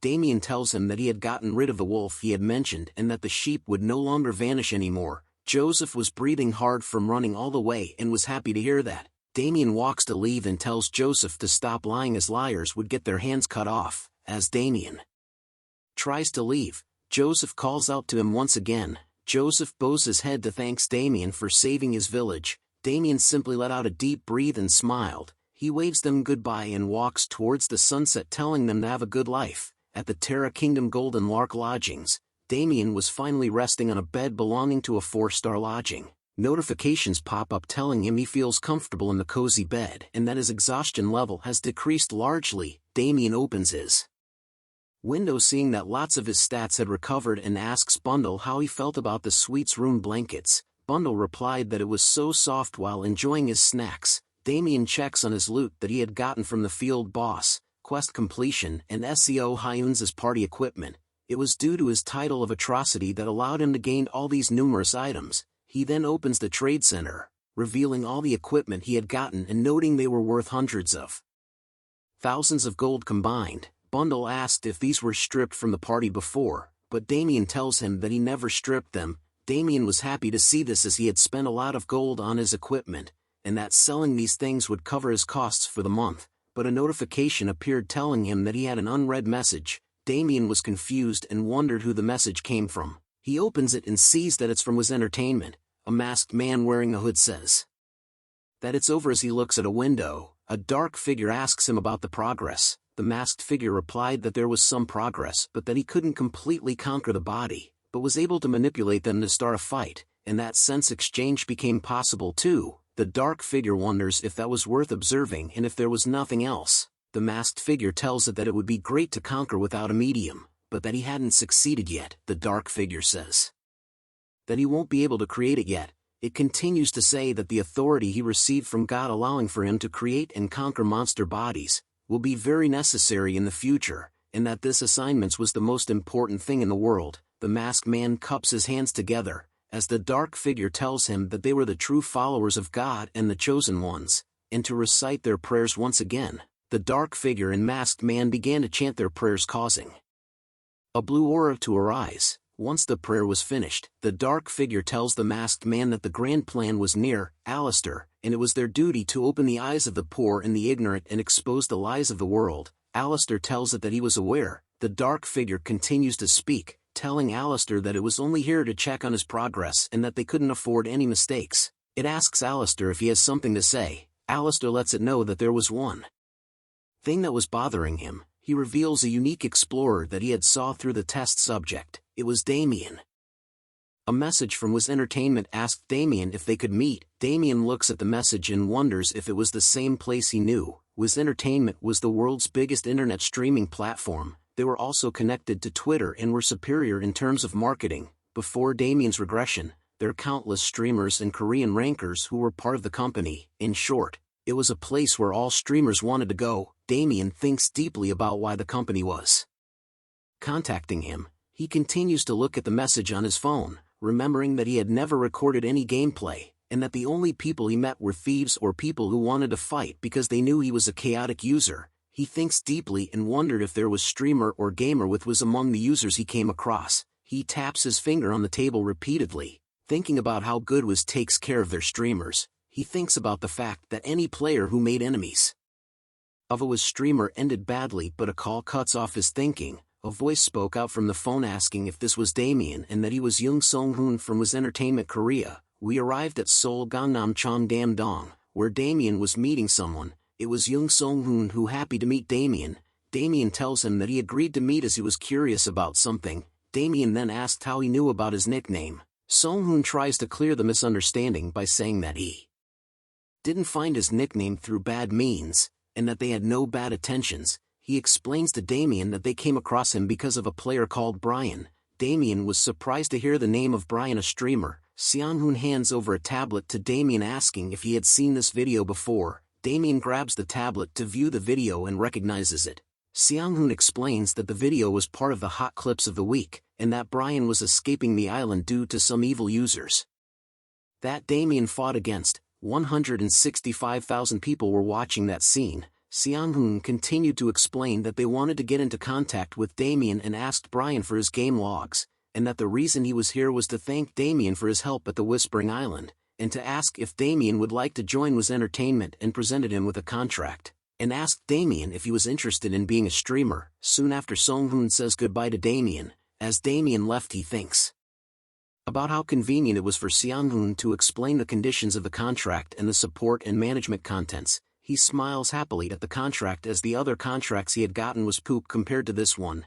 Damien takes out his phone thinking to get other stuff now that one thing has been taken care of. He calls a brother thinking of repaying his debts. Notifications started popping up one by one telling Damien that the items he had placed for sale has been sold. He looks at the notification and says finally. A notification pops up saying the money from the trade center has arrived. It was 595,7100 gold in total. Damien laughs as he walks, thinking that he got this much gold from just 1 month of gaming. He begins to think that it was around this time that he got addicted to gaming and neglected his family and financial matters. But a red window interrupts his thoughts. It tells him that if he does not log into the game within 168 hours, he will die, and that if his character dies, he will die too, and that if his character has not reached the goal by midnight, he will die. A warning is given saying if he forcefully removes the system, he will die alongside the character. Damien couldn't believe that it was happening again. Damien stares at the red window, thinking that he still doesn't know what the system was, or how he regressed 10 years back. He slaps himself back and forth trying to forget about it, and to focus on his family right now, but he knew that he still had some problems to tend to. Damien viewed the recent activities of King Arthur, seeing that he was becoming more famous each day, and that he was the weekly hot topic. Damien couldn't believe that his rate of growth was this fast, as he was already ranked first in Magic, ahead of millions of people. Damien grew angry upon seeing this and starts to recall that Arthur forms the Blood Alliance half a year after starting the game, and that it didn't take him more than a year for him to get within the top 10 of the Blood Alliance. Along with the 6 Masters, Arthur had obtained the hidden class Dragon Mage, and became one of the 6 Masters as Radiant King Arthur. Damien needed to keep an eye on what Arthur was doing and to think about when the 6 Masters would appear. It was important to think about what had happened to him too, but he decided against it as he had received the hidden class Witch Doctor, and the mainstream Kieran's wish. He also needed to keep track of the 6 Masters' growth. Thinking back, Damien realizes he knew something about the day he and Arthur survived and had only the Demon King Abraxas to kill. Arthur had stabbed Damien in the back, but the reason for it but not be as simple as him being a psychopath. Damien thought about what if he had not regressed 10 years back and lived the life he had instead. Would Arthur deal with the consequences of having betrayed the entire raiding party? But Damien knew there was no way unless that rat bastard has no brain cells. Arthur would have gained a ton of popularity from being the last person to defeat the last boss, but there would be questions about the whole team being with him when the raid began. Had Damien not regressed, he would have opened a press conference with the raid members, or sued the Evertail headquarters for their rule of not interfering with users. Since Damien had lost everything, clenching his fist, Damien vowed to never let go of that betrayal. Damien was determined to find out the reason behind the betrayal. At a convenience store, Damien was eating and checking his notifications when he wonders why there were so many messages about him selling gold. Damien realized that it was messages about the item he was selling. His friend asked if he makes good money playing games, and Damien tells him that there were a lot of people asking to buy, making it difficult for him to choose who to sell to. 2 notifications appear telling Damien that the deal was complete and the money was transferred into his bank account. Damien takes a sip of his drink thinking that he will be able to pay off his father's nursing home, and that the rest of it will be for the family's living cost. Damien receives a phone call from his mom wanting to hear his voice, but Damien tells her he was a bit busy right now. He tells her he loves her and to take care, while thinking that hearing her voice made him more determined. Damien then asked his friend about him wanting to get into AC, and His friend tells him that he thought about reducing his working hours to play instead, as it seems to bring in more money. Damien asks if he needs a capsule as one was needed to play the game. The friend refuses his offer as he knew that Damien was broke. Damien raises his drink, telling his friend not to worry about the capsule, and to take it as a form of repayment for a debt that he had for him. The both of them laugh and drink as his friend tells him that there was no debt between them. Damien continues to talk and think about doing nice things for the people who were nice to him before his regression. Back in AC, Damien summoned the token of heresy. It was a wooden card that had an ominous symbol and an unknown aura, looking like it was cursed or casted onto somehow. Damien looks at it saying it was a bit suspicious, thinking that it was probably a collectible, but he smiles happily thinking that the rank unknown was interesting. He opens his inventory, thinking there might be a chance that the item was super valuable. He hopes to find something good by using the Book of Covenant later to find its value. A foot appears saying what an interesting item. Damien turns around and couldn't believe what he was seeing. Kayron had appeared asking how his stupid student was doing. Damien wondered what he was doing here. Damien asks him what he was doing here after running away for his life before. This made Kayron furious as he yells at Damien. Damien tells him it was nothing and just has been a long time since they saw each other. Kayron tells him to mind his manners, asking where he got the thing he was holding. Damien explained to him that he went to the Caliph mountain range to do a gold tier rank quest from the Adventurers Guild and got the item after killing the boss monster there. Kayron was impressed by this and tells him to hand it over. Damien did so reluctantly. Kayron then decides to see what the item was and to look at Damien's stat. He stares at Damien and sees his stat window, revealing that he was now level 38 and had impressive stats. His equipment was also off the charts. Kayron laughs out loud being impressed by Damien's stats, but he tells him he still had a long way to go. Damien wonders if his standards were too high, but Kayron tells him he needed to reach a level where he could withstood 3 of his punches without dying. Kayron then gives him a piece of advice, saying that if he couldn't make the things inside him his own, he will end up being eaten by them. Damien was startled at the things inside him, but Kayron points out that it was about the darkness, which was comparable to a demon king, which was the foundation of his power. Damien was impressed by Kieran's ability to see through everything, about the OVO system that he earned and the stats he got from regressing because of Abraxas. Kayron then tells him to find a way to renew his body. It was either take everything out of him, or make everything inside his own.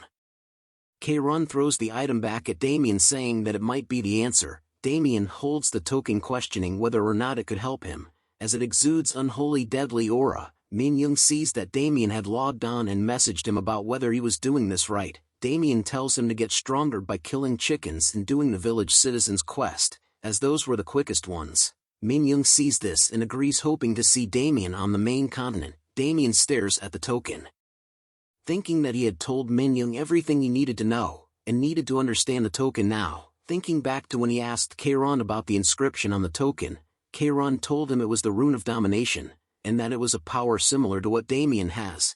Damien thought to himself that the token was either used to amplify the force of a spell or to complete an incomplete spell. He opens a window thinking that if his penalty was a form of a curse, he needed to find a solution to find the origin and destroy it. Damien didn't want the curse to affect him in the real life, as he trusts Kayron. Damien opens the quest window, Heresy's Traces, which needed him to find out more about the organization that was using the token of heresy. Damien thinks of it as the most important quest after the mainstream Kayron had left him. Damien was determined to find an escape outside his stupid penalty, and to find out how he was able to regress 10 years. Back at the Adventurers Guild, Damien was greeted warmly as having completed his first mission and for coming back so quickly. Everyone in the guild knew about him, making Damien embarrassed. The guild leader tells Damien he hopes that he enjoys the reward as the government liked how good of the job he had done. He further asks if wanted to work for the government, but Damien declines, saying he was only a gold tier adventurer.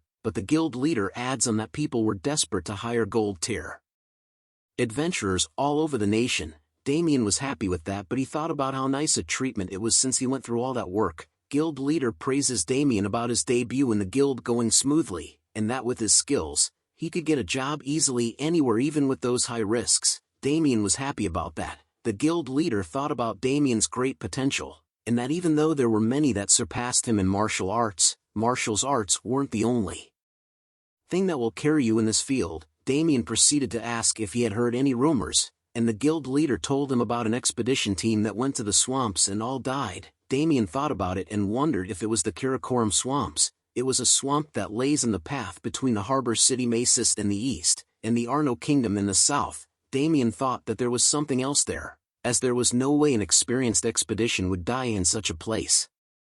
The guild leader added on that the swamp wasn't that dangerous, and the worst it had was a zombie or skeleton.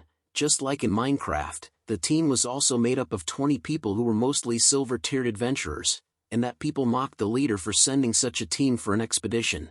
Damien hinted that it was strange. The guild leader then said that a dungeon might have appeared. Damien became more curious and asked if there was an extra expedition, but it hasn't been decided as. They needed to bring in a more experienced team. Damien slams his hand on the table, asking Hatsan if he could do it, but Hatsan was confused on what Damien wanted to do. Damien smiled brightly, telling him he wanted to figure out what happened at the swamp. Damien checked on his window, and sees the quest mission, thinking that it was strange. He looks at it and sees that even the system was telling him that the quest was difficult, and that he needed a party, even so as the Karakoram swamp was. A place where hidden streets and dungeons popped up often even before his regression. Damien thinks that he needs to do what he needed to do. As Bundles lets out a peep upon seeing the window, Damien looks at the recording wondering if it was working. Deep in a dungeon covered with blood, an announcement states that a lycanthrope has been defeated and that the test level 10 has been completed.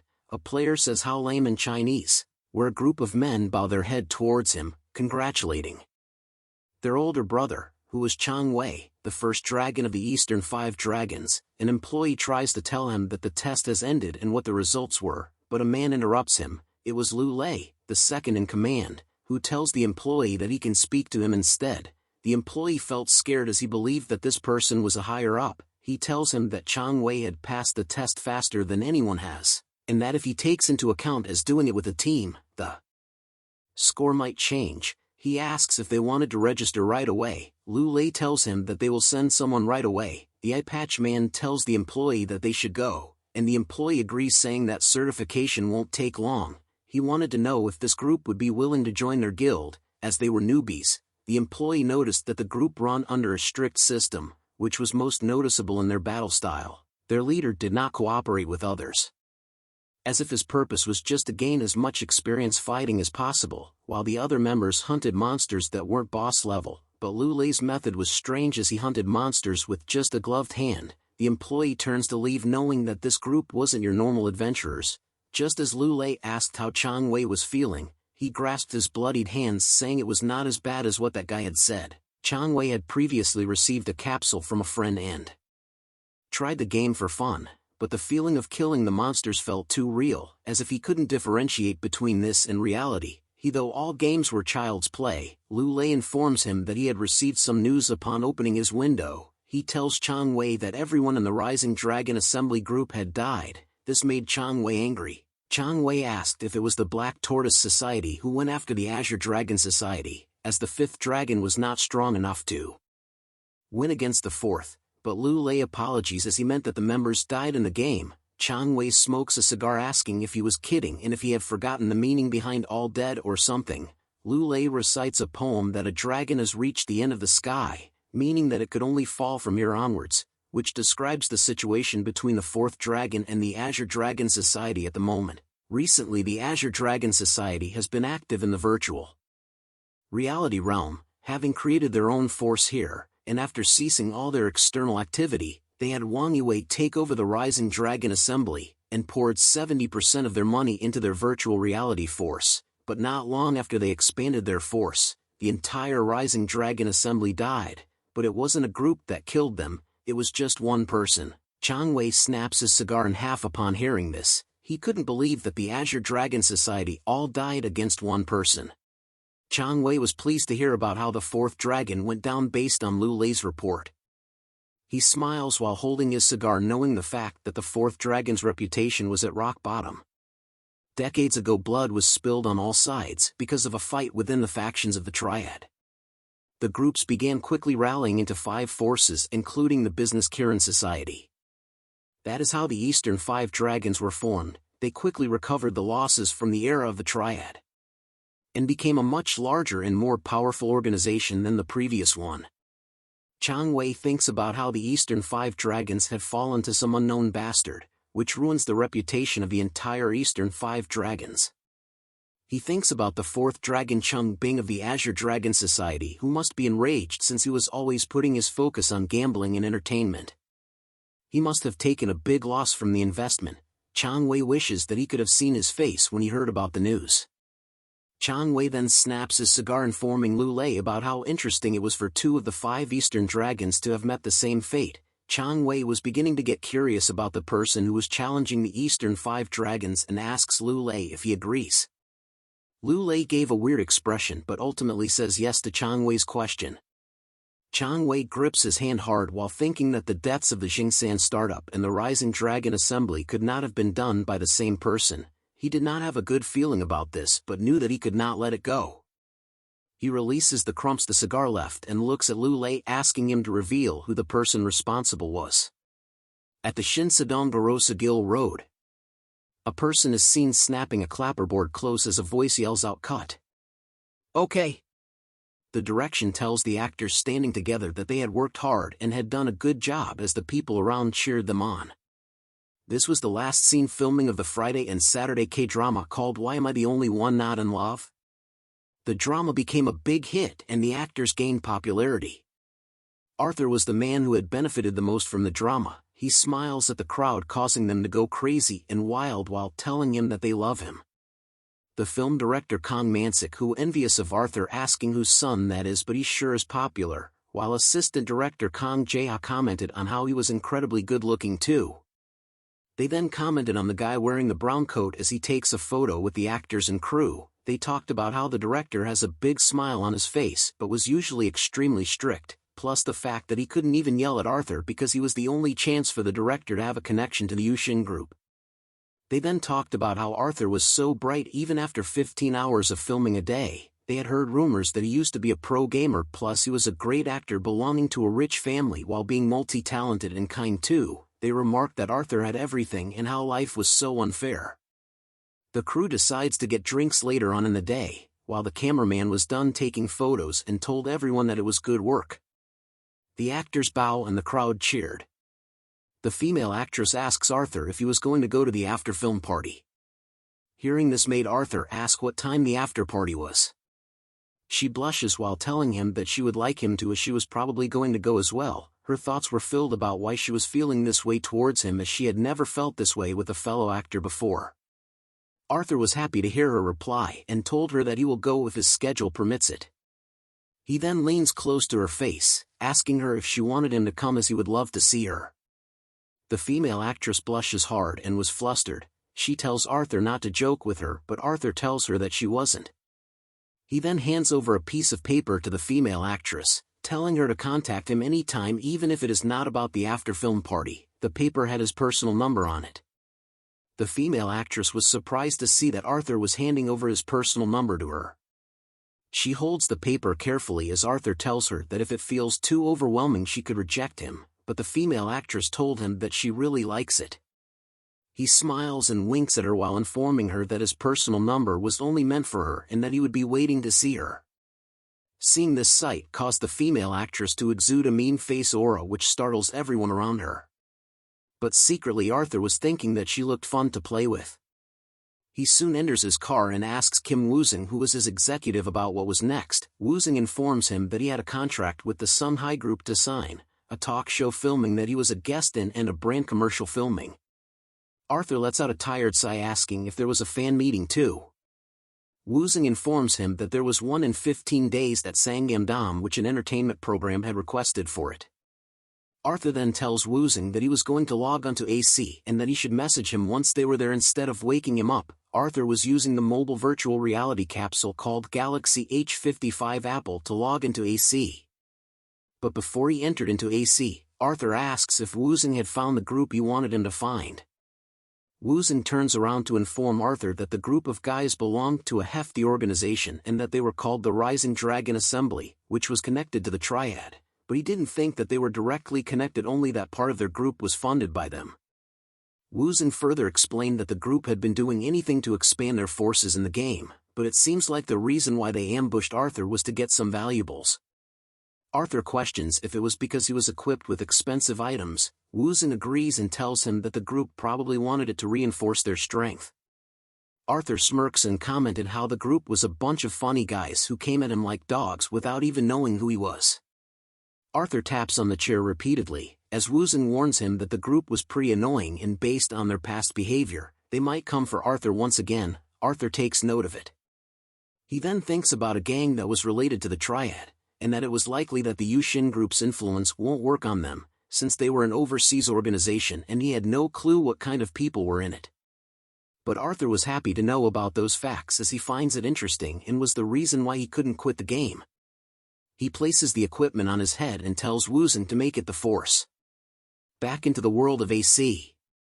Damien was waving towards a stream saying, "Hi guys, it's Damien, this is my first time streaming." He tells his audience that today they were going to go to the Karakoram Swamps, a place which was a great hunting spot for those who weren't at level 50 yet, and that they should go together. Bundle then asks Damien about what the hell he was doing. Damien then explains to Bundle that the purple screen in front of them was filled with people who were watching them from all over the world. Bundle was surprised to hear that it was from Damien's world that he lived in. Damien started to move towards the swamps while thinking about the contract condition on the way. He recalls his meeting with the agent back in the car, who explained to him that since Damien had signed an exclusive contract, it was recommended that he streams 40 hours a week while uploading 3 videos a week. Damien was worried that it sounded like he had to work really hard, but the agent assures him that they will provide the best treatment and support as his value was definitely very high.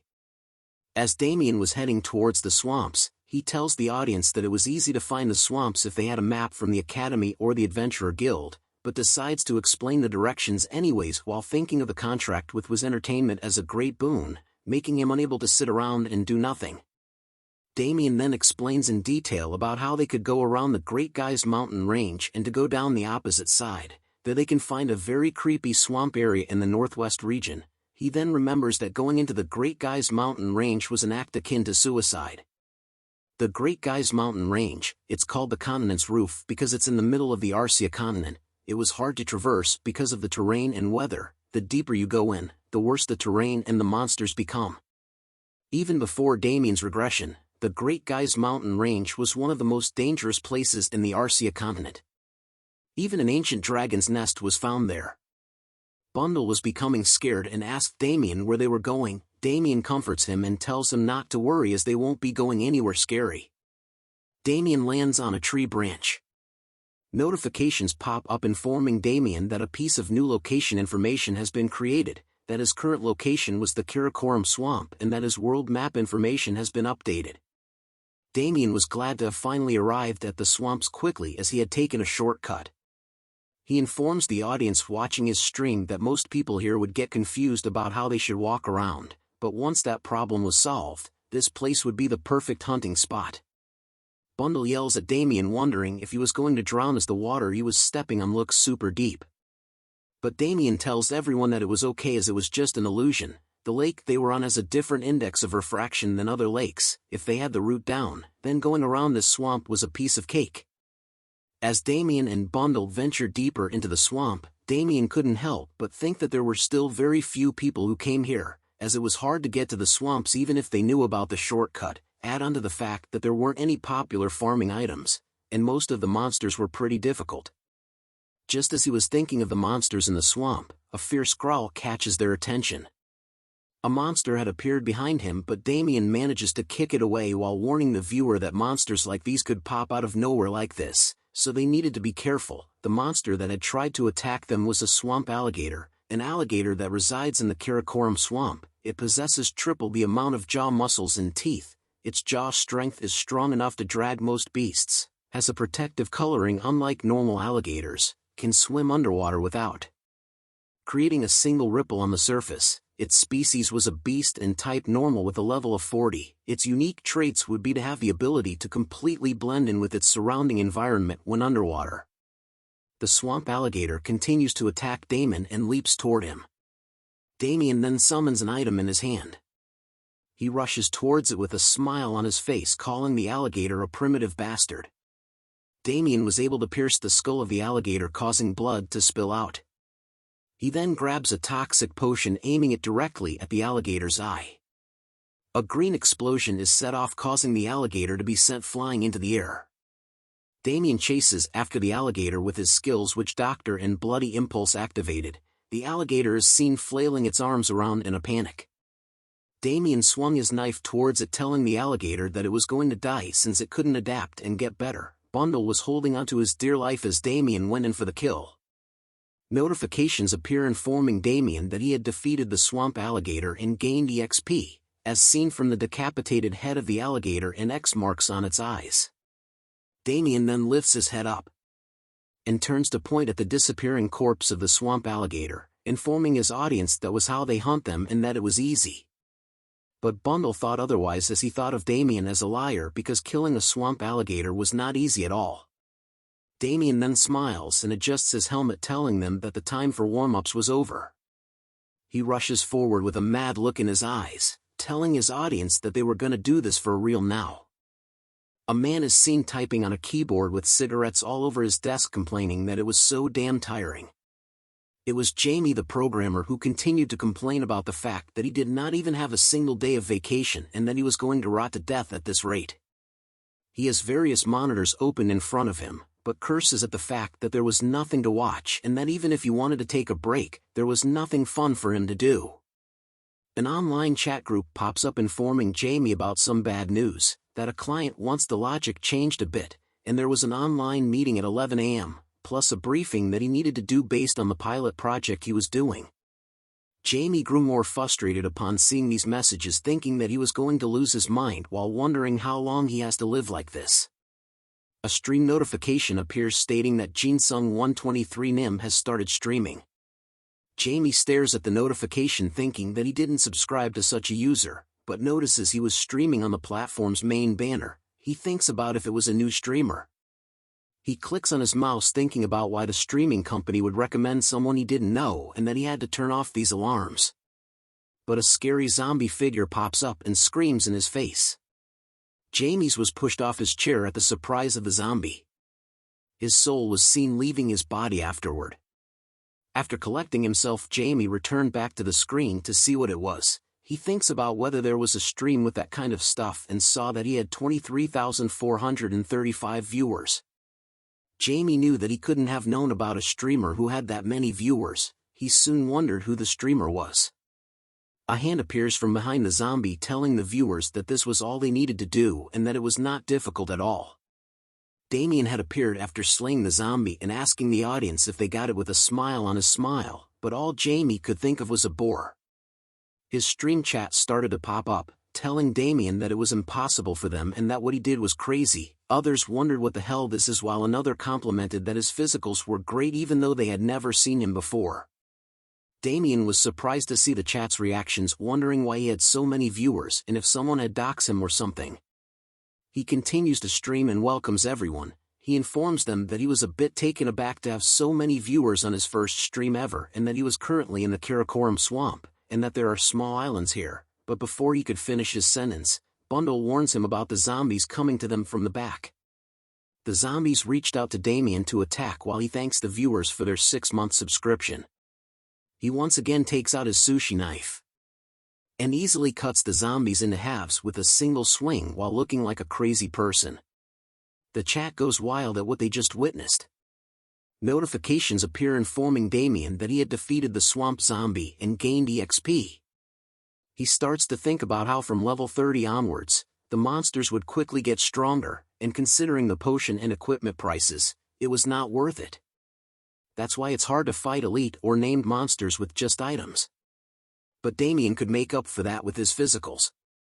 A GGG sound was heard loudly and caught both Damien and Bundle's attention. A horde of monsters consisting of zombies and skeletons appears behind the both of them.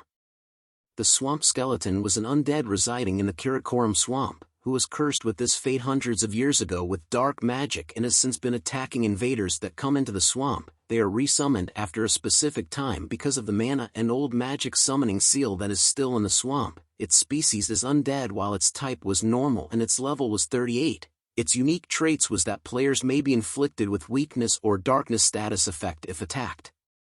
The swamp zombie was a zombie that appeared in the Karakoram swamp, a case in which humans that drown in the swamp turn into monsters because of deep resentment. They have lost their rationale because of the inability to move on to the afterlife. They tend to hunt the living. Its species is undead and its type is normal while its level is 36. Its unique traits is that it may inflict players with the overdose or bleeding status effect if attacked. A skeleton rushes towards Damien and Bundle, allowing Damien to tell his audience that he was going to start with them first. He tells them to dodge low and then hit its head right away. The zombies were alarmed to see the skeleton head drop beside them. Damien informs his audience that the undead don't get inflicted with status abnormalities other than burn. Damien then realizes that his sixth sense skill had improved quite a bit, as he could now easily see his opponent's weak spots. He thinks of the skill as being quite useful. He prepares his sushi knife before telling the audience that unless they were going to use divine spells, it is much better to just attack it physically, as he rams the knife into the skull of a zombie with ease. The zombie began to feel frightened upon seeing one of their own dead. Damien then ends his explanation on how to kill a swamp zombie. He then tells the audience that it was time for a mad movie to celebrate the subscriptions, and to like and subscribe as his eyes were filled with crazy. After a while, multiple notifications pop up informing Damien that he had gained EXP and reached level 40 while drinking a healing potion. Damien then throws the potion back into the swamp, telling the audience that's basically it for everything, about 200 to 300 per turn, as the corpses of the zombies and skeletons were scattered around the swamp. He then points to an area filled with a purple deadly aura, informing the audience that if they went back to that location, the monsters will be regenerated and that they just needed to hunt them again. There were other small islands, but alligators were present there, making it better for them to avoid those places. A zombie's hand soon pops up from the swamp waters. Zombies and skeletons were soon appearing one after the other. The chat was surprised by Damien's precision with time calculation, while another commented that it sounded like they needed quite a lot of attacks at their disposal in order to deal with all the regenerating monsters. Damien smiles while looking at his stream, noting that the reactions were pretty good, as he knew that most streamers were getting popular nowadays for figuring out monster patterns or for exploring new areas and item creations. He soon dashes forward with great speed, cutting down the zombies and skeletons into pieces while thinking if he keeps explaining about hunting spots and giving tips, he was bound to get more viewers, as he stood still after slicing the heads off the monsters. Jamie was shocked to see what Damien had just done. The viewers commented that it would be a loss to not subscribe and that Damien's control was insane. While wondering what time he will stream tomorrow, another viewer subscribes for 1 month. Damien was happy to see that more viewers were subscribing to him for 3 to 8 months. He returns his knife to his inventory, thinking that the swamp was a good place to show off his hunting performance, while Bundle calls out to him, wondering if he was done with his work yet. Bundle informs Damien that he had picked up some useful things with his siblings. Damien sees this and praises him for his good work. The chat goes wild over how cute Bundle was and wonders if they were all Damien's pets, as they wanted to see the pets closer. Damien then began to show off Bundle to his audience, thinking that having these chicks loose would raise efficiency because they bring back items faster, but they were also great for the chat, allowing Damien to kill 2 birds with 1 stone. He then notices that it was time for him to log out already. He opens his inventory to check his items, noting that time goes fast with this and that the item farming went great. He was glad that it was pretty good for his first stream. He waves his hand goodbye to the chat, telling them that was all for today and that time was up. He thanks everyone who watched and hopes to see them next time. The chat says goodbye to Damien as he continues to wave back to them while being surrounded by Bundle and his siblings. The chat stream ends and Damien lets out a sigh, saying he was wiped. He sits down at a nearby tree, thinking that the swamp was a good hunting spot, but the monsters were stronger than in other places, and that the monsters could regenerate in the mud. He then recalls the unique traits of the zombies and skeletons, noting that their default attacks could cause status abnormalities, meaning that he had to be more careful when using Bloody Impulse next time. While chilling on his shoulder, Bundle asks Damien if he was tired and why he didn't give him and his siblings any weapons. Damien explains to him that his attacks won't work on the zombies and skeletons and that there was no need to show everyone all of their skills, as it was a scary world where they needed to have a few aces up their sleeves. Damien continues to look through his inventory, thinking that he couldn't expose the fact that he has a hidden class as he might get betrayed like before his regression. Damien didn't expect these many items, but he had also leveled up twice and got a bunch of items. Damien had obtained swamp alligator leather, the dead's energy, and 38,154 gold. Damien laughs at the fact that these items and results were pretty good compared to the other dungeon. He then closes his inventory wondering how the expedition team that Hatsan mentioned died, as Damien could have hunted in this place alone if he just fulfilled a few conditions. A quest notification appears in regards to the Karakoram swamp, whose purpose is to head to the swamp and find out what happened there. Its difficulty was high and recommends players to form a party who will be helpful. Damien sees the quest and wonders if he was wrong since it was not a dungeon. He holds the token of heresy thinking that Kieran's warning and the token might not be related to the quest at all. He stares at the token deeply wondering if he came to the swamp for nothing, but wanted to check something else. Bundle was feeling afraid at the presence of the token, when suddenly a bunch of random characters started to feel the air. Damien looks up and sees spirits floating up in the air. He was shocked at the fact that he couldn't see them until now. He notes that the atmosphere of the place changed when he took out the token. He looks at the token of heresy releasing a deadly red aura, knowing that something was wrong, while Bundle hides behind his shoulder away from the token itself. The wraiths continue to scream out loud as they danced in the air above Damien. He stands still due to his surprise at the sudden appearance of the wraiths as he holds onto the token which was unleashing a demonic aura in his hands. He looks surprised as he continues to look at the wraiths wondering why they were here. Even Bundle was shocked to see them and asked Damien what those things were. Damien takes another look at the token of heresy wondering what it does as it had caused a phenomenon that even Bundle could see. Bundle exclaimed that as soon as Damien took out the token of heresy, the mood around them changed to the point that even Bundle could see it. Just as Damien was thinking to get ready for the next attack from the wraiths, something scares him as he looks forward. He sees the wraiths gathering and rushing toward him in a mad rush which shocks him. He wonders what the hell was happening as things had gotten weird with the wraiths. He knew that the wraiths would usually immediately attack anything alive, but it felt as if someone was pulling them deep into the swamp. Damien continues to look at the wraith's odd behavior. He felt that something was weird as just before he had reincarnated, he had spent quite some time in the swamp and had never seen anything like this before. In fact, there were no ghost-type monsters in the swamp at all. He found this wraith activity suspicious and knew he had to track them to the source. He summons his trusty sushi knife while telling Bundle to get ready for combat just in case. Bundle agrees and gets hyped up. With a heavy step forward, Damien began his pursuit of the wraith's odd behavior. He then recalls that Hatsan had mentioned something like this before. Damien recounts what Hatsan had told him, that adventurers who went on the expedition at that time said that they didn't die to monsters or traps. It was as if they were possessed by a ghost, and 1 or 2 people would disappear at a time, and the people who were left said they lost consciousness as if they had been drugged. With the knowledge from Hatsan, Damien figured out that that was why the Adventurers Guild did not know why the expedition had failed. Upon seeing the wraiths, Damien started to remember something that Kairon had said to him before.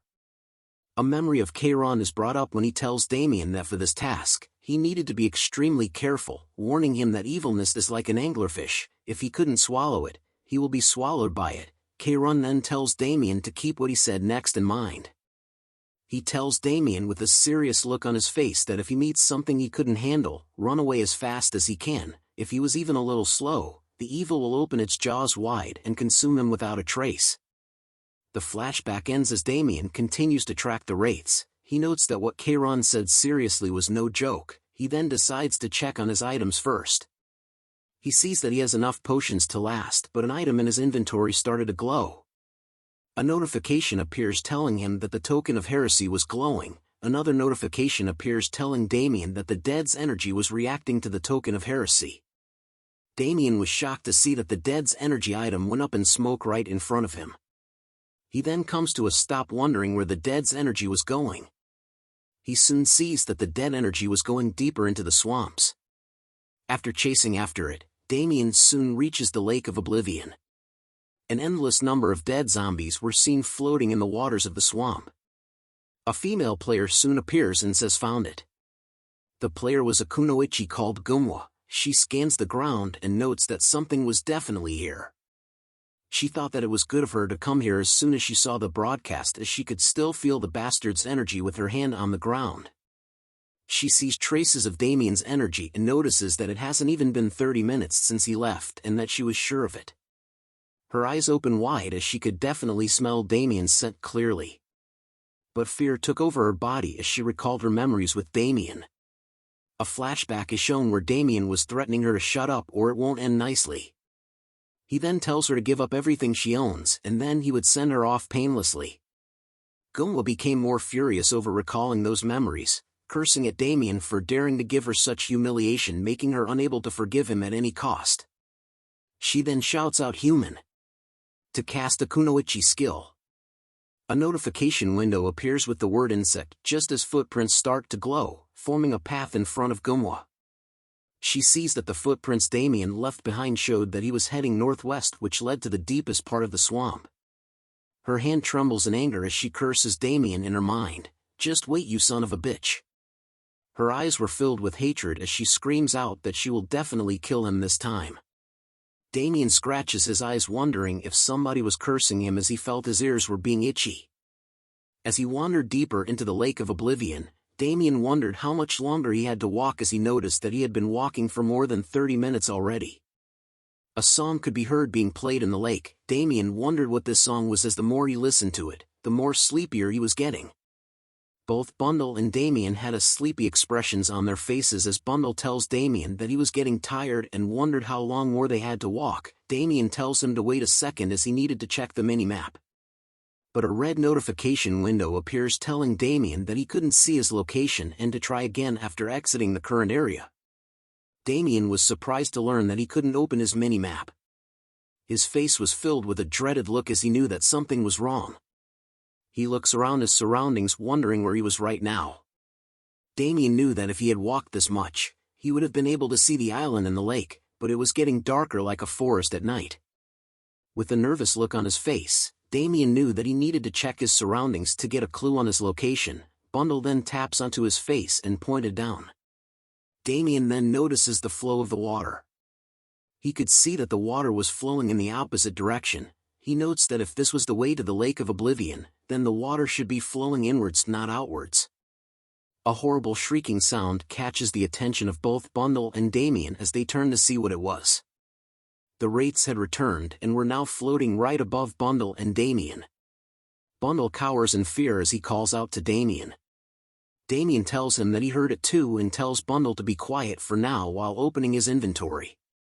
He then decides on using 2 items first. Damien then holds the 2 items in his hand like before. 2 notifications appear telling him that the token of heresy was glowing and that the dead's energy was reacting to the token of heresy. But all of a sudden the dead's energy started to shoot out from Damien's hand, which shocks Bundle. Damien had a happy expression on his face as he turns to see where the dead's energy was going.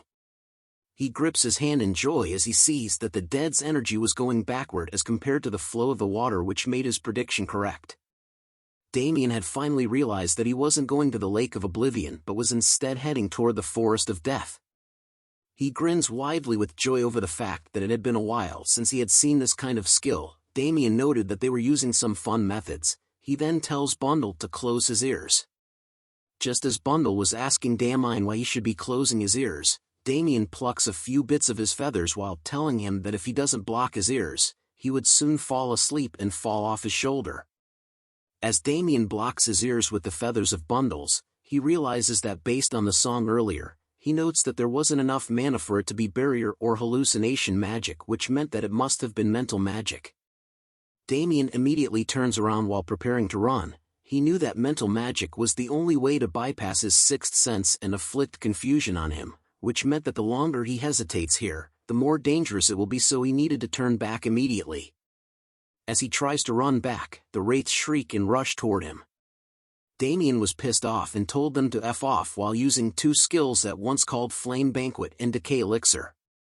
He manages to light the wraiths up like it was the 4th of July. The sound of the explosions sounded great to Damien as notifications pop up informing him that he had learned information about a new location and that his current location was the Lake of Oblivion. Another notification appears telling him that the world map information has been updated just as Damien manages to see something in the distance. He begins to walk slowly towards the object and removes the plugs he had placed in his ears. Damien thought about how the sounds and rates were slowly disappearing but wondered who the bastards were that played these tricks. A voice calls out to Damien telling him it was you. Hearing the voice shocks Damien and Bundle. Voldemort from Harry Potter appeared in the air in front of Damien, telling him about a disgusting energy that made sense once he saw Damien. The low version of Voldemort tells Damien that the body of a heretic was filled with the energy of the false god. Everything inside his body is an affront to the living gods, which was disgusting. Heretic black beast one who should not exist. Damien was too stunned to speak as he looks up at Voldemort, wondering about the meaning behind those words and what in the hell was that thing. Damien could only stare at the Voldemort wannabe as it T-poses in the middle of the lake. Damien then gets into an attack stance, wondering what the Voldemort-looking Dementor was. Voldemort tells Damien that there was nothing left to say anymore, and that since Damien knew too much of what doesn't exist in this world. It raises the side of its body in the air, telling Damien that it was going to give him a punishment that befitted his crime. A dark shadow soon exits from Voldemort's cloak. "Regret coming here, you heretic," it says as it raises its arm in the air. The water between Damien and Voldemort started to swirl at an immense speed. Notifications soon pop up one after the other warning Damien and informing him that there was a strong mama reaction from the Lake of Oblivion. The last notification tells him that a strong monster had appeared and warns him to be careful not to die in battle, just as something started to emerge from deep within in the waters of the lake. Damien stares at the large tower of water, wondering what was coming out of it as it had even caused the ground to shake. The water began to form a body like a snake and had a mask on its face. A notification pops up stating that it was a modified siren. Players can see sirens in the rocky areas of deep bodies of water or lakes. They call human men to the water with the sorrowful voice of a woman. Due to an unknowable power, it has changed and completely lost its original form. Its species was fairy and its type was named. Its unique trait was that it has vastly higher abilities and skills than normal sirens, so players needed to be careful while facing it. Damien was alarmed to know that what he was facing was a modified siren and wondered how such an ugly monster was a siren. Warning notification pops up while another tells Damien that the modified siren was preparing a strong attack just as a large pillar of water was seen forming up into the sky.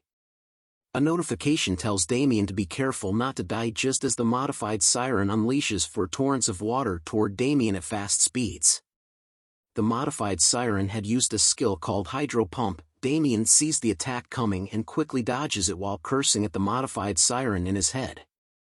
As he continued to dodge the modified siren's attacks one by one, he wonders why a powerful named monster was attacking him with such a dirty pattern.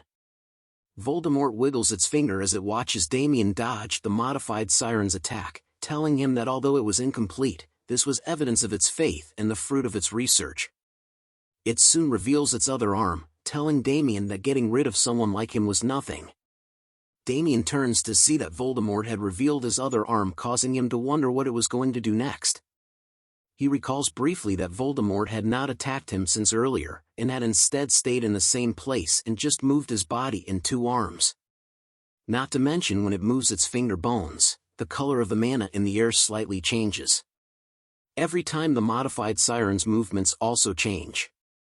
Based on what he saw, Damien concluded that the modified siren was not an independent entity but was instead being manipulated by using a type of spell or sorcery. Damien wonders if that was what it meant by being incomplete. He looks back at the modified siren thinking that even by knowing that information, it didn't mean that he could face a monster whose level could not be measured. However, its mana was getting stronger, which meant that Damien needed to do something. Damien decides to stop dodging and stood still, looking at the modified siren being manipulated, meaning that his only hope was to sever that. He bends over to activate his skills: Bloody Impulse, Decay Elixir, Dark Green Blessing, Flame Banquet. The modified siren unleashes another attack of the Hydro Pump toward Damien, which gave him an opportunity as he dodges the attack. 35 degrees. 22 degrees, 47 degrees, 81 degrees. As Damien continued to dodge its attacks, he could finally see the angle of the unsophisticated water cannon now. He smiles at the thrill of this fight, as the thrill of not knowing when he was going to die was the reason he couldn't stop playing. He then takes a heavy step onto the ground, lunging himself forward with great speed, telling the modified siren gotcha. Damien had managed to leap onto the modified siren's body and into the air, catching it off guard by surprise. He then uses his skill Flame Banquet while combining it with 22 decay elixirs in his hand. He throws it directly in the modified siren's face, which causes a large explosion in its face. The modified siren's mask broke into multiple pieces due to Damien's attack. Notifications pop up informing Damien that the modified siren's defenses have been corroded and have a status effect due to it being in a state of burning. Damien bounces on the pieces of the broken mask with ease while being glad that his attack had worked on it. Another notification window informs him that the modified siren's stamina had been falling drastically. Damien now knew that he has to attack the main body, but something catches him off guard as well as Bundle. He sees that the modified siren's face was recovering almost immediately, meaning that Damien had to use another method. He instantly shouts out Bundle's name, which he immediately understood, causing him to jump off Damien's shoulder. While Bundle was in the air, he grabbed the attention of the modified siren and Voldemort. Damien thought that it was nice that the aggro was working now. Voldemort attempted to tell Damien that it was useless, but Bundle's chirping noise grabs its attention. As Bundle was still high up in the air, he points down to a massive number of his siblings that were near the lake. Damien could be seen on the shore of the lake surrounded by Bundle's siblings. He tells Voldemort to see if it was really useless once he had gotten hit, as he assures it that this attack was going to hurt a lot. He raises both of his arms in the air and started to cast Flame Banquet 125 times. A bunch of Bundle's siblings could be seen holding onto a blow dart while their bodies were covered in flames. They all chirped together at once and unleashed a wave of blow darts toward the modified siren. Their attacks land onto the modified siren with ease as pieces of its body and mask started to disappear. Bundle dodges their attacks while shouting at them to keep shooting. Voldemort began to wonder what was that just as Damien is seen rushing towards it with his trusty sushi knife in hand. "Where are you looking?" said Damien, which grabs the attention of Voldemort as it turns to see. Damien had appeared right in front of it with his arm raised high in the air with his sushi knife. The sushi knife soon lands right on top of Voldemort's mask, causing it to form a crack. But there was a problem, as Damien's face was filled with disbelief. He wonders what was beneath the mask, because no matter how hard he tried to push the knife in, it wasn't going in at all. "Leave," said Voldemort as his cloak began to form weird shapes. Damien immediately jumps away from it just as black shadowy tentacles came out of Voldemort's cloak. He slices at the tentacles that were trying to attack him, as he didn't expect to see those things here. Damien retreats back to the shore, surprised by the fact that Voldemort had protective measures on his actual body as well, but he soon spots something else that was happening. A warning notification pops up while another informs him that the modified siren was recovering its body. Pieces of its mask and body soon recovered, as another notification appears telling Damien to get rid of the modified siren before it completely recovers its body. Damien could only stare at it while it recovers and thought that it was way stronger than he had expected. Looking at the flames being gone from his hand, Damien knew that he had used up all of his flame lizard bracelets, thinking that he was going to finish everything in one go, but without the flame lizard bracelet now Damien wondered how he was going to physically damage the modified siren. Voldemort soon reaches out towards Damien with its creepy claw hands, asking him if this was his last struggle. Voldemort and its pet modified siren were soon fully recovered as they stand face to face with Damien and Bundle's siblings. A blue aura began to spread all around as Damien stares at the modified siren, knowing that it was almost completely recovered and that based on the quantity of mana, it was enough to cover the entire lake. The modified siren soon opens its mouth, but instead of water coming out, it started to speak out loud, saying "ah." Seeing this reaction made Damien realize something. He quickly turns away from the modified siren with his hands covering his ears. He shouts at Bundle's sibling to quickly cover their ears. The siren's scream continues to pierce the skies as Damien and Bundle tried their best to protect their ears from it.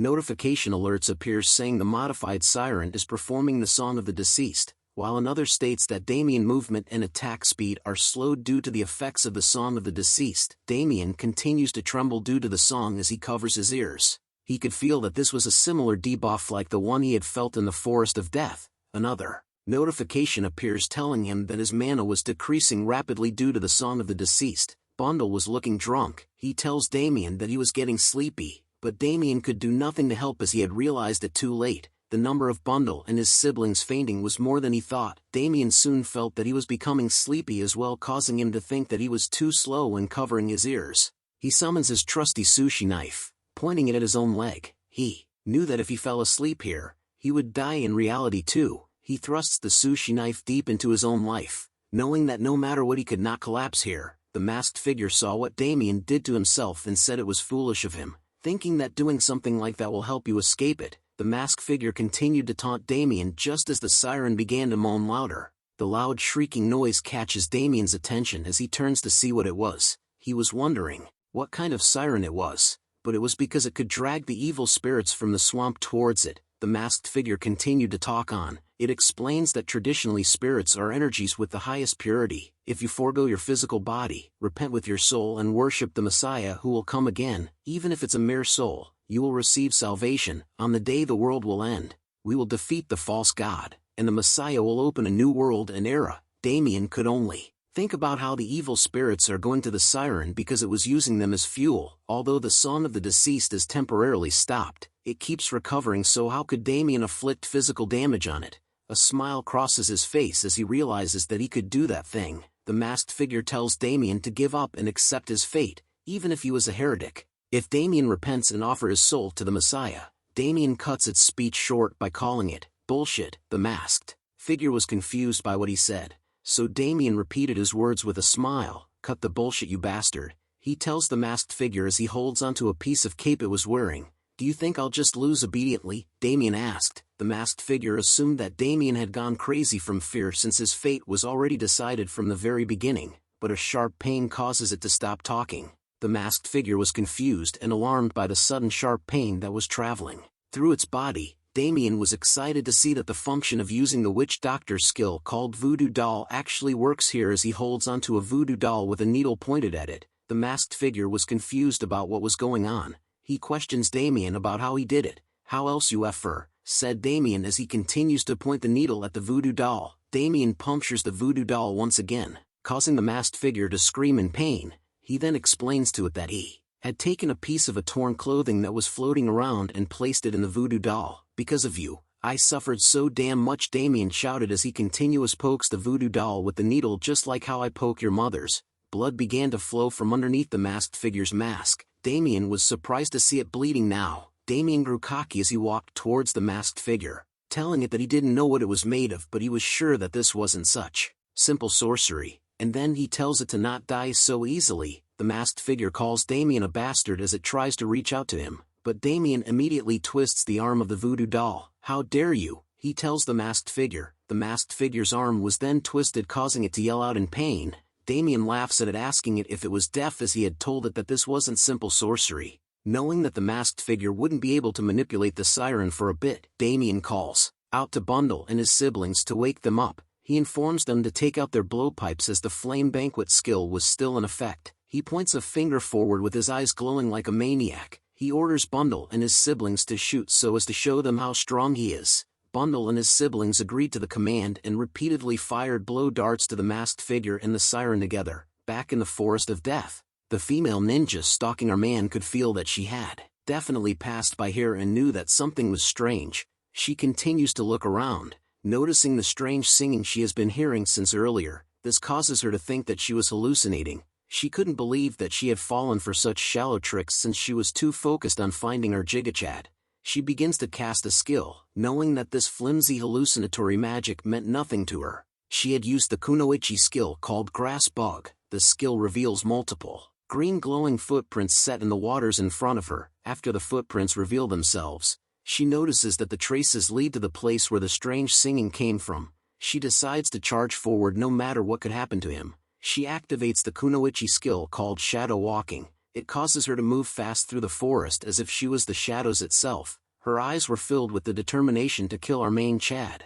She soon arrives to the scene where Bundle and his siblings were spending in endless waves of blow darts towards the siren. She immediately leaps into the air as she had found her target. Damien felt something and turned around to see what it was. He sees her marvelous figure reflected in his eyes, but his brain tells him that it was danger. Damien leaps out of the way from her attack as it startles Bundle and his siblings, causing them to run everywhere. He then prepares his trusty sushi knife, wondering who this was and where she came from. But upon seeing her up close, he realized that he had seen her from somewhere else. A question soon arose in his mind: why was she here? But the female ninja doesn't stop her attacks as she continues to rush towards our man. Damien could only feel frustrated as he needed to finish things now, but she just had to interfere at such an important moment. She attacks with a mad flurry of strikes, but Damien manages to block and deflect each one with ease. He soon pushes her away from himself. "Are you crazy?" he shouts as he tried to kick her hard. The female ninja flew back a few inches and was surprised that Damien had blocked her attacks. He then questions the female ninja about the reason why she was appearing suddenly at this important moment, but she doesn't answer, only telling him that she had waited for this day and that Damien would die by her hands today. "What bullshit," said Damien as he turns to look away, thinking about how he was finally going to win, but an unexpected guest just had to appear. The masked figure had notifications appearing, telling Damien that it has recovered its defensive power and stamina. Damien was alarmed to see this and decides to quickly send away the female ninja before attacking the masked figure before it recovers.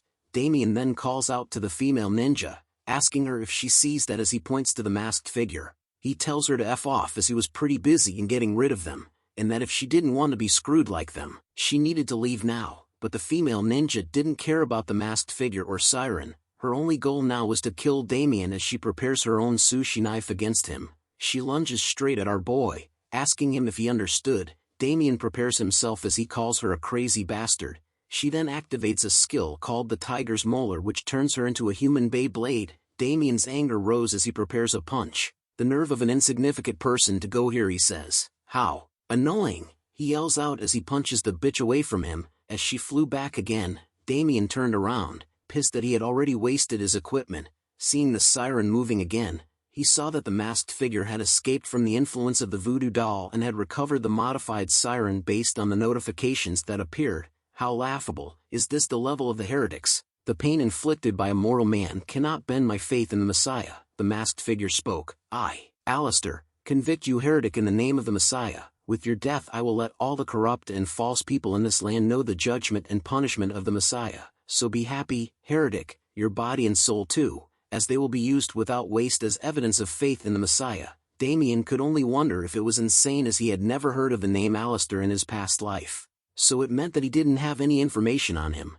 He had also used up all his attacks, making his chances of winning less than 10%. But Damien knew that he couldn't back down, as he needed to get rid of the curse placed upon his body. Even if the odds are low, even if he couldn't escape, Damien needed to risk it all. "I need to solve my problems all by myself," Damien thought as he prepares for the upcoming battle. He decides to use it all here. The modified siren, the Alistair and Damien continue to have a stare-off contest. He thinks about how he could beat those guys up, but a moaning sound catches his attention from the side. The female ninja was still pissed off. She points a finger at Damien, swearing that she will kill him at all costs. "La Dita," Damien tells her as he continues to ignore her for the moment. He started to think about the upcoming battle instead. He knew that Alistair was going to act up again, and at this rate, the modified siren's pattern will activate again, so he started to prepare first. He calls out to the crazy ninja lady and tells her that this wasn't the time for her to try and kill him. She replies to our boy with a glare and pissed-off expression on her face. He points to the modified siren and Alistair while scratching his ear. He tells her that he was not joking and that it would be best for her to run away quickly. But she reminds him that she didn't care about what was going on. She asks Damien to stop stalling for time by acting pretentious and bullshitting. But a sudden notification disrupts their talk, telling them that the modified siren is performing the song of the deceased. A huge pillar of water started to rise into the sky as Alistair points his hands up. Red notifications appear stating that movement and attack speed are slowed due to the effects of the song of the deceased. The female ninja suddenly broke down and felt dizzy all around. She held a confused look on her face. She then stumbles backwards, wondering what this was. Damien appeared to be fine from the effects of the song. He taunts the female ninja that he had told her to run. Damien thought about how he covered his ears well so that the song wouldn't affect him.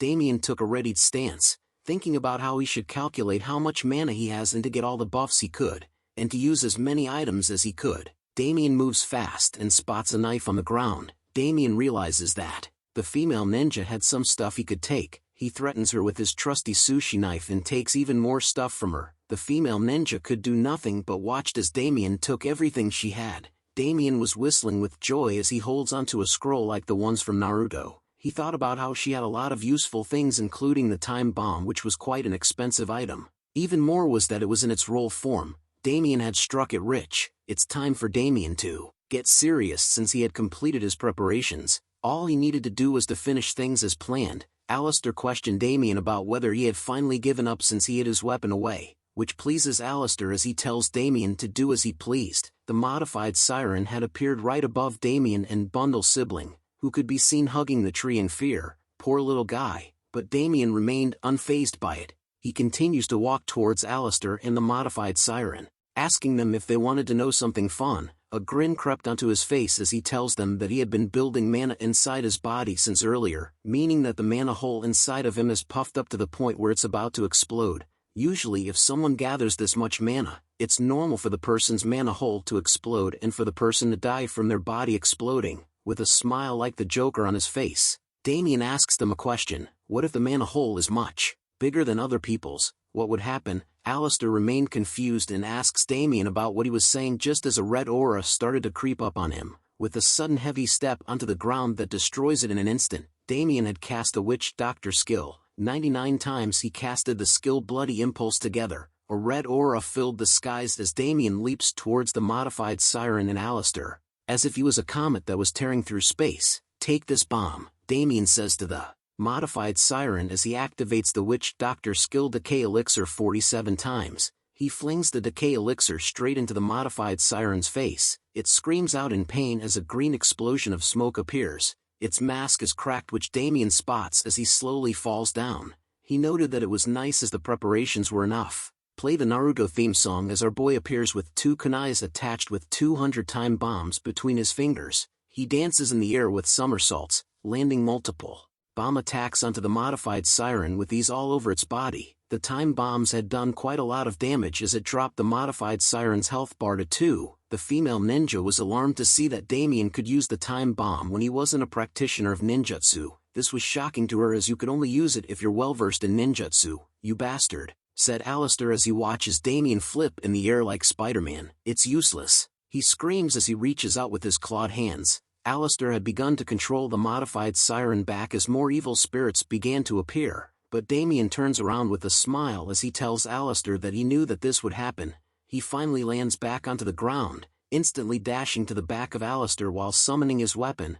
Alistair turns around in a hurry, calling Damien a bastard, but Damien already had his knife out. He stabs Alistair repeatedly all over his body, yelling at him about how he thought Damien wouldn't be able to understand such a simple mechanism. But red notifications appear telling Damien that the durability of the sashimi knife was decreasing from 11% to 8% left. Soon enough the blade of the sashimi knife broke, which Damien was alarmed to see. A red notification appears saying that the sashimi knife had been destroyed, but our boy doesn't stop in his attacks as he holds onto the pointed part of the sashimi knife, his hand covered in blood as he grips onto it tightly. He finally stabs it right into the forehead of Alistair's mask, causing a huge crack to appear. But our boy still doesn't stop his attacks. He continues on to use a kunoichi skill twice called Kurenai, which summons more knives into his hands. Frustration grew on his face as he realized how much Alistair wouldn't die. He continues to whack at Alistair. Die, die, you bastard, Damien shouted as he unleashes his fury upon him. Alistair could only ponder about Damien's force as he recalled having gotten rid of the shells of emotions, but he was started to feel a slight sense of fear and pure malice. As Damien was ready to attack one again, he could feel that he was at his limit since the mana he had gathered so much of in his body was about to explode. Veins appeared on his body and face as he tries his best to continue the attacks, but Alistair looks at him and tells Damien to die just as some blue stuff starts to pop out from him. Damien was shocked to see these black and blue tentacles appearing in front of him. He knew that he couldn't dodge it at this distance, so the tentacles pierced through multiple areas throughout Damien's body, including his iconic boar helmet. Alistair grins inside his mask, saying that he had finally done it. But Damien was still very much alive as he holds onto the black tentacles. Alistair was alarmed to see that Damien was still alive even after being pierced by his black tentacles. Damien lets out a deep sigh as he continues to hold onto the black tentacle, with a smile on his face and his eye glowing. "Checkmate," Damien says. Blood splatters in the air as the female ninja was shocked to see what just happened. She continues to watch from the sidelines as Damien and Alistair continue to battle it out. She commented that this was not something you could consider as a human's fight. This was a bloody battle between beasts. Alistair coughs as he continues to call Damien a bastard while using his tentacle skills. But Damien remained unfazed from the tentacle's attacks. His eyes glowed like a predator as he continues to charge in. He lands a heaving left hook punch like Mike Tyson directly into Aliastar's face. He asked him if he thought those attacks would work on him. Aliastar could only become a punching bag for our hero as he wonders how it was still possible for Damien to move even after taking the full blunt of his attacks. Who is this man? Alistair wonders. Anger and the devil itself started to arise from Damien as he readies his fist. He tells Alistair to clench his jaw tightly, cause Damien was going to crush him before he goes. Damien had entered into a new dimension of power as he holds onto Alistair's cloak with a smile on his face. Sounds of Damien's fist constantly hitting the bitch-ass Alistair's face could be heard throughout the forest of the dead. The female ninja continues to tremble in fear as she watches the clash of the titans. Damien continued to unleash his gigachat anger into Alistair's face, causing his mask to break into more pieces. It revealed an ugly side to him. It looked like Voldemort's head when he was attached to the professor's head. Damien continued to laugh off the pain as Alistair's tentacles continued to be stuck inside him. This is the painful version and not the hentai one, guys. As Alistair continued to be a punching bag to Damien, he wonders if this was really how he would go, but all of a sudden a red notification appears onto Damien's fist. It tells him that Alistair was attempting to self-detonate. Damien was alarmed to find this out as he looks at Alistair, who started to shoot out light beams from within his mask. Another red notification appears, telling Damien to please be careful not to die from the impact of the explosion. "This crazy," said Damien as he watched in horror as the bright light started to shine even brighter into his face. Alistair's mask began to have bubbles all over his mask as more light started to pour out. The entire area was lighted up as if fireworks from the 4th of July had started to appear.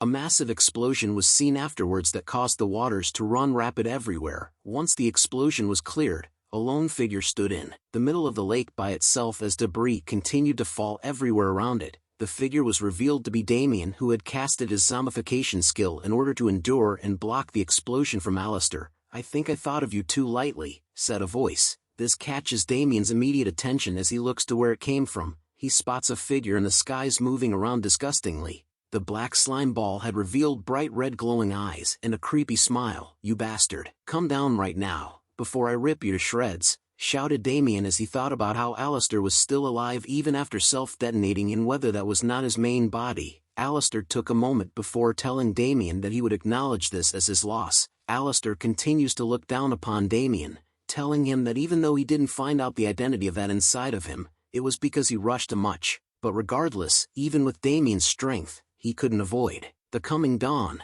The day the Messiah comes, Damien's fate, just like a shroud of dust, will go flying. Hearing those words coming from Alistair continued to anger Damien as veins continued to pop on his face. Alistair gave off a creepy smile and continued to talk. "On the coming day, I will sit on the Messiah's right side and watch your destruction, and I will become the spearhead that tells the gospel of this land's salvation." He then explodes again into a bunch of black goo that drops all around Damien and into the lake. Notifications appear telling Damien that he had defeated Alistair's other self, and that he had defeated the modified siren as well. He had finally gained experience and has reached level 44. Damien was annoyed as he kneels on the ground as his zombification has been deactivated. He couldn't believe that Alistair had disappeared after spouting such good-for-nothing nonsense. A red notification appears warning him that his body signals is more unstable than the threshold. It urges Damien to log out. "Are you okay, stupid master?" said Bundle as he rushes over to Damien's side. "Chirp chirp chirp," his siblings shouted with concern on their faces. More notifications appear, telling Damien that he had cleared the Karakoram Swamp quest. He has received the rewards from the Adventurer Guild's branch manager Hatsan. Another tells him that he has found a hint for Heresy's traces, while the last notification informs him to find his teacher Kairon to find out more. Damien shrugs his body due to the pain. He knows that now wasn't the time to be happy for completing a quest, as he had almost died, both in-game and in real life. He recalled the battle from before, stating that Alistair was the strongest opponent he had ever faced since regressing, and the one he fought wasn't even Alistair's main body. Damien continues to wonder about the identity of that bastard, but a sudden scream interrupts his thoughts as both Damien and Bundle turned around to see what it was. The female ninja was still sitting on the ground. She moved back slightly with her eyes closed as she trembles. "Don't come closer," she yelled out. Damien couldn't believe what was going on. He wonders what was wrong with her now. Bundle replies that he didn't know. The female ninja had finally stood up. She quickly ran away from Damien and Bundle, shouting out, go away, you monster," but her clumsiness catches up to her as she trips and falls flat onto the ground. This brings a smile to Damien's face as he grins widely. He reaches out to her saying, "Good timing." The female ninja screams like a chick from a horror movie as Damien's hand reaches towards her, but all Damien did was simply flick her on the head. This catches her off guard as her face turned into a meme. Damien lectures her, telling the female ninja that he would really kill her if she chases after him again like she did just now. Bundle shouts at her as well, asking her if she got it. Damien turns to leave but tells her to go back obediently and to get some rest. The female ninja became even more confused as she wonders if that was all Damien had to say or do to her. A bright ring of light appears above Damien as he tells Bundle that they should get going. He had summoned the invocation of the Book of the Black Covenant. Damien had summoned the Bifrost like the one in Marvel to return him back to the village. The female ninja watches as Damien left her alone, but soon realizes something.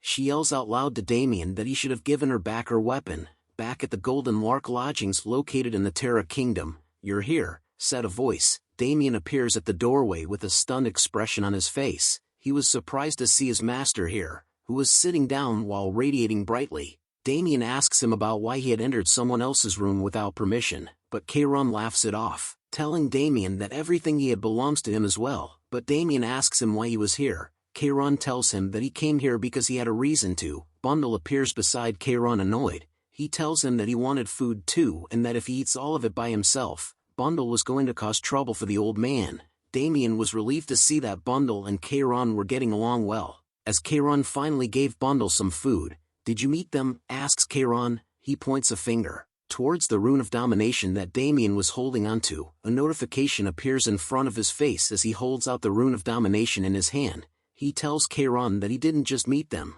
but that he had a close fight with them to the point that he almost died. Just what is Alistair's identity? Damien wondered. Kayron took a moment before telling the Damien about them. He explains to Damien that Alistair was part of a group that calls themselves the Crucifix's Dawn. Their goal is to descend the existence that they worship as the Messiah to this land. Messiah? Damien questioned before asking Kayron if they were some kind of cult. Kayron gave off a serious look on his face. He tells Damien that they were a very dangerous cult. They were religious fanatics who believe that this world, which is ruled by the 6 gods, including the goddess of light, Arya, is a fake world, and that the world of the Messiah they follow is this world's real state. AI has come alive, guys. Damien thought about how he sees Kayron as a religious fanatic too. He then questions Kayron about who is the Messiah that they believe in. Kayron replies with a question. "Do you know about the evil god?" Damien drew a blank expression as he wonders what the evil god was. Kayron further explains that the evil god was a living embodiment of evil and a type of demon, the hidden monarch, the sinful saint, Big Fire, Six-Eyed Beast. He has a lot of names, but in the end, he is the first evil born. From the first evil born from the great god of darkness, Shaka. Balak was the demon's name. In ancient language, his name means, the one who annihilates, and he is an ancient evil who's been trapped on the other side of the world, unable to appear on this continent. Damien was taken back as he realized that shit had gotten real and that the scale suddenly got so much bigger. Damien thought deeply about the ancient evil, before realizing something shocking that came across his mind. He realized that all kinds of evil are rampant because of Shaka's absence, which meant that Kayron was saying that the source of that evil was Balak. Kayron nods his head in agreement and noted that his disciple wasn't that dumb. He also pointed out that the thing inside Damien and their origins are the same.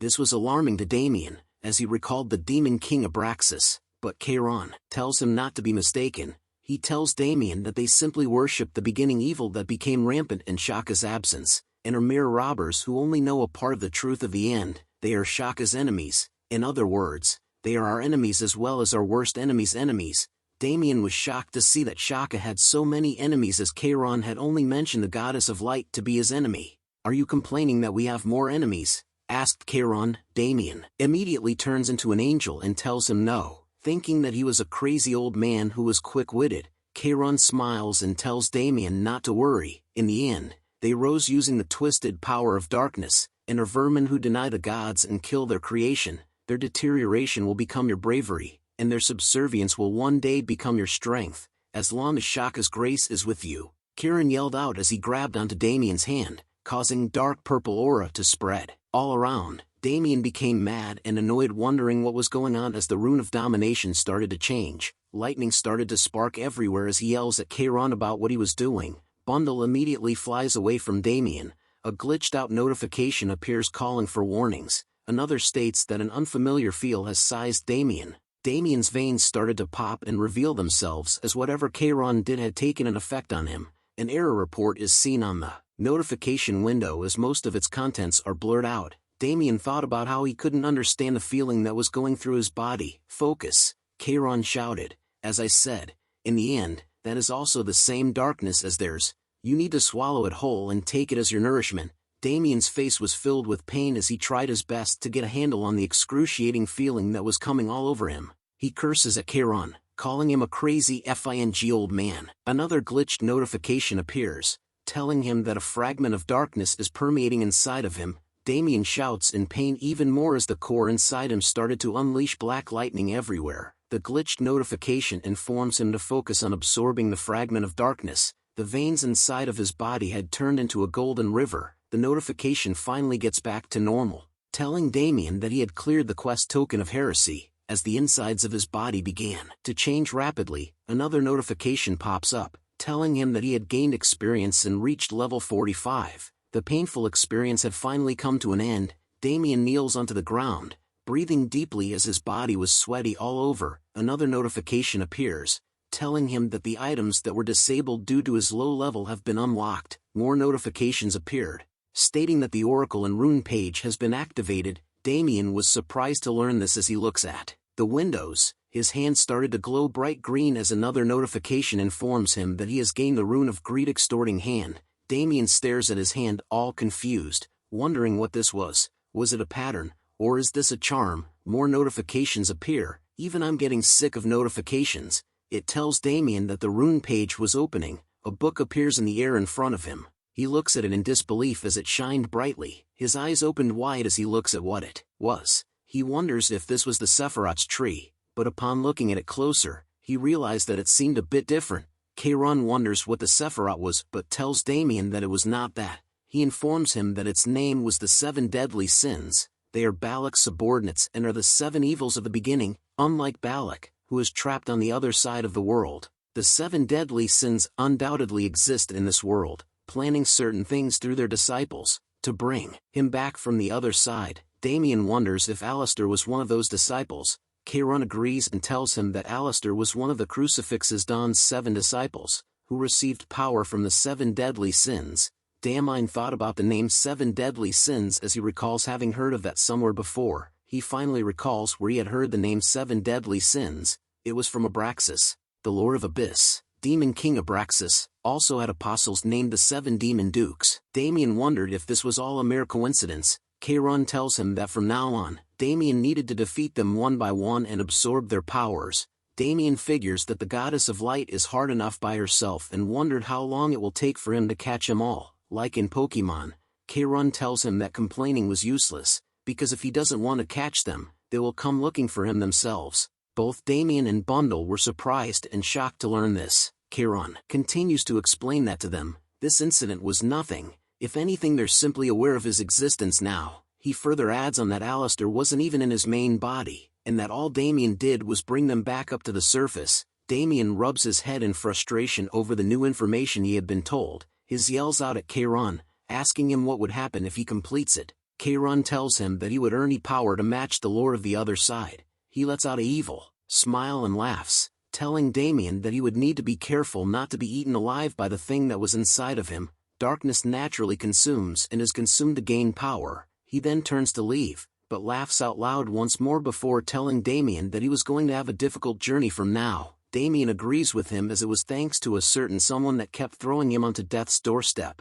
Keiron hears those words and tells Damien, "Your tongue is like that of a snake's. Are you saying that my methods are wrong?" Feeling the anger and murderous aura from Keiron forced Damien to take a prepared stance. Damien lets out his own aura to let the old man know that he wouldn't just stand by and suffer this time. But Keiron was smiling as he realized that Damien had changed a lot from when they first met. Before leaving, he tosses something into Damien's direction and tells him to take it. Damien grabs it and asks what it was. Keiron explains to him that it was an item that detects evil energy. If there is impure energy around him, it will respond, so he would know if they were approaching in advance with that. Damien smiles happily as Keiron had finally given him something quite useful for once. Damien questions whether Keiron was really giving it to him, but Keiron disappears from the window instantly. Damien watches as he leaps away. He continues to watch him jump around the city, calling him a weirdo. Damien finally rests on his bed, glad that Keiron was taking care of him since he was his teacher.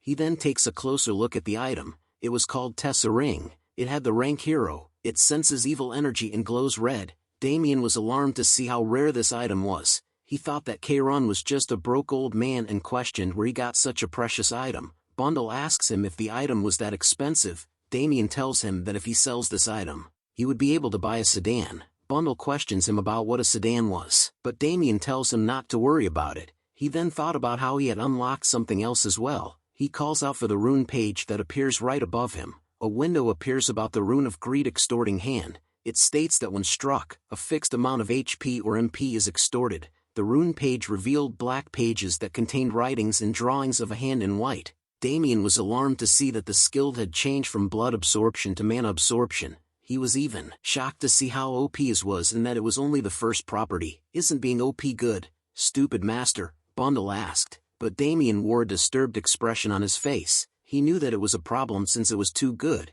He continued to think, if the first stage reward is such an OP ability, just how strong will the next opponent be? He looks down and wonders if he could really get them all by himself. But another window appears before him. It was a letter from Minjun, telling Damien that he had arrived at the main continent, and asked where he needed to go.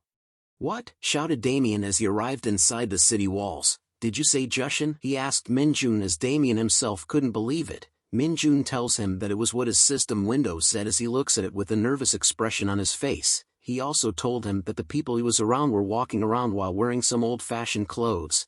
Minjun could also see Chinese characters and old-school tiled roof houses. He continues to compare his current location to what was almost like its half-historical and half-martial arts novel. Hearing Minjun describe his location brings a shock to Damien's face as he finally realizes where he was. He tells Minjun that he had hit the jackpot. Minjun continues to wander around his new area thinking about what Damien meant by that. Damien soon tells him that he was in the Eastern Continent and that Minjun was one of the first AC users to get there. Minjun was startled to hear that from Damien, as even his expression shocked the people near him. He finally realized for himself that he wasn't in the main continent but was instead at the Eastern Continent. Damien soon asked him about how he could have gotten there by himself. Minjun then tells him the story as he recalls the past. He tells Damien that he had met an old man who was picking clams at the dock and that he decided to help him. In return, the old man gave him a ride, and that was the end of the story. After hearing the story, Damien immediately tells Minjun to start streaming, as this was basically a sign from the gods telling him to be a streamer. Minjun was hesitant but soon agrees with Damien's idea. Damien also told Minjun that if he was curious about anything he should feel free to ask him, as Damien was willing to set up his stream for him. Minjun was glad to hear that and decides to leave the streaming to Damien, but he soon scratches his head over the idea that he was the first AC user to reach the Eastern Continent, which is weird to him. But what weirder was the fact that Damien knew about the Eastern Continent. Damien could be seen laughing out loud. He couldn't believe that Minjun was actually the first person to reach the Eastern Continent, the nation where the sun rises from the east. Jushin. It was supposed to be a new continent discovered after a year. Damien soon recalls an image of an old man with lighting all around him. He noted that this man was Master Rising Thunder Sky, who was from Jushin too, and uses the Martial Supreme Rising Thunder Sky technique. Damien, who was an average hand-to-hand fighting class before regressing, was taught an outstanding internal energy arts and martial arts of incredible power by this NPC. His current knowledge of the Eastern Continent was also due to the old man. Thanks to the old man, Damien was able to defeat the original continent's rookies and received the title, but as Damien continued to stroll through the city, he thought about how it was all in the past and so was the glory that came along with it, but as he opened his status window, his face was filled with annoyance as he was now somebody who had to use these shitty witch doctor skills. He quoted a phrase, "Those who will succeed will do so regardless of what they do." Bundle appears with an angry look on his face. He scolds Damien for saying those words as it meant that he was insulting Bundle right now. Even Damien was caught off guard by the sudden appearance of Bundle. Bundle begins to attack Damien, telling him that he had heard everything he said. The two continued to mess around with each other, catching the attention of anyone who was near them. The scene changes to the Terra Kingdom Branch Adventurers Guild. I forgot this lady's name, so we will call him Mommy Maid. Mommy Maid looks up with a smile, saying that the pride of the Terra branch is here. She had heard that Damien was injured but looked fine now. Damien was confused by her presence and questioned her about where Hatsan was. She tells him that Hatsan had went on a work trip and that she was acting as his proxy while he was gone. Damien couldn't believe it but still asked for work as he needed to make money. Mommy Maid was surprised to learn that Damien had already used all his money as his recent pay should have been pretty good. Damien knew that, but upon seeing his inventory his face showed a defeated look. A status window appears showing the current state of his equipment. His trusty sashimi knife had been destroyed alongside his flame lizard bracelet. The Ninjawala's leather pants only had 11% durability left and his golden rabbit sandals only had 5% durability left. Damien actually wanted to rest, but he didn't have a choice since all of his gear got wrecked during his previous fight. He soon thinks about Kieran's words about how even he couldn't know when the 7 deadly sins bastards will attack again, which was why Damien needed to recover his gear as soon as possible. He also thought about how he had the contract payment was entertainment gave him, but he didn't want to touch that if possible. He needed to use it for his father's hospital fees and for his mom and sister Jean-Hoon living expenses.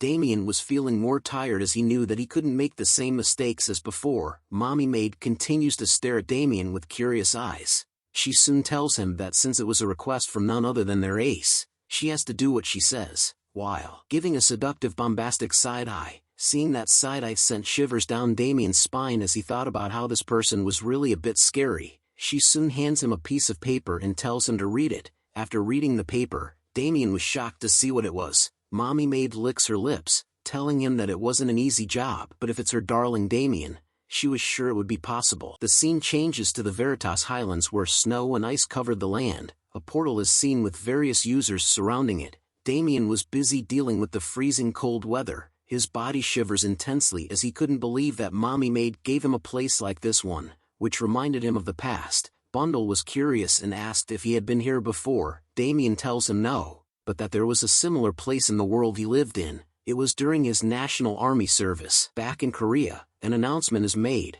calling out for those who have volunteered for the defense of Aldean Fortress to please gather at the central square. A knight clad in heavy armor announces again, stating that in 30 minutes, Commander Michael will instruct them. The knight continues to repeat the same announcements as more and more users started to move towards the portal. Damien watches the crowd from the back and wonders if it was starting. He soon recalls the Aldean Fortress. It was a place where monsters appear almost every day, not to mention that geographically speaking, it was not a nice place. The rate at which people run away and die is high, so most ranked mercenaries are opposed to going. Mommy Maid informs Damien that from the kingdom's perspective, it's also a place that must be defended to prevent monsters from crossing over the border. Damien replied that it sounds difficult just from hearing about and wonders whether the pay is good. Cha-ching. She reveals to him that the basic pay is 200,000 gold, and depending on his achievements he could get a bonus. Among the currently registered quests, this has the highest pay but warns him that the quest won't be easy. Damien himself heads over to the central square, talking about how there was nothing easy in this world, but regardless, he just needs to face whatever comes his way. "Ah, you!" shouted a voice as a gloved finger is seen pointing towards Damien.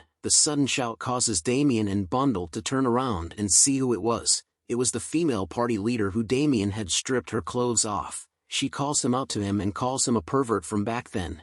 Damien soon remembers her as the person he met at the Great Wolf King raid from before. She was annoyed but his presence and questioned how scum like him was here. Damien tells her that her words were too harsh since they met after so long. He soon realizes that she had gotten new equipment, which meant she had spent some money. Hyun immediately covers her body in fear after hearing those words from Damien. She tells herself to not be scared as she couldn't be afraid of a pervert like him. She recalls her past experience where an instructor told her that she didn't have enough training, and that a blacksmith said it was difficult to repair her equipment, and finally if she wanted to recover her gear, she needed to have money. Hyun started to shake with anger as she recalled the shame she experienced because of the bastard Damien. She finally takes out her sword, telling him to prepare as today was the day he was going to die. "You'll regret it," said Damien with a mean face. Bundle too had a mean face going on, but Hyun couldn't believe what he said. Damien started to get serious as the look in his eyes changed. He repeats to her that if she doesn't put her sword down, she'll regret it. But his words had no impact on her as she rushes forward to attack. She unleashes her skill called Chevalier Attack Composite, which pierces Damien's head, but she could sense that he had dodged it with ease. She quickly turns around and tells him that she wouldn't let him go, but a voice tells her that she had lost her mind. With a swift motion, a leg is seen letting out a kick that sends her flying back hard. Her face was filled with pain as she holds onto her stomach, but she soon coughs out a green liquid, EW, and collapses onto the ground. Damien stood over her with a smile on his face, telling her that he was right about her regretting it. He then looked straight ahead and noted that it was him, the people at the front who protect the border and Aldean fortress with absolute defense. It was the Night Crow Knights. A man wearing a cape and armor is seen in a kicking stance. He tells the crowd that those who fight within Aldean fortress will be immediately executed. "Do you want to die?" he asked with a serious look on his face. This was Jorno D. Jekachev, the 6th platoon commander of the Night Crow Knights. Cloak with feathers like those of a crow's and dark-colored armor, the leading role in protecting the border in Aldean's fortress with absolute defense, where each individual is known to exceed the skills of the knight commanders of the royal guards of most kingdoms. This was the Night Crow Knights. Jorno looks down at Hyun in silence, before wondering if she was a member of the Ursulija family. A red jewel with a marking is seen which symbolizes the sign of the Ursulija family. He tells her that it seems like the level of manpower of the Ursulija family has fallen significantly. "How dare you," responded Hyun after hearing that from him,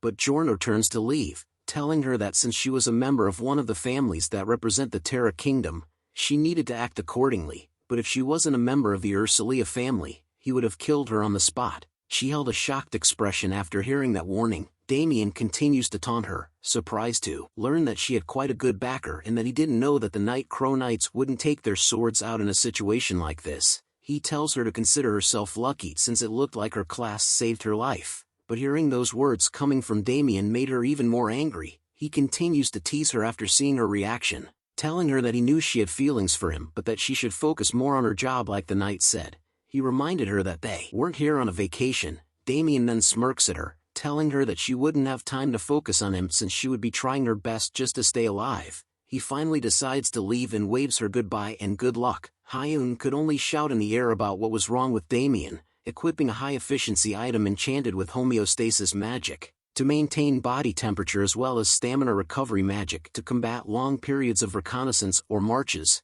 The highest level of defense Damien can use at his current level. Our boy has now joined the Night Watch. Damien had equipped the full set of the Chaser of the Night armor. He was excited as he noted that the quality was quite amazing for a Baron Border Corps supplies. No matter how cold it was going to get, Damien believed that he would be fine with this set of armor. Bundle was happy as well as he himself had equipped the same set of armor. He tells Damien that he was warm too now. Damien looks at Bundle and was impressed by his latest fit, but Bundle teases Damien that he looked like a chick too now. Damien plays along and tells Bundle that he was actually a crow right now. "It seems you've taken quite a liking to the supplies," said a voice. It was from the Knight Jorno. He reminds Damien that if he dies and all the equipment would be worthless. Damien laughs at that remark but agrees with Jorno that everything is useless once you die. He recognizes Jorno as the Night Crow he saw outside earlier. A status window appears and reveals some information about Jorno. It states that he is the eldest son of the Jekachev family who avoided and survived the purging of political opponents.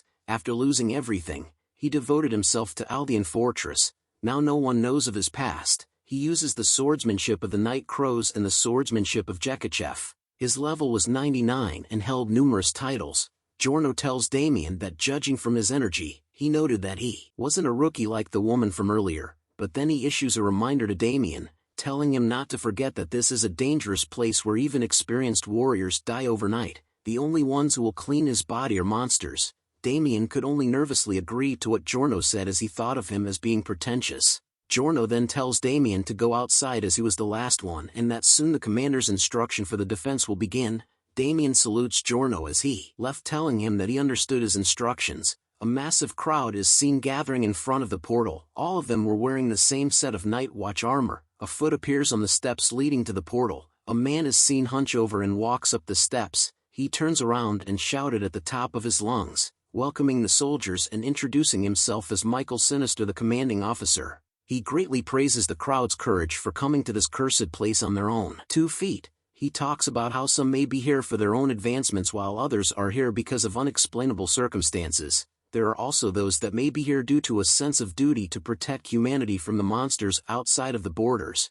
But he gives out a warning that this place is a cursed land where nothing they wanted exists. This is a place where you have to kill in order to not be killed. This is originally the land of the monsters. It was that way since before and it will continue to be that way. He announces that from today onwards, they will follow the fortress regulations and are to prepare for the coming day of the twin moons, and to carry out their duty to protect the border with absolute defense. Although it will only last for half a month, it will be a difficult battle. This time might be the last for the fortress. The crowd began to talk amongst themselves after hearing the message from the commander, but he continues to talk, telling them to not forget that all they have to protect is themselves. With a fierce look in his eye, he tells the crowd that after today, they will all be busy fighting, so if they had anything to ask now. Any questions? He yells at the crowd. A man raises his hand and asks the commander about what they needed to do from now on. The commander reveals to them that the Aldean fortress is at the edge of Veritas Highlands, and is located at the summit, which spreads out in the shape of a fan. Thanks to their geographical advantage, they've been able to block the monsters on the borders until now. But on the other hand, that's the main reason Aldean Fortress is being invaded periodically. That's why they needed to prepare for the invasion of the enemies before the day of the twin moons and get classified into the Annihilation Team, the Reconnaissance Team, and the Pioneer Team. And on the day of the twin moons, they will need to put all of their power into stopping the coming monsters. The crowd grew nervous, wondering what kind of monsters they will be facing. The commander tells them that although they had fought the monsters for a long time, they were unsure of their exact identities. The monsters were irregular and different in kind with no particular abilities or shapes, but he tells them that the monsters all have one thing in common, and that it was they were all specialized in killing. Hearing that dampened the atmosphere amongst the crowd as fear began to take over them. With a snap of his fingers, the commander announces that he will organize them into their teams. He tells them to move according to Peterson's regulations. The crowd grew wild over the new instructions and regulations. Some were upset and stated that they were a gold-rank adventurer from the Adventurers Guild. But as they argued, a man suddenly enters the town square. One of the members of the crowd continues to complain to the commander, asking him if he thought that he came here just to clean up after the old men. But the other members soon grew silent as the large shadow appeared behind them. The man who was complaining scolded the commander, telling him that he was just tools for users to level up and that without the users, they wouldn't have anyone else that needed them. The huge shadow soon casts over him, causing him to turn around nervously to see what it was. The large figure tells the man to keep talking. With his fist raised into the air, he slams it into the user, turning him into nothing but blood. A window appears stating that the user called on the West had died and logged out. Due to the use of inappropriate language, his account has been suspended.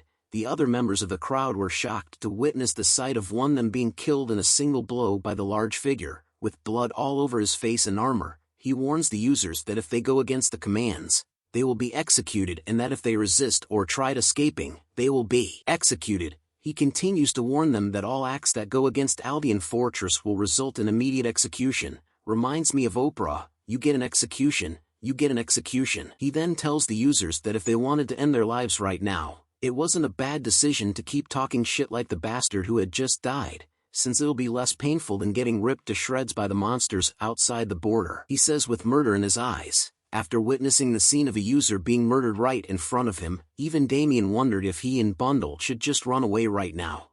Aldean Fortress assignments are divided into 3 teams. The Pioneer Team is in charge of supplying goods and repairing buildings. The Annihilation Team protects from the invasion of monsters on top of the fortress walls. And the Reconnaissance Team analyzes the trends of the monsters from outside the fortress. Because the Reconnaissance Team has to search outside the fortress, they are the ones most exposed to danger. That was where Damien had been assigned. We returned to our boy and big boy Bundle, who were in a tent. Damien felt annoyed over the fact that he had been assigned to the Reconnaissance Team, Another member appears and tells him that he was the last member of Group 6. He welcomes Damien and introduces himself as Amoeba King. He introduces the other members as No One Dandy Man, Lucky Day, I Love Choco and Seo Hyun. Damien was surprised to hear that she was here too. Even Hyun was shocked to see him, but Damien just simply introduces himself to the group. Is everyone here? Said a man as he entered the tent. The man introduces himself as the leader of Group 6 of the reconnaissance teams and the Night Crow Knights, Jorno Djekachev. He explains to them that their tasks are simple, so he was going to explain immediately. He tells them that they first needed to analyze the trends, scales, fighting powers, and habits of the monsters outside the border. Second was that they will move while following the search path to check whether the place's equipment got damaged. And if the camp's conditions are favorable, soon enough a notification appears with the quest night at Veritas Highlands. Its detail was to follow the reconnaissance tam and search outside Aldean Fortress. It gave out a warning that if you fall out of line or cause discord, you may die at the hands of the Night Crow Knights. Damien looks at the quest window and thought about how it was simpler than he thought. He noted that there were a lot of modified monsters here, but if he just carefully hunt and wait until the day of the twin moons, he could level up a lot and earn lots of money. Jorno announces to them that they will carry out their tasks as of this moment at the 3 bunkers that are built in the search paths area in groups of 2. He shouts at them that they would be leaving in 5 minutes and to get their gear. The scene changes to a small wooden hideout in the snowy mountain. This was the second western bunker, which was where Damien's team is located. Damien lets out a deep sigh, complaining that he was so tired, and not only were they in the same group, they were even in the same team. Hyun hears him and shouts at Damien, saying that it was her line and questioned him about whether he knew what she had to go through because of him. Damien gave her a clueless, idiotic face and wonders like what. Hearing that reply made her even more annoyed, but he soon asks her about whether he should be the one complaining about what he had gone through. It seems to Damien that she wanted to talk about when they were catching the Great Wolf King, but it was actually her who started blackmailing and ganging up on him. Hyun tried to explain that it was misleading from their point of view, but Damien didn't care about that. He explains to her that if she came at him first then she would have won, but he continues to tease her by saying that she was the one who almost died but lived thanks to her family name. And after taking out her weapon out in Aldean Fortress Square, Hyun had enough and yells at Damien if he was done with the insults, but his focus was drawn to something that was flying towards them. Damien recognizes it was a ghoul, a flying-type monster, but he noted that it shouldn't be here in this area. Seeing the monster made Damien excited as he pulls out his dagger while telling Hyun not to move a bit. As the ghoul came closer, Damien got himself into a readied stance. But before he could do something, someone else slams a purple lightning attack onto the ghoul before it reached Damien and Hyun. The powerful attack sends the ghoul flying far away. Oops, not that far, as the ghoul simply laid beside from where Damien and Hyun stood. Amoeba King enters their hideout and asks Hyun if she was okay, but Hyun was confused about why Amoeba King was here with them. Damien wondered as well as to why someone who was supposed to be at a different bunker appeared as if he knew when exactly the ghoul was coming. Amoeba King continued to ask if Hyun wasn't hurt anywhere while ignoring Damien and Bundle, but her attention was drawn to the monster as she asks him if he knew what it was. She looks at the defeated ghoul and noted that it kinda looks like a vampire. Damien informs her that it was a Veritas ghoul, one of the most annoying monsters that appear in this place, but he tells them that it was not yet dead. Hearing those words causes Amoeba King and Hyun to immediately prepare their weapons. A notification appears stating that the Veritas ghoul was about to transform. The Veritas ghoul's body started to have red lights appearing all over it. It lets out a ferocious scream as it recovered its health. A window appears with information about it.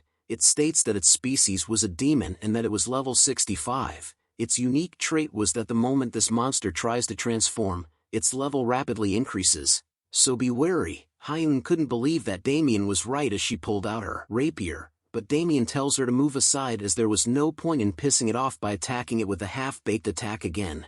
Just as the ghouls lets out another fierce scream, Damien tells them to watch carefully as he was going to teach them how to properly kill a ghoul. He leaps into the air, telling them that first was its head, then its shoulder, then its Achilles heel, then slice up its remaining joints. The ghoul lets out a painful scream over the damages that our boy has done to it. In that short time, as it falls to its knees, 2 notifications appear stating that the Veritas ghoul has received serious damages, while the other states that the Veritas ghoul's defensive power has decreased and its defense reduced. But something started to happen to the ghoul as its neck started to move around. Damien sees this and knows that it was a ghoul's move when it's about to shoot bone splinters from its mouth. He quickly begins to move while thinking if it was trying to struggle until the end. Just like how Damien predicted, the ghoul spits out the splinters from its mouth. Knowing that it was going to attack made it easier for Damien to escape from it as he casually dodges its attack with ease. He soon casts his own witch doctor skill, which lights his hand. He looks at it and shouts out checkmate with an insane speed that was caused with 99 times of bloody impulse. Damien landed a blow onto its head with so much power that it causes the head to explode into a bloody mess. One Punch Man style. The ghoul laid on the ground with its headless body. Two notifications appear telling Damien that he had killed the Veritas ghoul and had gained experience. Once the battle had ended, Damien lets out a deep sigh. As he stood over the ghoul's body, he asks them if they had just saw what he did. He reminds them that if they were trying to kill a ghoul, then they should go for its head first. Amoeba King couldn't believe what he was seeing. He questions Damien on how he did it, but Damien simply placed a dagger against his throat, telling Amoeba King that he wanted to keep things short. Damien then questions him about how he knew when the ghoul would appear. Hyun couldn't stand this sudden action from Damien and scolded him for treating someone like this when they fought alongside with him. Amoeba King tells Damien to calm down as he just saw a herd of ghouls coming from afar, and that he saw one of them turning this way. Damien pulls his dagger away from his throat and questions him about the herd of ghouls.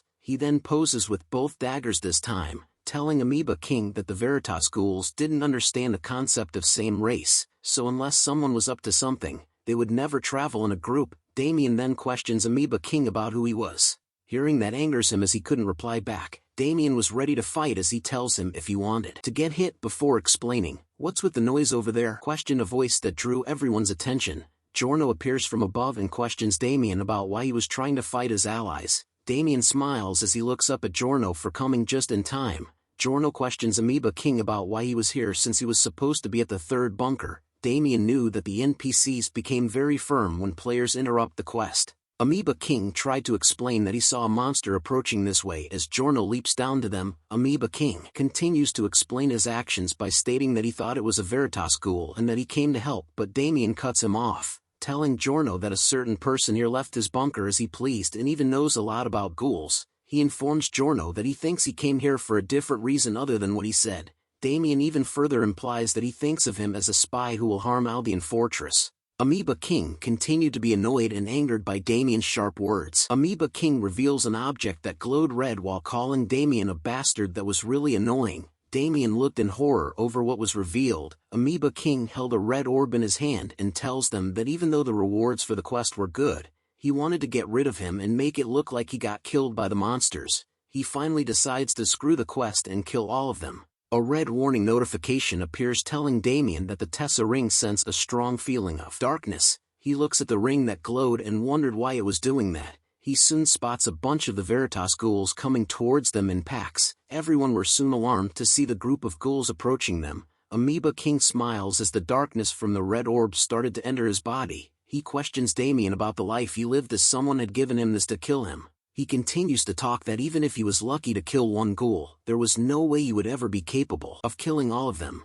But a quick bright flash appears around his neck as he spoke. Damien had sliced off the head of the traitor in front of everyone. The red orb drops out of his hand just as a notification appears stating that Amoeba King has logged out. Damien noted that Amoeba King sure does talk a lot while wondering how such an insignificant person dared to act out. But a red warning appears telling them that a group of Veritas ghouls were approaching and being pulled in by the energy of darkness. Giorno announces that the ghouls were coming and orders everyone to return to Aldean Fortress and assume battle formation. A new quest notification appears called the Mysterious Rage. It states that the monsters have absorbed an ominous power. If he wanted to live, he needed to escape the stronghold and return to the fortress. It gave out a warning that the level of monsters is quite high, so Damien needed to be careful not to die. Damien was annoyed to see the quest and figured out that the ball was attracting the ghouls. Giorno was the first one to run as he yells at them if they wanted to live. Run! Hyun and Damien soon followed right behind him as the ghouls closed in on them. As they continued to run away, Hyun questioned Damien about things that he had done to the point that Amoeba King wanted to try and kill him. But Damien tells her that he didn't know as there were so many bastards that were trying to kill. Damien looks back at the pack of ghouls and realizes that they would catch up to them at this rate. He then decides that he needed to get rid of some of them. He calls out to Hyun about her wanted to show off her ability. He tells her that when he gives her the signal was when she needed to attack. Damien stopped running and turned around to face the ghouls as Hyun asked him about what the signal was. Damien instantly summons 2 potions using the Witch Doctor skill. He threw the 99 times of the decay elixir towards the incoming ghouls while shouting at Hyun that this was the signal. He tells her to explode all of the elixirs. Hyun grunted but decided to cooperate with him. She lunges forward while casting her own rapier skill. It was the Balestra Rose skill that lets out pink petals while she charges forward. The elixirs soon exploded the moment her skill came into contact with them. Multiple ghouls soon fell to the earth after being hit by the combined attack of Damien and Hyun,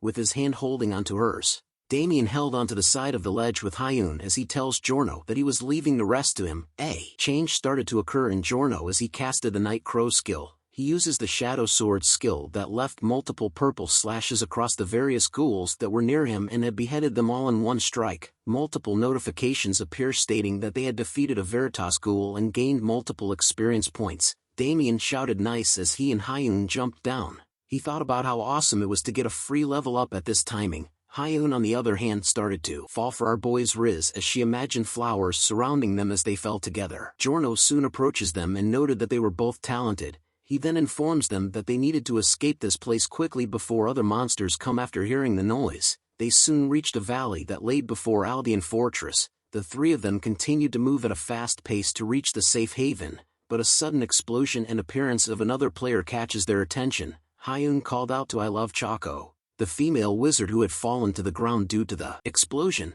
Another player appears while telling them that they had taken their sweet time. He held onto another player's body while stating that he thought he was going to fall asleep from waiting so long. Damien drew his dagger and asked him if he was the one who was trying to kill him. The mysterious player threw the body to the side, telling Damien that because of him, they had lost favor with the higher-ups and that the Jingsan startup was in danger of disappearing altogether. So don't you think I should get my revenge? Said the player as he snaps his fingers together with a smile on his face. Multiple players started to appear above Damien's group while holding the same red orb. They gathered in huge numbers and laughed as they watched Damien. Hyun noticed and wondered if they were holding the same orb that Amoeba King was holding earlier. A red warning appears warning that the Tessa ring senses a strong feeling of darkness. Damien's ring had begun to glow once again. This made him question whether the mysterious player was trying to summon more monsters with those balls again. But a creepy sound resonated throughout the valley. A dreadful aura could be seen approaching them along with a huge shadow that was casted onto the ground.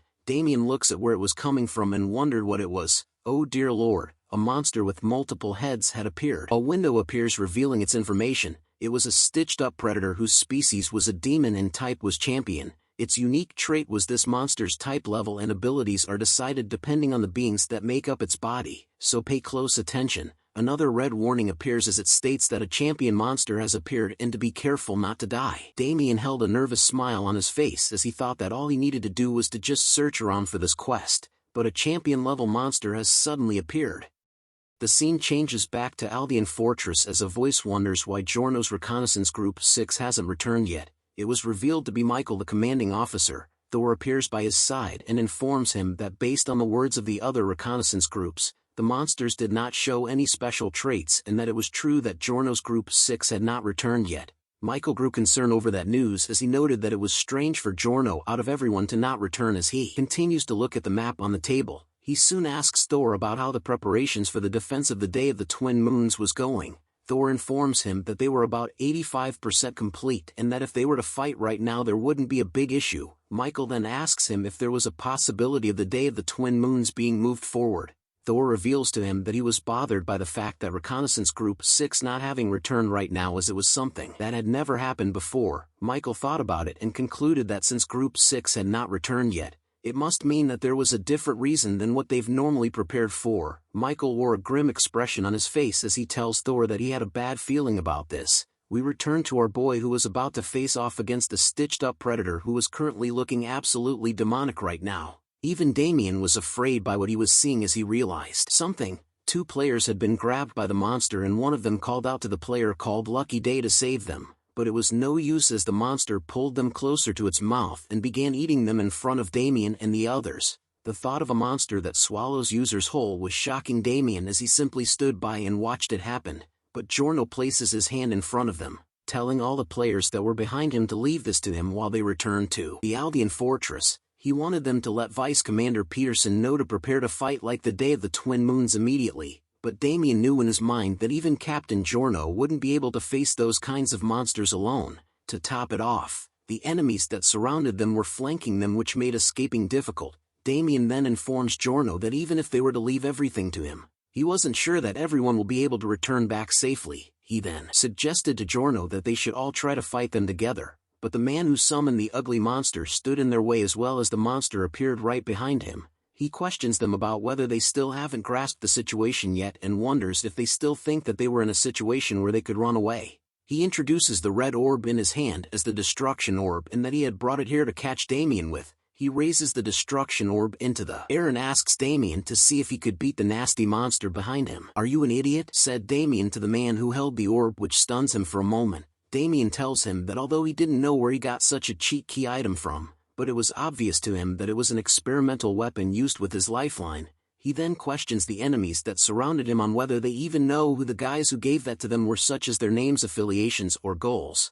Knowing this made Damien mock them, as they didn't even know why they gave them the item and yet they were running around all excited. He reminds them that the basis of magic is equivalent exchange and continues to question them if it makes sense for them to use such power with no risk. Hearing him repeatedly dissing them made the enemies that surrounded Damien pissed off. Seeing their reactions to his provocation made Damien smile, as it was all a part of his plan. He wanted them to lose their cool first so that way they would move more predictably. His plan worked, as even their leader started to get angry over Damien's insults as he spoke out that it doesn't matter. He tells Damien that no matter what kind of object the orb was or what risk there is to it, I-Ming-Chen can handle it. He warns Damien that he was going to take out his tongue first and cut it to pieces. Hearing that threat was nothing to Damien, as he showed no reaction to it, only thinking that the enemies were easy to mess with. The ugly monster soon started its attacks on Damien. It uses its unique stitched predator skill called Collapse to attack the players, but everyone manages to dodge away from its attack. The ugly monster then switches it up to use the skill called Thorn of Death. Damien was alarmed to see that there were tentacles coming up from the ground, but Giorno was prepared as he casted his own Night Crow skill that lighted up his sword, using the skill called the Sun, Moon, and Stars. He easily cuts the tentacles that appeared from the ground. Damien watches him and was impressed by Captain Giorno, as his nickname was the Monster Slaughterer. Seeing him able to handle the monster was perfect for Damien, as he decided to leave the monster to Giorno while he analyzes its attack pattern. But a sudden attack misses his head by a few inches. He turns to see where it came from and sees that the other guys that held the orbs were the ones that were responsible. He couldn't believe that these weak guys were sure excited because there were so many of time, but he knew in his head that being gathered together like that would just make them a target. As the other players tried their best to deflect the attacks, Bundles shouts out to Damien to look at a certain direction. The ugly monster had unleashed another stitched predator skill called Rotten Meat Shower that sent out numerous projectiles all around it, which shocks Giorno as well. Damien couldn't believe that it was capable of doing a wide-range attack too, so he knew that it was the end for him in analyzing of patterns. He rushes forward with his daggers while telling Hyun to watch his back while everyone needed to spread apart for now. The enemies above laughed at what was going on as Hyun was shocked to see that Damien was moving on his own. The two losers giggled among themselves and teased Hyun about how her pimp had left her and ran away. Hearing those words from the losers angered her as she called them damn bastards. The losers continued to laugh amongst themselves as Hyun wore a dark expression on her face.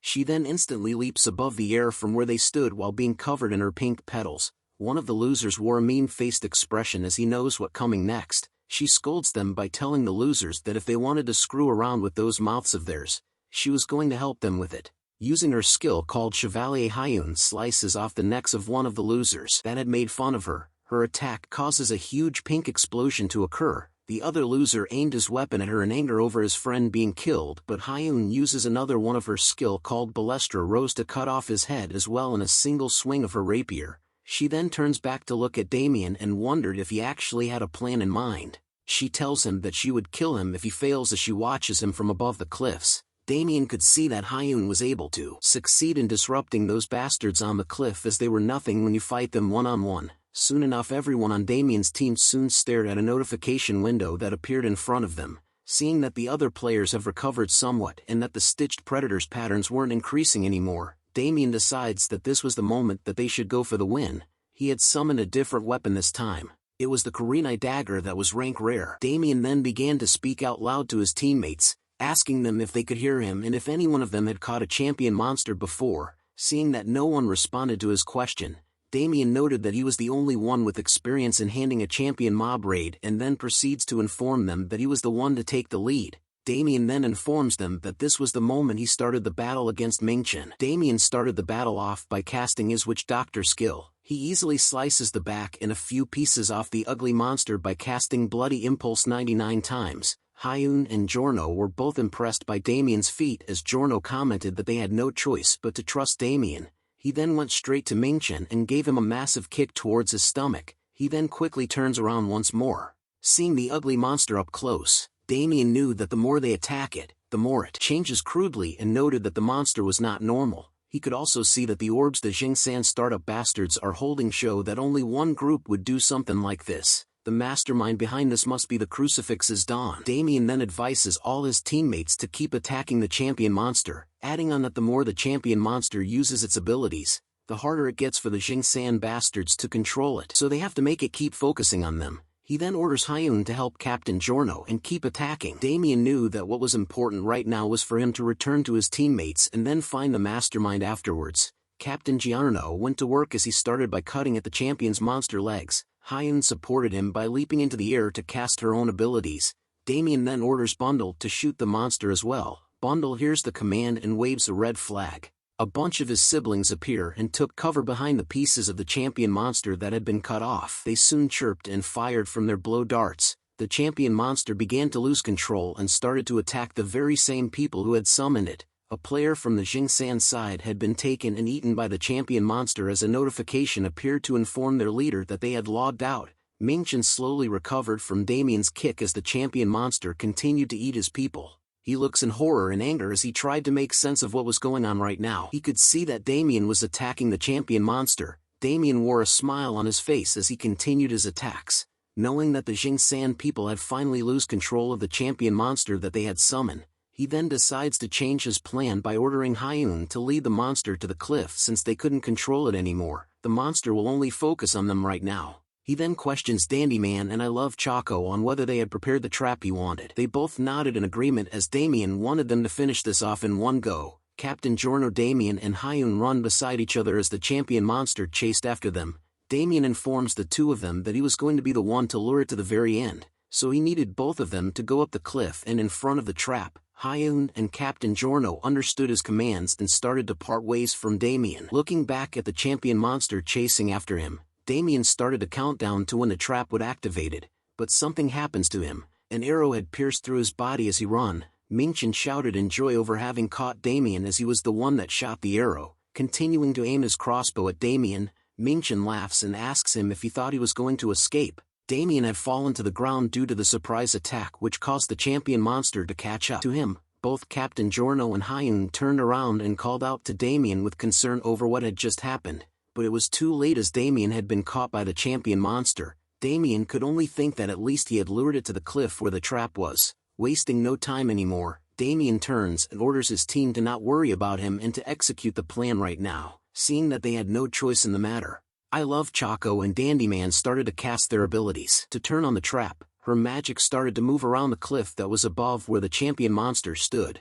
The assassin member then casted his own skill called the Stalker, unleashes multiple waves of attacks onto the cliff that she had wrapped her magic around. The cliff then broke into multiple pieces that formed sharp rocks. The rocks soon fell over to where Damien and the champion monster stood. The group then went over to where Damien was to see if he had made it out. Captain Giorno was the first one to head back. He informs the group that they couldn't wait for Damien as more monsters will come soon, so they needed to return using another route. The group agrees with his decision and started to make their way back, but Hyun took a moment to look back once again, seeing the ruins of the cliff all around. She knew that Damien was definitely still alive. A shadow soon emerges from the debris of the trap that Damien had planned. Mingchen managed to survive, but was furious over why his teammates weren't responding to him. But another dark shadow soon stood in front of him. He recognizes who it was and wonders why he wouldn't die as he started to use the destruction orb once again.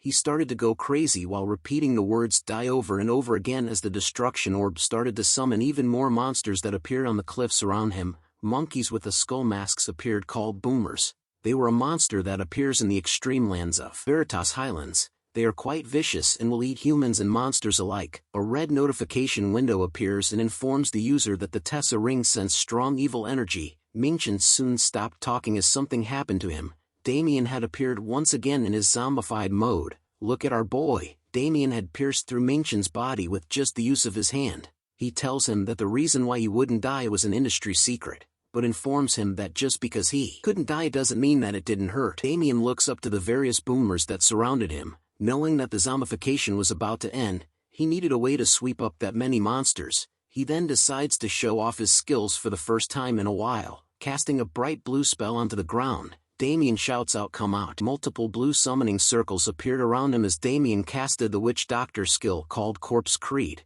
Something started to come out from those very same summoning circles. Damien's eyes were lighted up as he questions whether Mingchen was the only one that could call monsters. It turns out that Damien manages. Damien's newly summoned creatures, which were the gargoyles he had killed before, started to descend upon the boomers like vultures hunting its prey from the sky. The gargoyles were the first to draw blood as they bit hard into the boomers, but they weren't going down without a fight as one of the boomers leaped up into the air to counterattack, with a massive landing and powerful blow into the ground. The boomer's attack was able to send shockwaves through the air to push the gargoyles away from its pack. The battle between the beast continued on and on. Damien, on the other hand, was simply standing on top of a dead boomer's corpse, thinking about how from the start he never once thought of losing, as he watched the beasts battle against one another fiercely, which he expected of the high-ranked predators of the highlands. One of the boomers appears in the air right above Damien, which he sees as he looks up at it, but the boomer was stopped in the air by two gargoyles who appeared at just the right time. Damien smiles as he sees this and noted that the boomer's attack motion was too wide, which gave them a lot of gaps. He then summons a ton of his decay elixirs and threw them towards the boomer who tried to attack him. "Wipe them all out," shouted Damien as he smiled. Green explosions started to appear all across the skies due to Damien's witch doctor skill called Decay Elixir, but a different fierce roaring sound catches his attention as Damien turns to what caused the noise. Damien sees it as the leader of the boomers, but he didn't expect that it would have already come down from the cliff.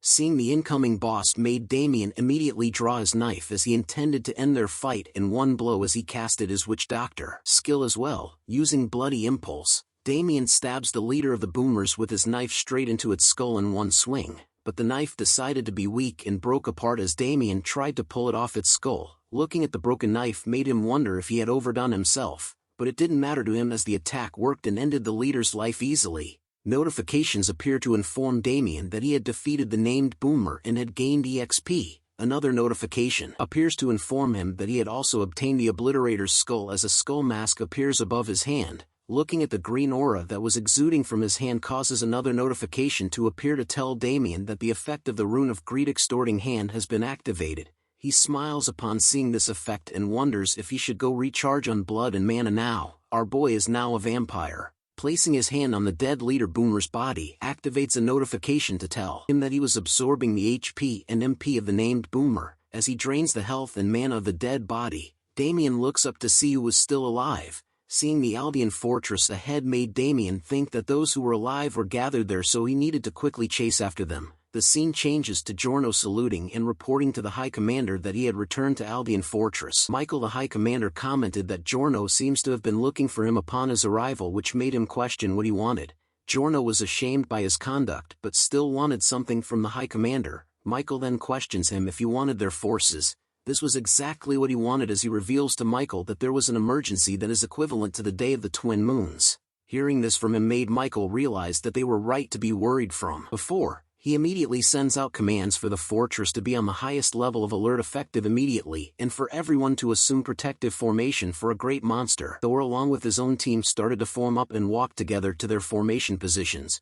Giorno heads out as well, and soon enough, the members of the fortress soon stood side by side on top of the fortress walls to be prepared for what was coming to them. "Whoa, so cool," commented another player who opens his stream to inform the audience watching that the defense of Albion Fortress, the event that they had been waiting for, has finally started. The viewers started to go crazy over the numerous members that were participating in the defense event as an endless wave of players could be seen forming up in their defensive positions. Thor continues to give out commands to everyone, ordering them to go to their positions and to prepare to go into combat as the monsters will soon invade them. The mage I Love Choco tilted her hat down and noted that it was a shame as Damien should have been here to see this sight along with them. Hyun was still suffering from our boy's attack as her face blushes while telling the mage that Damien had probably logged out and is watching through the stream. One of the watchmen soon spotted something in the far distance and alerted everyone that the monsters were approaching them. An endless horde of different monsters were soon spotted from a close distance to Aldean Fortress. Some members of the fortress were terrified to witness this sight while the others simply wore a smile on their faces as though they wanted to fight the monsters for fun.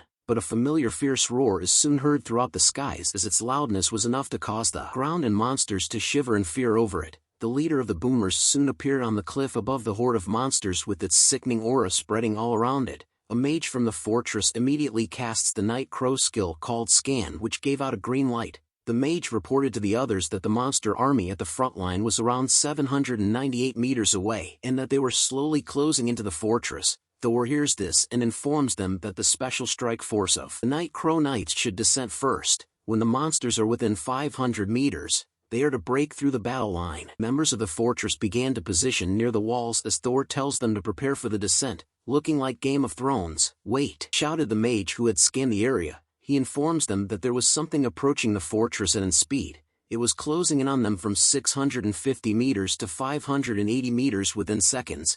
Giorno was surprised to hear this and wondered if the mage was sensing it wrongly, as he knew for a fact that there wasn't a monster in the highlands that could move that quick. But somebody disrupts him as he shouted, "Look over there!" Giorno turns to see what it was and spotted a monster leaping in the air. He recognizes the monster based on its jumping ability as the leader boomer. He then steps forward in front of the others and unsheathes his sword, which had a purple glow to it, telling them that he was going to take care of that bastard personally. But it turns out that our boy Damien was riding on the back of the leader boomer while being naked for some reason, but Giorno couldn't see him as he continued to cast his Night Crow skill while leaping off the fortress wall. His eyes were filled with murderous intent as he uses the skill called New Moon. With a single swing of his blade, Giorno manages to slice the leader boomer into half and landed right in front of the fortress. Damien was able to jump out of the attack's way as the leader boomer split in half. "How can you just attack without a care?" asked Damien towards Giorno, who was surprised to see what state Damien was in.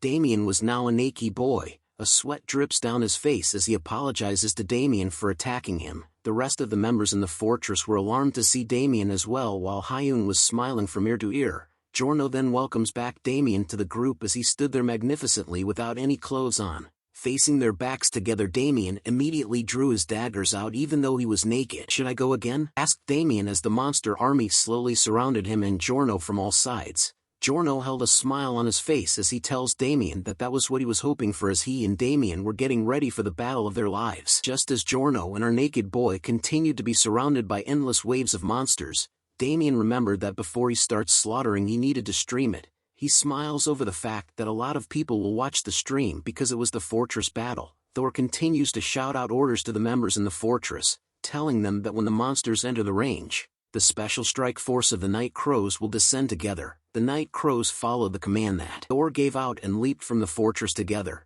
The audience that were watching through Damien's stream were happy to see this side of the defense event. The Night Crow Knights soon landed near Damien and Giorno as the audience continued to go wild over this. Damien was excited as he was able to stream something that the streamers in the fortress couldn't see up close. One of the monsters runs forward in front of the others, which Damien and Giorno both noticed as their backs were against one another. Damien was surprised to see the monster and noted that it wouldn't even give him the time to greet the viewers. He apologizes to the audience watching him and tells them that he would greet them later on. Giorno immediately calls out to Damien and Karen, the Night Crow Knight who was beside him. Both of them exchange glances at one another as they knew what they needed to do now. "I'm going," shouted Damien as he led the charge first against the monsters. Damien pulls out his blow dart to cast his Witch Doctor skill, which throws Bundle off his shoulder. Karen on the other hand casts his Night Crow skill, which appeared in the form of lightning that was unleashed in both his eyes and hands. Their combination attack of shooting of poison darts and Karen's Thunder Tempest causes a mixture of purple and yellow explosion to hit the monster. The monster that charged first towards them soon collapses onto the ground, but the monster attack doesn't end as even more monsters started to make their way towards the fortress. Giorno reminds Damien to do his best to hold out, as he reveals to them that there was going to be a bomb soon while he casts his Night Crow skill that gave him a purple aura. He then unleashes the powerful skill called the Full Moon, which absolutely destroys everything in its path. The attack was so powerful that it forced the drawer to change the looks of Damien, who was near it. As he slowly opens his eyes to see the aftermath, it shocked him to think that the new moon skill was nothing at all compared to the full moon skill. Just as a new victim appears to leap at Damien, he looks at it and knew that he couldn't lose to Giorno either. His first slice cuts off a leg, but the second strike ends the spider monster's life in an instant. But as soon as the monster died off, Damien looks around to see where the bomb was that Giorno had mentioned before, but all he could see was a bunch of Night Crow Knights easily slaying the monsters that appeared by them. Seeing all of them here made Damien realize something. As the Night Crows continued to battle it out against the monster army, Damien muttered the word wait, which Bundle hears and tells him that waiting is the greatest enemy. Bundle then warns him to look forward as even more of the monsters leap towards him. Damien was still easily able to cut down the monsters while thinking about how they were going to order a large-scale bomb. Specifically the commanding officer, at a place where 11 of the top-quality human resources known as the Night Crows were, which all didn't make sense to Damien as his audience couldn't believe his moves as he cut down the monsters.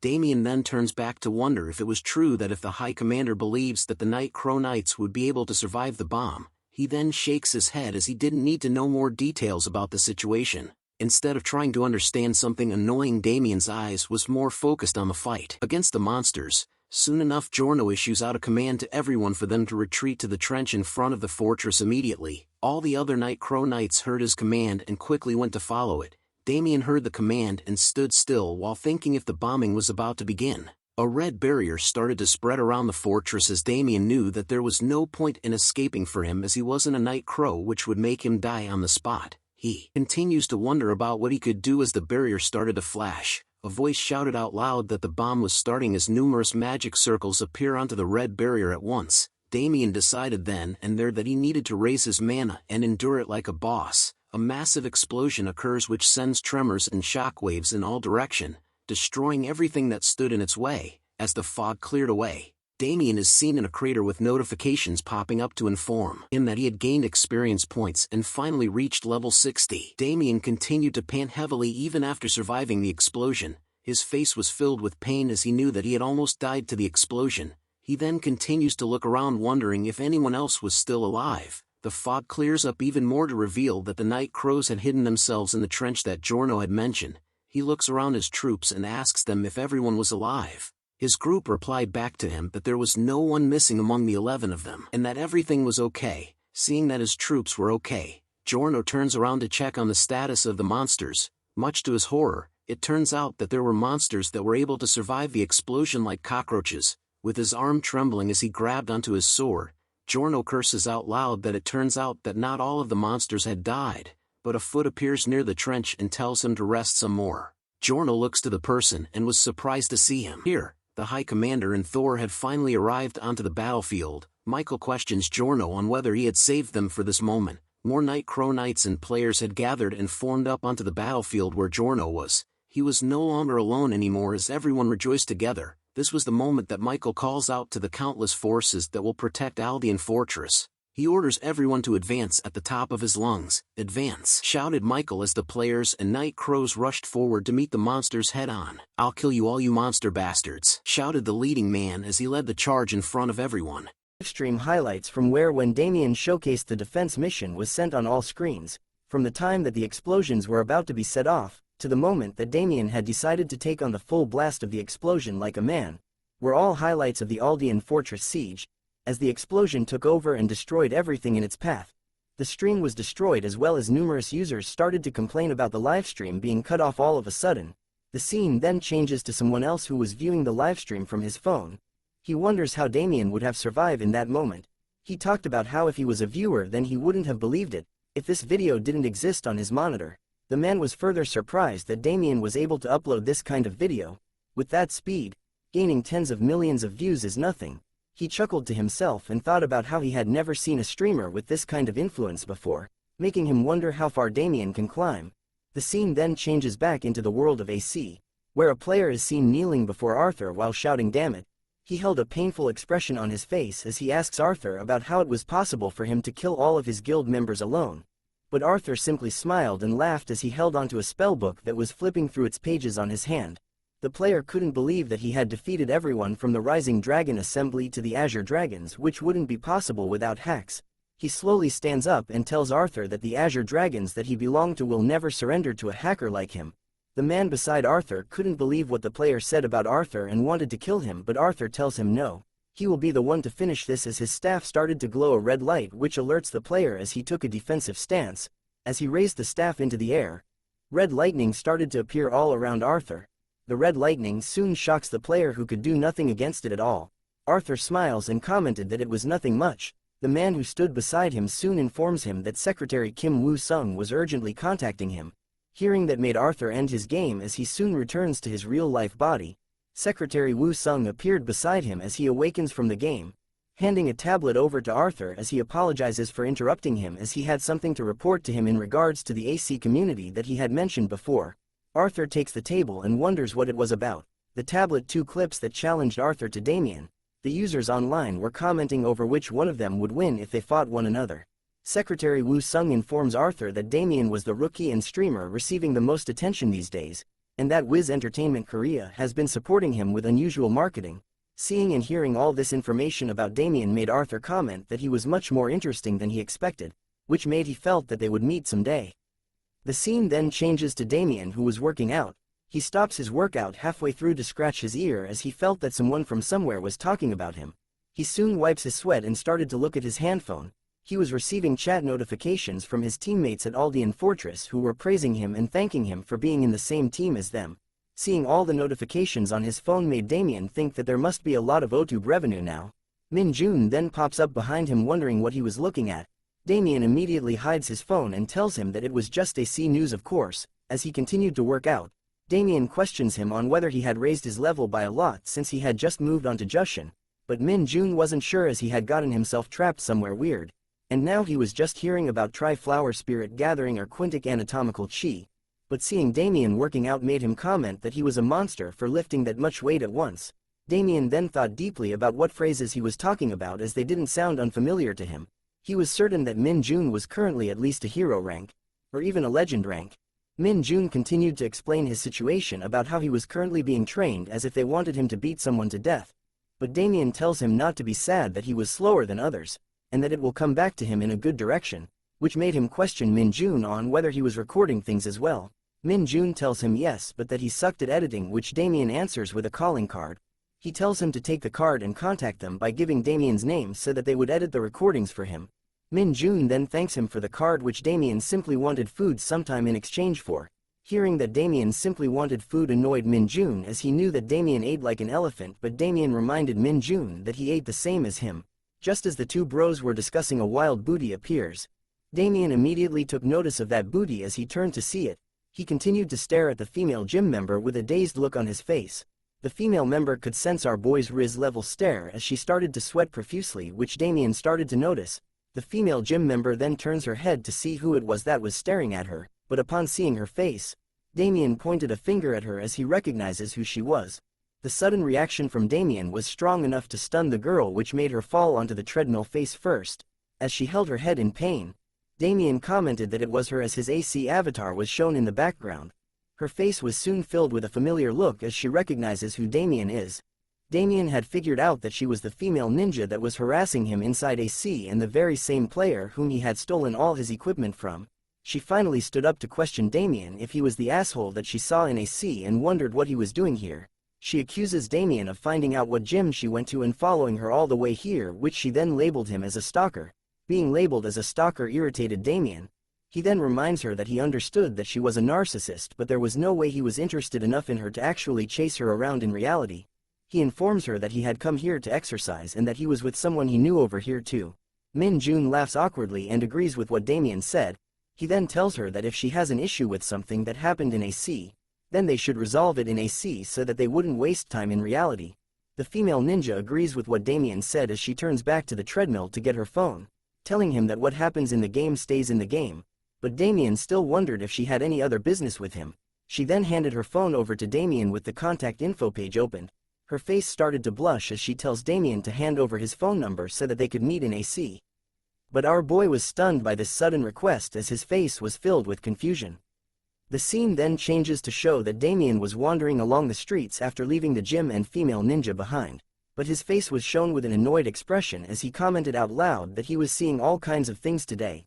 A flashback is seen from when the female ninja was shouting at Damien to stop and that she had followed him to the supermarket, chasing him all day long as he was purposely ignoring her.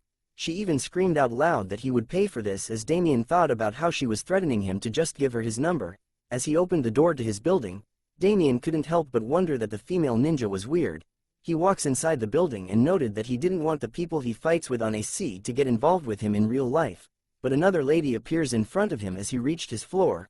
Looking closely to the lady that came out made Damien realize something. It was Hyun, whom he had teamed up with at Aldean Fortress. She looks up and recognizes Damien as well. Seeing her made him question her about how she looked so much like her game character. Damien also wondered if this neighborhood was the hangout spot of AC users. Hyun was startled by the sudden interaction but wondered why Damien was here. Her mind immediately went to stalking, which shocks her enough that she drops the things that she was carrying.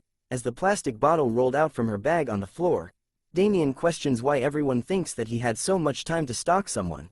He helps her to pick up the plastic bottle, using it to point to a door, and informed her that this was his house.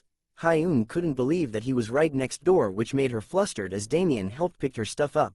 He also couldn't have known that she was his neighbor as well, but as he packed her stuff, he tells her to not come up with some weird conclusions. Damien then went on to enter his house while noting that he couldn't believe that she would live in a place like this. He then tells her that even if they didn't greet each other when they see each other, they shouldn't dislike one another. As soon as he entered his house, Hyun looked at her bag and started to blush heavily once again, saying that Damien wasn't that bad of a guy. Damien finally lets down his stuff as he couldn't believe the day that he had.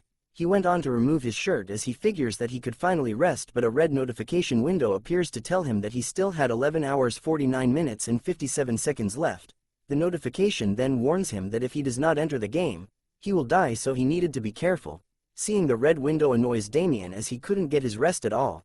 He storms into the room that held his gaming capsule while shouting that out loud if they wanted him to die while playing the game. He immediately sits inside the gaming capsule and activates it, telling the game that he was coming in. We return back to AC where Damien was lying on a huge bed. A notification window appears to welcome him to Arcia.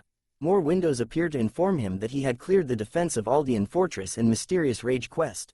He had also obtained the title of Survivor of the Battlefield and Narrow Escapee. Damien stretched his body and noted that it was a good idea to have gotten a room. He received another notification informing that there was a message for him. It turns out to be from Maria, who was threatening him if he doesn't come to her right now, then she was going to do something to him. Damien reads a paper and recalled that Maria had told him to come see her immediately, but he recalled that he was so tattered after the defense of the Aldean Fortress, and that this was much better than just crawling to her. Damien then figured that since he had refilled his health at the lodgings, then he should check his system window now. Seeing his current stats and abilities made Damien glad that he had worked hard to complete these quests, but comparing his stats and abilities to his equipment, he noted that it was extremely bad. But aside from his equipment being bad, he noted that his level was a bigger problem. He recalled that normally at this point, users would change jobs or get promoted, but a notification informs Damien that due to an unforeseeable wall blocking him, he cannot develop any further, so he needed to find the related quest and complete it to reach higher stages. Seeing this particular window made Damien pissed off due to the vague and stupid phrasing that kept happening. He shuddered to think that the system would only allow him to change jobs once he completes the 7 Deadly Sins tree, but figured that it wasn't like that. Another window soon appears to inform Damien that he had an unchecked item, so he needed to check his inventory and confirm the item. But a window suddenly opens up by itself. Damien stares at it and wondered why it appeared when he did nothing. Just as a bright light started to appear, it was revealed to belong to the Destruction Orb fragment piece. This was a fragment of an item with the power of the original 7 evils, the 7 Deadly Sins. Created with quite tough materials, it comes with the feature of simulating the instincts of monsters due to its feature of endlessly absorbing mana. The item's durability is quite low compared to its toughness, and because an unknown energy has not settled properly, it could easily endanger the user. Damien held onto the broken fragment in his hand and recalled that he had gotten it from the shattered Destruction Orb back then, which made him wonder why it had popped out, but feeling the energy coming from it made him realize that he had felt it before. He figured out that the mastermind was the Crucifix Dawn as expected, since it has the same nature as that guy. Notifications began to appear once again to inform Damien that the Apocalypse Invocation, the Book of the Black Covenant, is emitting a strange light and that the Oracle is being activated. The system then asks him if he would like to activate the Oracle. Damien stares at the book in shock and wondered what it was as the book itself appeared to be lighted up. Even Bundle was alarmed by what was going on as he questions Damien about why it was coming out. Damien remains stunned as he tells Bundle that he himself didn't know either. Damien thought about how seeing that they were both having the same reaction at the same time, it must be that there was a reason. He then decides to check what it was first as he stretched his hand towards the book. The book then began to emit a strong powerful light that causes Damien to flinch in pain for a bit as he held onto it. Damien soon vanished as the book closed itself and dropped onto his bed. Bundle was alarmed and wondered where Damien went. The scene then changes to show that Damien had been teleported to a different place as he fell from the light in the sky that was the same as the book. Damien kneeled onto the ground with a painful expression while exclaiming that he thought that he was going to die from motion sickness. He then looks around and wondered where he was, but something about this place was familiar to him at the same time. More notification appeared to inform Damien that the oracle had been activated and that he had been warped, but his current location remained hidden, while another notification tells him that he couldn't go back until he completes the oracle. Seeing the word oracle made Damien question what it was. He slowly began to stand up, but could only hear chirping noises that made him think of Bundle. But as he ventured deeper into the jungle, he realized that it was different from the sound Bundle makes. But just in case, Damien was going to be prepared to find it. He peeks out from the bushes to see that there was a campfire as he thought about how the sounds from earlier sounded like human voices. But Shaka appears right in front of Damien, shouting out "friend" at him. The sudden appearance of Shaka shocked Damien as he fell backwards. Shaka looks at Damien and questions him on why he haven't come all this time. But Damien was still alarmed to see Shaka in front of him, as Shaka was the god of the apocalypse. Shaka then grabs onto the back of Damien and tells him that he thought that he was going to die from boredom. Seeing Shaka here made Damien realize that this was probably Shaka's space too, which made him come to a sudden realization. He recalled the past memory of when Kiran had whacked him with the stick to send him to Shaka, which annoyed Damien as he questions why that old man had to knock him unconscious. Shaka continues to dance around Damien endlessly. Damien was focused on something as he sat near the fire. Notifications appear to inform him that the oracle has been activated, and to try again shortly. But seeing the multiple windows of the same notifications made him wonder why it kept popping up. He knew that traditionally, oracles are given to humans after they ask God a question, but aren't I closer to the opposite of that right now? Was the question he had in mind as he recalled being summoned to this place.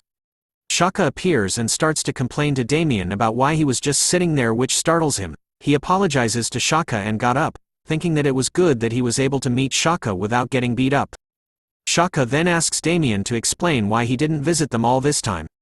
But seeing Shaka's annoyed face was unbelievable to Damien, as he couldn't believe that this kid, who acts so childish to him, is an equal of the Queen of Gods, Arya, in the mainstream, the unprecedented god of darkness who stands over all darkness.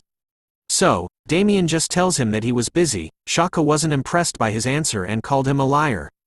He complained that he was so bored and that his friends had even waited for him too.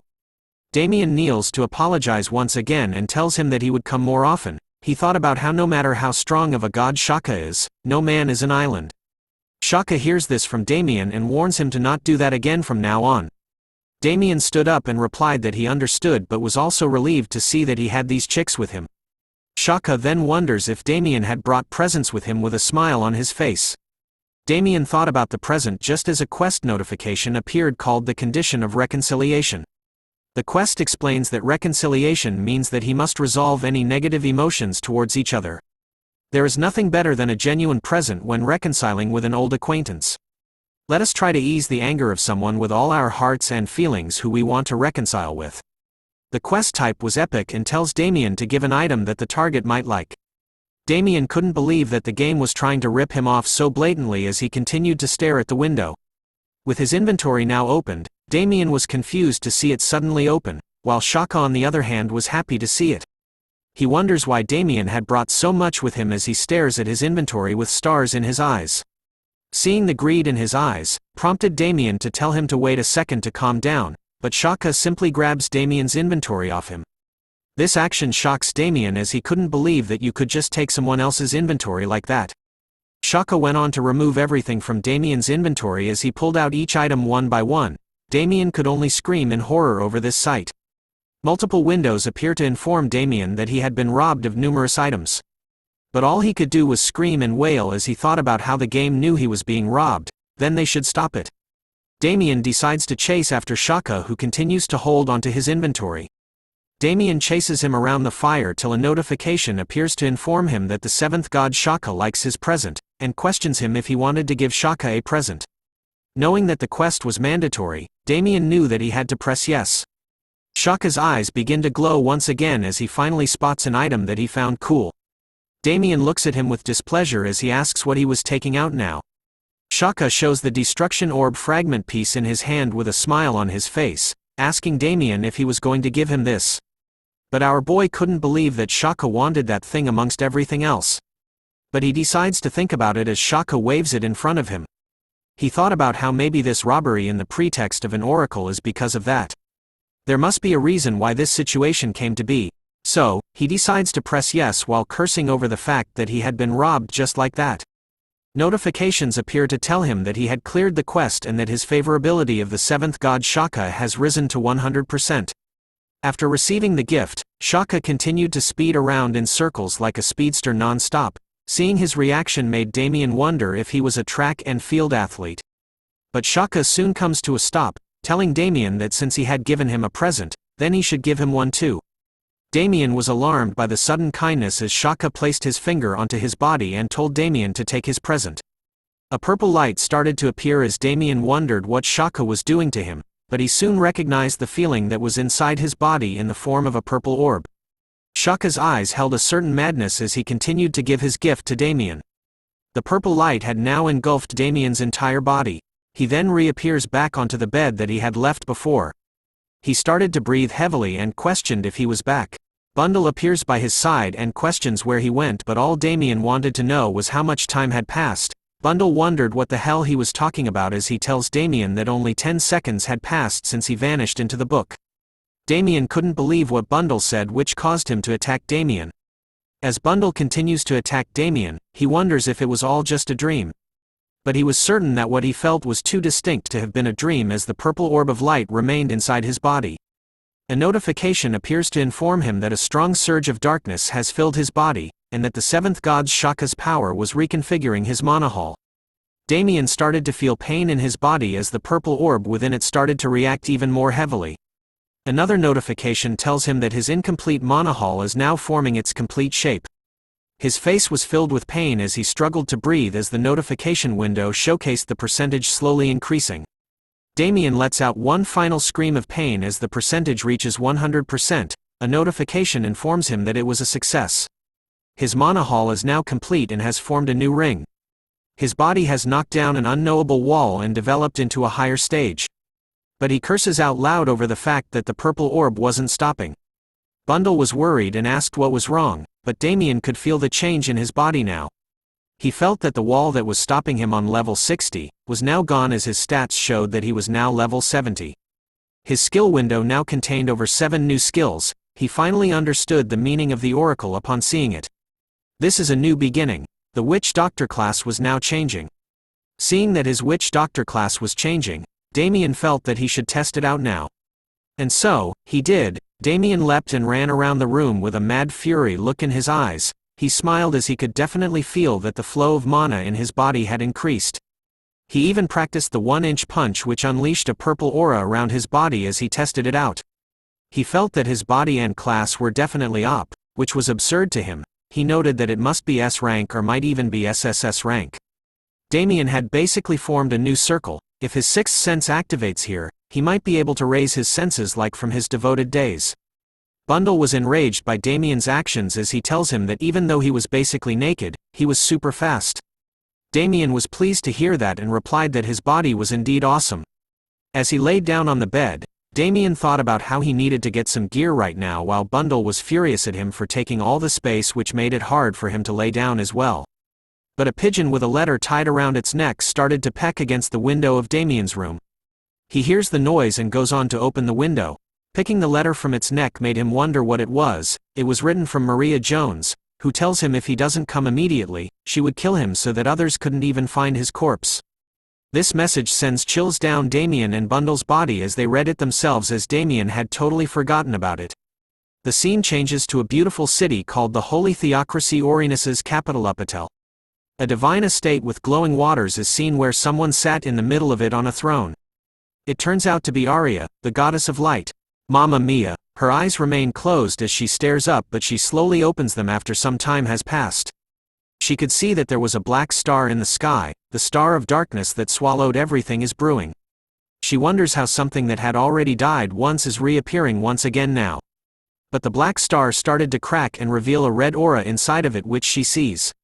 Staring at it held no more purpose as she closed her eyes once again. Tens of millions of years ago, she definitely dropped that star, and yet it was still emitting such a strong energy. Arya then decided she needed to make preparations. She casts the spell called Light Aura to call her family. Calling forth her own version of a book just like Damien's, it was called the White Pledge Book that calls the creation of the world. We now return to the Adventurers Guild, where Damien excitedly opens the door to a room, but is greeted with a sharp pen thrown at a high speed towards him. Damien manages to spot it and bends his neck backwards enough to dodge it while a voice speaks out that she missed. Upon closer inspection of the pen, Damien could see that it was the fountain pen of an employee of the Adventurers Guild. Hatsun looks at Maria, who understood what he meant. She looks at Damien with a fearsome look on her face, asking him if he finally came. But Damien was still suffering from the shock of the sudden attack, asking Hatsun if he could do anything, but he simply gives a thumbs up and tells Damien to figure it out himself, as even he didn't know what was going on. Maria then grabs onto Damien's face and tells him to focus on her since it had been a long time since they had seen one another. Damien had no choice but to reply with "Yes, mommy." Maria was upset that Damien managed to come back alive but didn't even contact her, which made her think he was dead. Damien replied back that he was sorry and tried to contact her immediately. Damien asks her if she waited long, as he thought about how Maria was the one who sent him to Aldean Fortress, which made him feel bad about this. Maria noted that she wasn't very patient but couldn't believe that she was worried over someone she had an eye on. But her anger soon subsides as she tells him to not do that next time. She then tells him that they should deal with balancing the mission accounts. They proceed to head somewhere else. They walk down a few stairs which were lit with torches. Damien was quick to notice that the place they were headed to was somewhere that wouldn't be an exaggeration to say is the most important place and is the core of the Adventurers Guild. It prides itself on having better defense than most kingdoms, the heart of the Adventurers Guild, the safe. Maria asked him if it was the first time he was here. He replied yes, as it was his first time since regressing. Normally, it's called a vault, and it's the place where each department's mission rewards and commodities are managed. It's only open for mercenaries who are receiving an amount higher than the fixed amount. Damien's face was filled with shock as Maria led him to somewhere else.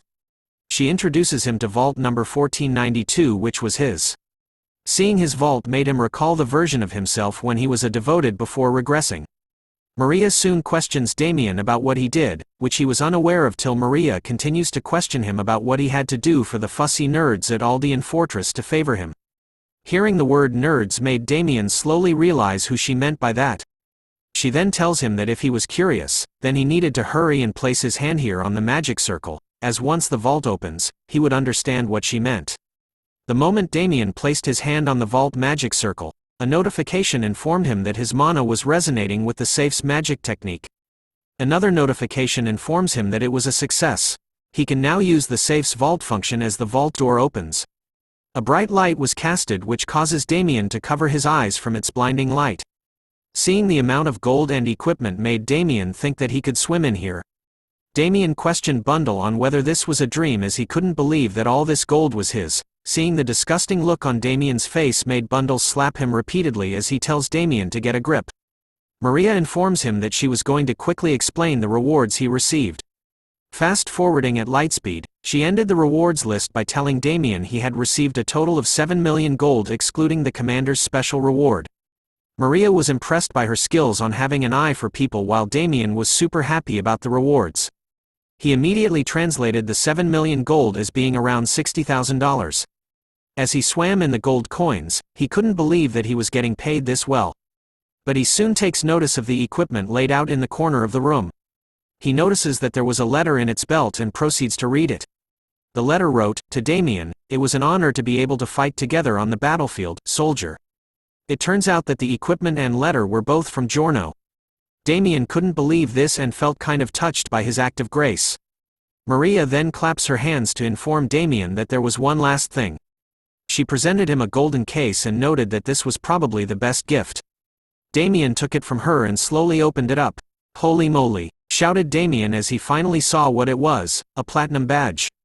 Maria congratulates him for entering the top 20% of mercenaries. Damien was now a platinum-tiered mercenary. Damien sat at the town's fountain, still shocked over the fact that he was now a platinum-tier mercenary. He continues to stare at the badge in his hand. He noted that although the difficulty level of the missions will get higher, what he can do as a mercenary will diversify. But this wasn't all that he got.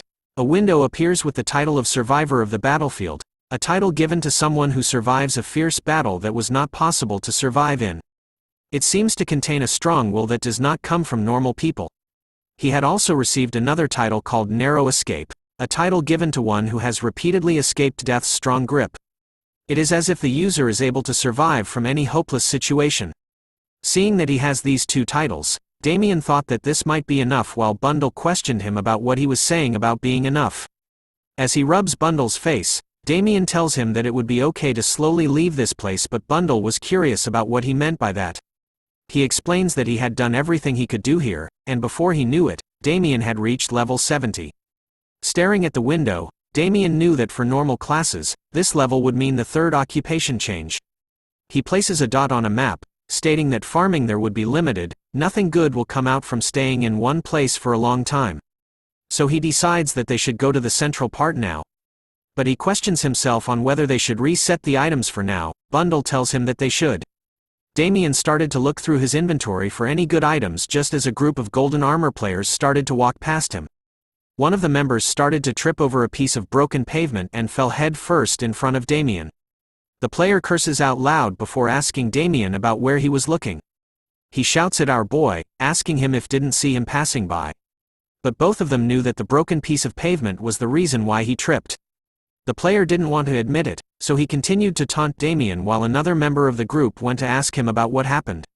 The player tells him and points to Damien that he was the one responsible for tripping him. Damien could only look at them and figure that they were a group. Judging from the fancy insignia on their chest, Damien figured that they must be quite a famous brotherhood. But his eyes soon widened as he figured out their insignia. It was the Emperor's Blood Alliance. This was the crest for the Emperor Blood Alliance, the place that Jung Yuman, the a-hole, is the leader of. The group then started to taunt and mock Damien, calling him a newbie who was scared of them. Their taunts and insults started to really anger our boy as he tried his best to contain his anger. But he soon explodes and grabs onto his hand, telling and warning the player to keep going their way. He continues to twist the player's arm into an awkward position, causing him pain as Damien continues to warn him to not start a fight with the wrong person. He continues to hold back his anger, knowing full well that this a-hole belonged to the Emperor's Blood Alliance, which made him want to tear him to shreds. But Damien held back, taking in a deep breath. He knew that he didn't have the equipment yet, so he needed to hold back. As he slowly lets go of the player's hand, he tells him that he must have misunderstood, and that he had tripped over the jagged stone himself. The player was acting like an NPC, as he shoves Damien's arm away and told him to let go, "You bastard." Seeing his reaction to Damien made his other members amazed at what he did. Damien then reminded them to keep going on their pretty way, but the player still decided to pick a fight with our boy as he tried to pull out his sword. But the guards of the city soon appeared and shouted at him. They warned the player that using weapons in the square is forbidden. The other members of the squad hears this and tell him that they shouldn't make a scene else they get marked by the troops. Hearing the word troops made Damien realize that this group were only common knights. As he understood that the Lord held the highest, Vice Lord the second, Escort Knights the third, Troop Knights the fourth, and the bottom dwellers were the common knight and apprentice knights. This made him wonder if the group were afraid of their higher-ups, but his thoughts were cut short as the player yelled at Damien to follow him to the hall. Damien was annoyed with this lil bitch but figured that there was no use in bluffing anymore, so he decided to follow the group of players who were walking to their deaths. As he walked, Damien knew that because of the war with the Azure Dragons, there's been more attention to the Emperor Blood Alliance, so there are quite a lot of onlookers as seen from the crowd that were talking amongst themselves. Damien tells the player that he didn't want to make this embarrassing, so he figured that they should end things quickly as he was busy. But the player continues to scold Damien, telling him that if he wanted to get destroyed, then he should keep talking. But a member of his group tells him to calm down, and advises him that if he wants to do something, he should do it at the gate. The player then turns to Damien to tell him to follow him as he would be dead today. Seeing his face filled with anger made Damien figure out more or less about what kind of bastard he is now. He noted that the player was like a high school bully. It was unsightly how drunk he was on attention. His face looks like he believes that he has become the protagonist of a movie. As they neared the gate, he turned around once again to tell Damien that he couldn't run now. Damien then heads into the gate first, much to the surprise of the player. He had been wrapped to the Fighter Street Endless Hall, where a tower so tall that it was covered by the clouds stood. Seeing the tower gave Damien a sense of nostalgia, as this was a neutral zone that adventurers can enter through the gate. And a ferocious battlefield where adventurers are ranked by battle. A scene out of Gladiator is shown as players fought one another while the crowd cheers and bets on whomever would win. This was a place where the strongest person owns the highest place of the tower. This was the place that made Damien a devoted in his last life. The player soon arrives as well and proceeds to shout at Damien, calling him a mannerless asshole for going in first without a reply. But his shouts and taunts meant nothing to Damien as he made his way towards the massive doors of the tower. A notification appears to welcome him to the Endless Hall. Damien knew that although there are a lot of people who want to test their own abilities, there were also a lot of bastards who would use this to legally destroy others. They soon arrive at a stand holding up a blue orb, with a notification asking Damien that if he agrees with the clauses, please reach your hand out to the sign. The player, being impatient, shouts at Damien to follow what the notification stated. The player turns out to be called Koharu, who invites Damien to free mode. Damien tells him that he talks too much and has a foul mouth, which irritates Koharu even more.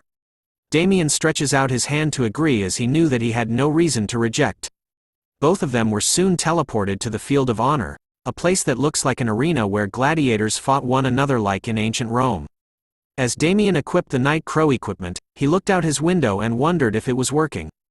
Koharu saw this and shouted at him about what he was doing right now. Damien informs him that he was filming their battle so he wouldn't go back on his words later on, but Koharu simply replied that he was an insane bastard. Damien went on to ask him, as a member of the Peerless Emperor Blood Alliance, was scared that he would lose to a newbie. Hearing those words made Koharu even more angry as he continued to shout out loud. He then warns Damien that he should do what he wants and just get ready to be destroyed. But our boy tells him that that was something he should do instead. The moment Koharu placed his hand on the handle of his sword, Damien disappeared in an instant. Koharu then felt something behind him in that same moment and turned around to see what it was. Damien appears with his fist raised high and tells him hi. With a mighty hit that causes an explosion, Damien's fist meets the a-hole dead-on. As he makes his way towards Koharu, who appears to be knocked out from a single blow, Damien tells him to get up. Stop exaggerating, member of the Peerless the Emperor Blood Alliance. Koharu couldn't believe what just happened to him as he faced the ground with shock written all over his face. He couldn't even see Damien move at all. But our boy shows no mercy as he continues to land another blow onto him. He warns Koharu that if he doesn't block, he will lose. The punch lands onto the a-hole's face as Koharu wonders what class Damien had. Seeing Damien's stance made him conclude that he was a pure strength-based physical class. He sees a chance to leap out of harm's way and looks at Damien with murder in his eyes, telling him that he was going to kill him. Koharu pulls out two blades to reveal his dual blader skill. Casting a tornado-like skill called Fatal Storm, Koharu rushes back to counterattack Damien with a dual blader's innate skill.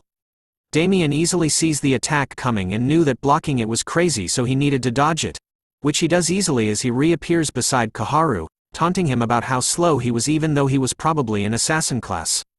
Koharu could only give Damien the bombastic side eye as he questions him on how he dodged the skill. Opening his window in the middle of the fight, Damien knew that after changing jobs, his skills changed into something new, which made him wonder if he should try using them. He looked through the skill list and came upon something that was good for the moment. Damien had selected the Blood's Craving skill. Koharu could see that Damien was smiling for some unknown reason to him and shouts at him while rushing to stab our boy. As he rushed over to Damien, Koharu splits himself into three other clones, shadow clones, the ninja way. The crowd watched with shock over this new skill and figured that Koharu was serious about this fight now. Damien knew that the clones were simply mirror images, unlike the Kunoichi class shadow clone technique, where the clones are substantial. Koharu warns Damien that he was screwed now, but Damien wore a smile on his face, wanting to know who was the one that was actually screwed. Just as the mirror images reached Damien, he used the witch doctor skill called Blood's Craving. He disappeared and reappeared with punches as gifts to all of Koharu's mirror images. His attacks sends him flying with a huge explosion as Koharu coughs blood while thinking that it made no sense. A blood shield started to form around Damien just as he was thinking of ending the fight right now. Koharu on the other hand started to panic as he breathed heavily, knowing that he was definitely going to die.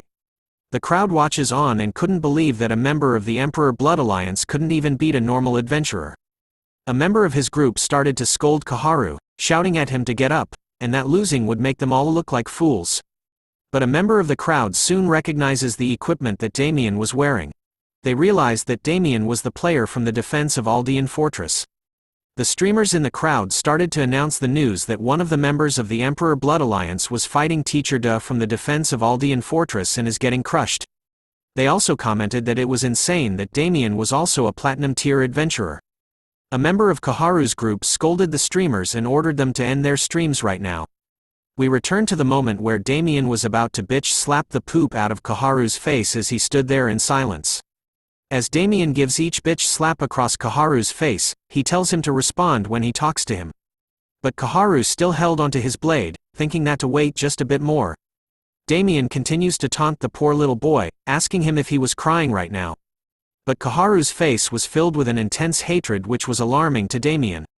Koharu then shouts out a dual blader skill as he raises both of his blades into the air. He summoned a bunch of chains that appeared from underneath the ground using the skill called Chain Ascension. The chains immediately went towards Damien, who instantly leapt back the moment the skill was casted. Seeing that the chains were about to hit him, Damien thought that Koharu was pretty good since he was trying to buy time until he could get up. As Koharu continued to cast the skill, Damien was still able to dodge it, knowing that it would be 30 seconds at most, and by his calculations, the fight was going to end soon. As Damien finally landed back on his feet, the chains stopped just inches away from his face. It appears that the chains had started to disappear, which was according to what Damien had predicted. He noted that this was quite fun as the chains started to disappear. But realized that his back was against the wall, which was what Koharu wanted in the first place. And that this was the moment that Koharu had planned as he shouted that it was all done. A red symbol started to appear on his forehead as he casted another skill. Using the dual blader skill, Koharu had summoned the Asura. A mythical figure appeared and stood alongside him. Damien sees his skill and calls him a psycho. He knew that Koharu was burning his own mana, so that he could increase his physical abilities. An extreme continuous dealing move where the blades won't stop until one side dies. The moment Koharu disappears from where he stood, Damien was able to see where he was going as he turned his head. With more arms and blades on his back, Koharu lets out a battle cry as he attempts to land a hit on our boy. His face was filled with nothing but the Asura marking on his forehead. Damien decides to meet his attack head-on. Knowing that this was Koharu's lethal move. But it wasn't going to work on Damien as he simply uppercuts the poop out of Koharu's face. But his attack didn't stop Koharu as his attacks continued on. Damien speculated that this was because of the Asura mode. Damien could feel that Koharu's arms and legs were moving separately, as if someone else was controlling him. Damien then tells him that he was confident in his speed too, just as he saw it earlier on. "Is your final struggle over now?" questioned Damien as he faced Koharu head-on with a smile on his face. Koharu too decides to fight head-on in response. The two titans continued to battle it out with one another. His exchange of blows was immense, sending shockwaves throughout the arena as everyone watched closely on their battle. The spectators couldn't believe the level of their fight. Koharu's teammates were watching the fight as well, afraid that the flow of the battle was getting strange. To their knowledge, Koharu's weapon, Alcazar's Fury, isn't something that you can block just because you want to. Using just one of the blades wasn't too bad, but Koharu was holding both of his blades, which allows him to have the effect of 100% ignoring defense. And it must be hard to even react to Koharu's attacks while he was in Ashura mode. But Damien was built differently. He was actually blocking all of Koharu's attacks with a smile on his face. He even manages to punch him in the face and deals a heavy blow onto his body as well, telling Koharu to bring out more.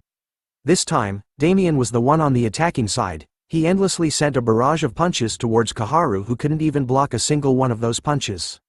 The spectators and Koharu's teammates were feeling scared and embarrassed by the current state of the match, thinking that they should end the match now to save Koharu from Damien's ruthless punches. With a single fist raised in the air this time, Damien lands one final powerful blow to Koharu, unleashing a bright blue pillar of light as it sends him flying back to Earth. The recoil of the punch from Damien was so strong to the point that Koharu bounced back into the air, before landing back onto the ground, completely unconscious. As Damien raises his fist in the air, the system announces that he had won the duel. Returning back to the arena, Damien started to yawn, feeling tired as this was the first time in a while his blood boiled over a match and he even had to fight an opponent with all he had without even knowing it. As he opened a window, Damien was wondering if he could use the video he recorded of the duel, thinking that it might be too cruel for everyone to watch. After all, he did beat Koharu mercilessly until he bled from every hole in his face.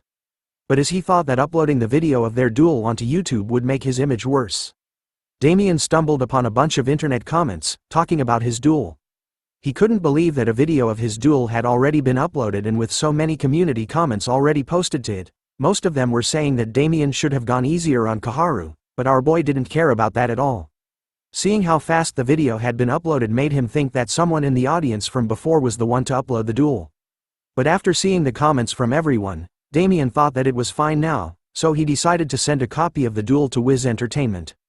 Even after reading the comments online about how cruel he was, Damien wasn't going to change his ways. After all, he still had to deal with Arthur. With a creepy smile on his face, Damien was determined to follow his saying, that he would repay favors by 100 and grudges by 1,000. But as he exited the tower, he looked back, thinking about how he came here and how this place was kind of like his heart's hometown. He wished he could challenge the tower right now, but because of his situation he couldn't. After all, fighting with Koharu, who was a common knight whose honor had been smeared, meant that Damien would be in trouble with the Emperor Blood Alliance. Since Arthur was in charge, Damien knew he would make a move as soon as possible. So our boy knew that he had to run as it was too early for him to fight against Arthur. Chippy soon screams at Damien, asking him about what was it that he was thinking about so hard, shocked and surprised by his reaction. Damien comforts Chippy by rubbing his face carefully, which he enjoys, informing him that he needed to prepare for a lot of things now, with a smile across his face. Back in the real world, a beautiful car is speeding through the night. It turns out to be Arthur, driving his date back home. As they say goodbye to one another, Arthur finally pulls out his phone, showing that he had been receiving a bunch of messages lately. He reads one of the messages from someone called Lee Rossing, a person should be managing AC. Looking at the message, Arthur wonders why he wanted to meet so late at night, but as he reads through the community posts and messages, a video catches his attention. Upon playing it, it shows the scenes from Damien's duel with Koharu being beaten badly. Watching the video made Arthur furious as he immediately turns on his car and speeds throughout the night again, shouting at his car system to call Lee Rossing immediately. Back in AC, Damien was lying behind on a cart somewhere, looking at his window, wondering why there was nothing for him to buy. Our boy was depressed, thinking about how expensive it was to use the return to village spell and the usage fee for the rap gate. And now, he was sad to use the outdated robotic horse carriage. As he continues to look through the system, notifications of the same message pop up, informing Damien that the item he was searching for cannot be found and to try searching for something else. Damien finally snaps over how he couldn't buy anything he needed. Looking at the scenery around him, Damien calmed down for a bit, believing that it was about time that the game did a patch since it was the 100th day. Thinking back to his memories before regressing, Damien figured out that the contents of the week-long dungeon sealed Demon's Altar should open around the 100th day. The reward that players would receive after clearing it would be exactly what he was looking for right now. The sealed Mana Stone's fragment, but the problem right now was that he didn't have the time to wait for the sealed Demon's Altar to come out. Back before this moment, Damien thought that he could have gotten all the items he needed, and to upload another video today, but he was screwed. Seeing no other choice, Damien opened the window once again, repeatedly clicking onto various items at once. Damien was searching for a bunch of materials, deciding that he was going to make the items himself. The scene changes to a jungle, where a muscular player with a hood was looking around for something. Two other players approach him from behind, calling out to Jae-han. It's revealed that the mysterious player was called Seo Jaein, the youngest of the 3J trio. The bald one is called Jae-hyuk, the second oldest of the trio, while the shorter man with hair is called Jae-young, the oldest of the trio. The 3J trio were fighters from the Holy Theocracy arenas. Jae-young, the oldest brother, was known as the oldest of the bulletin board as he was someone that posts many tips and is a pioneer of the fighter class. He has quite the fame as a YouTuber with several 100,000 subscribers with quite a hold on the AC community. As the oldest and youngest were discussing if they were at the right place, their attention was drawn to some loud noises behind them. Turning to see what it was, it turns out to be their second brother, who was smashing the nearby trees to bits, complaining that he was so hungry to the point that he could die. The sound of trees being smashed like your mom seems to draw the attention of a giant spider monster that appeared right above the two brothers. Seeing its ugly face screaming at them, Jae-young immediately activates his temple monk skill, causing his fist to glow with a golden light. With a mighty scream, he unleashes his skill called the Six Fists Might, destroying the giant spider monster in a golden glow. After one-shotting the spider monster, Young immediately scolds Hyuk for making so much noise that it attracts the nearby monsters, but Hyuk could only complain that his stomach had been grueling and was extremely hungry. Young then orders him to get rid of the corpse of the dead spider monster he killed. With just one hand, Hyuk manages to fling the corpse of the spider high into the air above them. But as he was still complaining about being hungry, the youngest brother makes his appearance once again.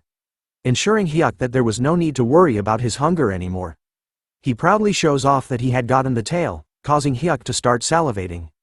And so, the trio continued on with their journey, even though the process wasn't all that enjoyable. Looking back, their journey began from a quest of the Holy Order Chelenus, which serves Arya, the goddess of light. For any other players, this quest would seem insane for them, but the trio were convinced that the quest given to them would connect to the main ones. Since they heard about the story about the stars from it. And so, using his tracking skill from the temple monk class called Kiri Elazone, Han continues to track for their quest. Back to Damien using the slowest transport known to mankind, Chippy was complaining about how long it was going to take them to arrive.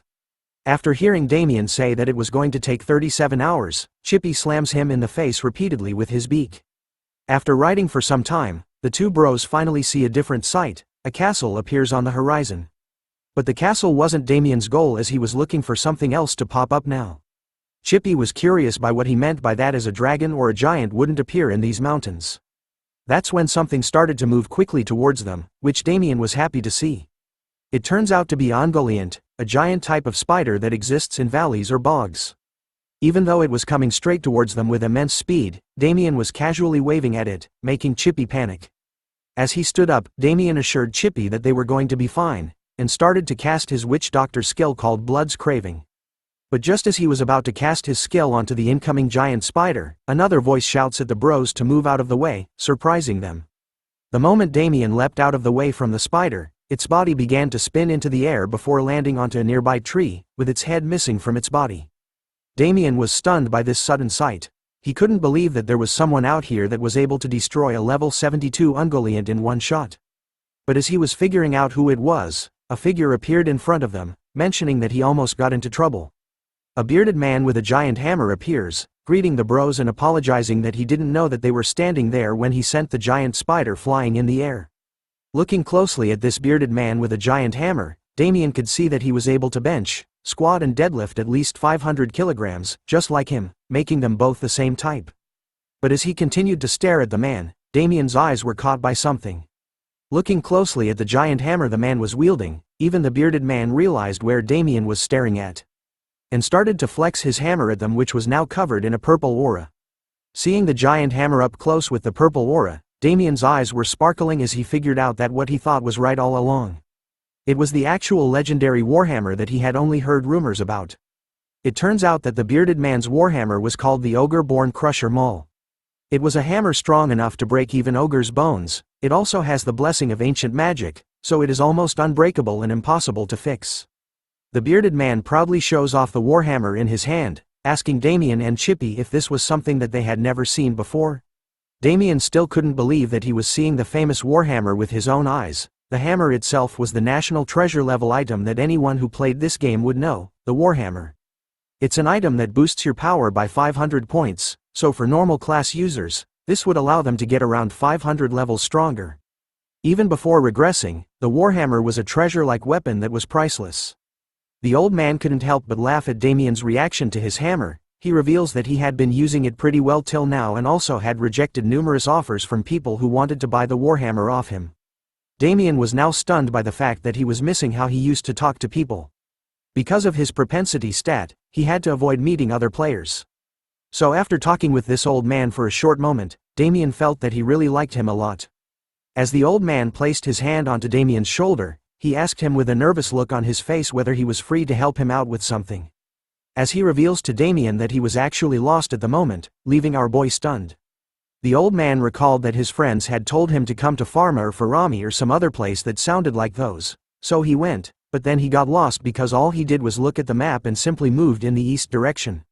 Damien was shocked to learn this, as the place they were currently at was called the Sloth Valley, which has often sightings of Ungoliants, the spider monster from before. Based on how dangerous this place was, most players would have used the Ripley's Store's warp gate. Even if a player has good luck and doesn't come across any monsters, it was still quite a far distance, since you needed to walk for a day straight. Forming a new plan in his mind, Damien couldn't help but smile to himself, thinking that based on the current situation, he should take this chance to level up, believing that if he was with someone who could send an Ungoliant flying in one go, then it would be easy. So Damien agrees with the old man's request, telling him that they should go together. But the old man was chuckling to himself, placing his hand onto Damien's shoulder once again. He told Damien to call him uncle instead. Hearing that, our boy started to laugh, letting the old man know that he didn't even know his name. Surprised by that fact, the old man reveals his name to be Kim Chun Sam. But Damien could call him Uncle Chun Sam. As he laughed along, Damien was immediately shocked to learn about the name of the old man. Damien couldn't believe that the old man standing in front of him was the actual Kim Chun Sam. Kim Chun Sam held the title of the Great Commander. Before Damien had regressed, Uncle Chun Sam was not just a master blacksmith, but also the owner of the Iron Guard, the top-ranking manufacturing workers' alliance. The 10 greatest commanders are on an equal playing field with the 10 greatest blood alliances. Damien could not even begin to explain how incredible Uncle Chun Sam's standing was in AC. Since he led an up and rising manufacturing workers' alliance. Right now, that very same person was standing right in front of Damien's eyes. Knowing all of this, Damien couldn't let go of the opportunity. Wasting no time at all, Damien kneels and bows onto the ground repeatedly towards Uncle Chun Sam, who was confused by how Damien was suddenly acting, begging him to accept him. With sparkling eyes and blushed cheeks, Damien tells Uncle Chun Sam that bows were just a way for a nephew to greet his uncle. Damien's plan seems to work, as Uncle Chun Sam couldn't resist the fact that he now has a new nephew. Using this chance, Damien takes his hand, offering to guide him to the proper place. Damien knew that Uncle Chun Sam would be the one who would later create a mythical class weapon. And that was the Arya's Rage, the weapon that King Arthur would use in the future. Before he had regressed, Damien spent all of his time looking at the weapon that Arthur was using. As he gripped his fist hard, our boy swore that this time, he was going to prevent Arthur from getting such a weapon. Holding onto Uncle Chun Sam's hands in a romantic way, Damien suggests to him that they form a party since the journey they were going on was going to be dangerous. Activating the window screen in the game, Damien sends a request to Uncle, telling him that all he needed to do was to accept the invite. Uncle Chun Sam was impressed by this, seeing that this was the first time he had ever gotten a party invite from somehow and that he had finally learned how to do so. Once the boys had joined the same party, they decided to immediately set off to their destination. As the sun began to set in a further forest, we now could see Damien running fast away from something, screaming at Uncle Chun Sam to help. Hearing that his precious nephew was in danger, Uncle quickly asked him what was wrong. Damien reveals that a horde of those giant spider monsters were chasing fast after him. This type of beast was no challenge to Uncle at all, as he had already finished his preparations. So as the spider monster tried to attack him, just like the mighty Thor, Uncle only needed a single hit to kill the Ungoliant. With each swing of his mighty warhammer, every single one of the Ungoliant couldn't withstand a single blow from the old man, dying instantly again and again after a single hit. This continued for quite some time as Uncle just kept swinging and swinging his mighty warhammer, destroying all the spider monsters that were chasing after Damien. Our boy and Chippy this time was a spectator. Watching Uncle Chun Sam kill all those monsters was amazing to them. All Damien did was simply lure the Ungoliants to where Uncle was on purpose in order to level up, not knowing that he was able to one-shot all of them, showing our boys that he truly was a monster. Uncle Chun Sam was clearly showing off to his nephew, telling him that since he was feeling a bit stiff, the spider monster's timing was perfect and that Damien was also doing great. Damien had fallen in love, practically kissing Uncle's butt, which Chippy approves of, as this was the way to make good connections. Looking around after the spider monster's body had disappeared, loot started to appear where they died. With a quick dash everywhere, Damien wasted no time at all, collecting all of the loot from their canines to their skin and even their strong acidic corrosive body fluids. Thanks to their incredible connection with Uncle Chun Sam, Damien was basically making money without doing anything. Looking at the amount of loot they had gotten without doing anything at all, Damien questions Chippy if they should have done party hunting earlier, but Chippy knew that it would be impossible for Damien. He proudly points out the propensity stat that Damien had, which was in the billion negatives. Being reminded of this, Damien knew that Chippy was right. There was no way he would have been able to team up with others. As they were talking, Uncle Chun Sam appeared and called out to Damien, pointing at the badge on his chest and asking what it was about. Damien explained that the badge he was wearing belonged to the Adventures Guild and was his adventure certificate. The one he was wearing specifically was the Platinum badge. This was the type of thing that you would receive if you passed the Adventures Guild qualification test, but Uncle Chun Sam seemed clueless about it. Damien was stunned to see this, so he questions him on whether he had received his adventure certificate yet. Uncle Chun Sam laughs, telling Damien that he hadn't, since he had just been playing with his friends and worked with metals as a blacksmith. Learning this fact about him, Damien knew that working will be a bit difficult without a certificate, so he started to think of a game plan. As he started to think of a plan, Uncle asked him if the adventure badge was something like an excavator license. Damien corrects him, informing him that the adventure badge would make it easier for him to create a blood alliance. Hearing about the blood alliance immediately catches the attention of Uncle Chun Sam, as this was what his friends and him were waiting for. He needed to create a blood alliance first. As Uncle laughed after discovering this fact, Damien smiled to himself, watching the innocent and naive guy in front of him. He knew now that what was important right now wasn't hunting. Seeing Uncle's reaction, Damien asks him if already had members. Uncle reveals that he did and that they were aiming to be the best manufacturing workers alliance. After hearing that, Damien was sure that Uncle Chun Sam was going to be the best, so he needed to adjust his plans based on the future too. Summoning the slow metal carriage from before, Damien figured that the thing that was more important than leveling up right now was something else, so he suggested to Uncle that they hunt for something a bit different this time. A spider that was bigger than all of the ones that they had hunted so far. Damien's plan was to use this hunt to prove his worth to Uncle and receive his favor. Deep in the Sloth Valley rocky zone, the uncle and nephew pair were moving quietly in the eerie place filled with fog. Damien started to look around, confident that what they were looking for was around here somewhere, but the lack of light made it hard for him to see properly. Seeing Chippy on his shoulder, Damien asks him for some light. Within a second, Chippy had summoned a bright ball of light right above his head, like Goku's spirit bomb. But it turns out to be a tiny ball of light, which Damien found disappointing. But even so, the system informs them that they have discovered new geographical information. Their new location was a place called Land of the Black Rock.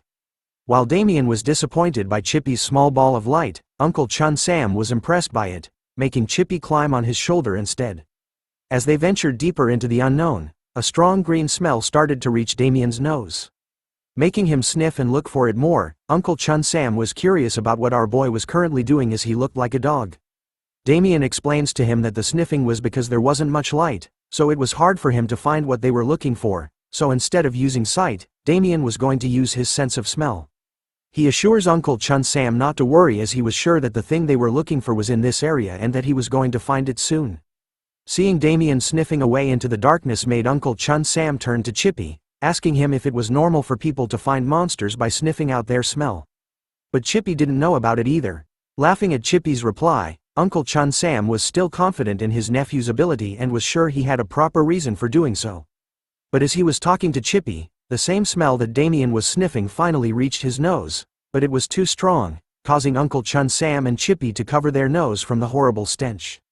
Smelling the weird sour smell, Uncle Chun Sam immediately chases after Damien, warning him about the horrible stench, as the system warns them that there was a strange hostility coming from their surroundings and that something was looking at them from the shadows. Standing in a wide open area, Damien was proudly smiling, informing Uncle Chun Sam that he had found what they were looking for all this time. In truth, Damien was almost happy to smell the stench of a corpse rotting. But being in this area in this life was strange to him. Before regressing, Damien had come here with a whole party, but now, there was only him, Uncle Chun Sam and Chippy. Sensing that a fight was about to begin, Damien summons his daggers while warning Uncle that a fight was coming for them.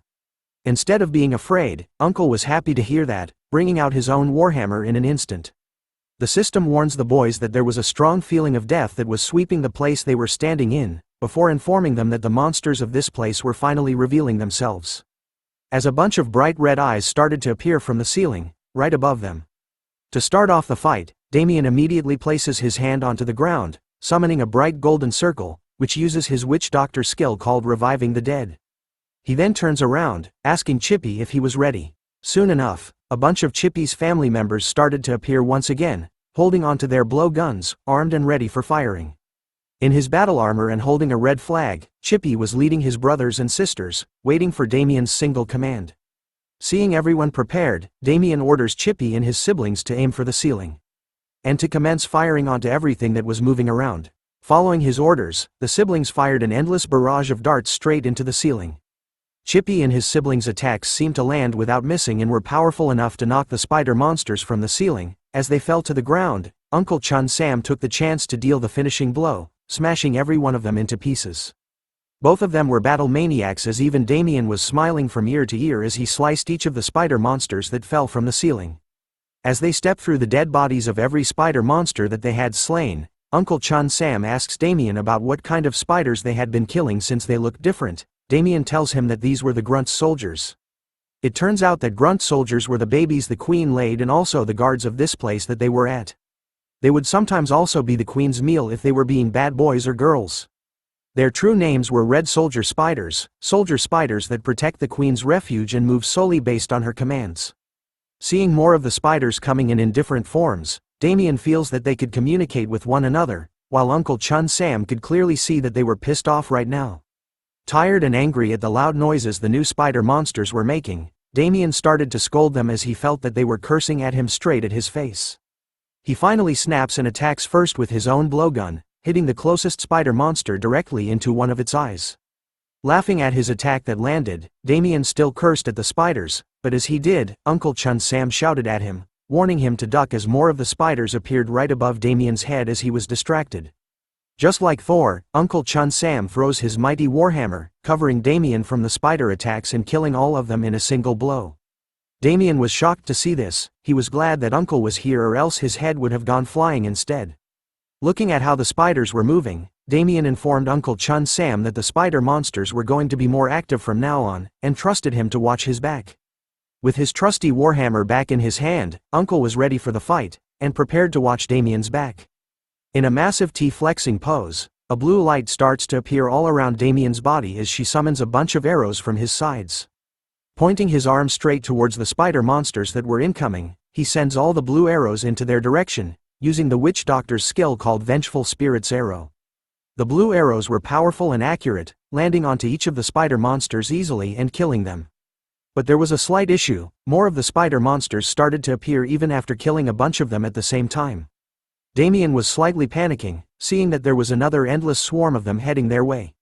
Coming up with a new plan, Damien summons another round of the Vengeful Spirit's Arrow, commanding Chippy to assume a new formation and to cover him while he does something else. Heeding Damien's command, Chippy went over to his siblings' side, telling them to get in line to form the third formation. Chippy and his siblings were now lined up alongside one another on a nearby cliff, shouting to Damien that they were ready.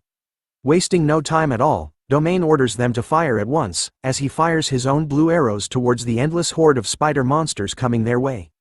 The combined attacks of Chippy and his siblings along with Damien's witch doctor skill was effective as the spider monsters started to die one by one, before even reaching them.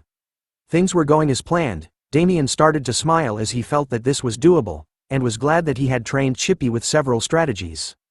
Now that this side was taken care of, Damien turns around to check on Uncle Chun Sam, who was smashing away with his warhammer. It turns out that he was having the time of his life as he slams each of the spider monsters with ease, using his blacksmith skill, called Hammerfall, killing each of them with a single blow. That one hit was enough to send shockwaves throughout the cave they were in, destroying and cracking the stone all around. Damien could only comment that Uncle Chun Sam's skill was crazy, and that he had evolved from a monster to a being that was basically unbeatable. As the both of them continued to kill each of the spider monsters that came for them, something started to happen with their dead bodies. The same strong green smell started to come out of them. Not only was the smell even stronger than before that caused Damien to cover his nose, but Uncle Chun Sam could hear something loud coming their way. Looking at Damien for an answer, our boy warns Uncle to be careful. Looking at how the spider monsters were now behaving, Damien knew that this situation was unusual, as the spider monsters were getting into formation. He knew that since the queen always places her survival first, and doesn't usually move herself, But when a certain amount of her spider children and soldiers were dying, then she would become stressed and even more aggressive from before. As the system gave out red warnings this time, Damien and Uncle Chun Sam prepared themselves for what was coming as the spider monsters were moving in a formation. The system then tells Damien and Uncle Chun Sam that the Forgotten Spider Queen was revealing herself and that they needed to prepare for the Master of the Refuge's wrath. Seeing this confirms it for Damien, the Queen herself was finally crawling out. A large monster with a woman figure appeared, covered in a bright purple aura, letting out a fierce scream that sent shockwaves in the air. With a scary-looking face, the Forgotten Spider Queen has revealed herself. The Spider Queen, Aliwan, one of the queens of the countless factions who led the ancient spider kingdoms. She was defeated by one of the 12 pure-blooded branches princesses, Arashine, and lost most of her lineage's abilities, with only the instinctual desire to survive remaining. Compared to several hundred years ago, she was atrophied in several aspects, but she possesses strong acidic bodily fluids to digest most organisms and a strong obsession for her prey. She is much greedier than before. Her unique trait is that this monster is of noble blood and has quite high physical abilities and remaining techniques. The game system continues to warn Damien and Uncle Sam that the Forgotten Spider Queen was revealing herself, and advises them to prepare for the Master of the Refuge's wrath. Instead of being afraid of the big bad boss, Damien and Uncle were excited to finally see her come out. And so she does, covered in a demonic black and purple aura as she lets out a ferocious scream, announcing her presence to everyone in the cave. Her eyes are up there, gentlemen. As the Spider Queen Aliwan reveals her face, it shows a look of anger. Once again, she is one of the queens of the countless factions who led the ancient spider kingdoms. She was defeated by one of the 12 pure-blooded branches, Princess Arachne, and lost most of her lineage abilities with only the instinctual desire to survive remaining. Compared to several hundred years ago, she has atrophied in several aspects, but she possesses strong acidic bodily fluids to digest most organisms and a strong obsession for her prey. She is much greedier than before. Her unique trait is that she is of noble blood, and has quite high physical abilities and remaining techniques, so players needed to be extra careful in dealing with her. Uncle was curious about why they were suddenly facing the big bad Spider Queen, so Damien tells him that he needed to think of her as his free pass to receive the Adventurer certificate. Looking at the Spider Queen closely, Damien could see that she was still the same as ever, and also, right now, they needed to be especially more careful. As the Spider Queen wasn't that far away from them, Damien knew that if they even moved by a little bit, she would charge towards them at a fast pace. So to make things easier, Damien created a group chat first as he had a plan in mind. Using the group chat, he informs Uncle that when facing the Spider Queen, they couldn't move in any random way, so when she moves, Damien wants Uncle to prepare his strongest attack against her.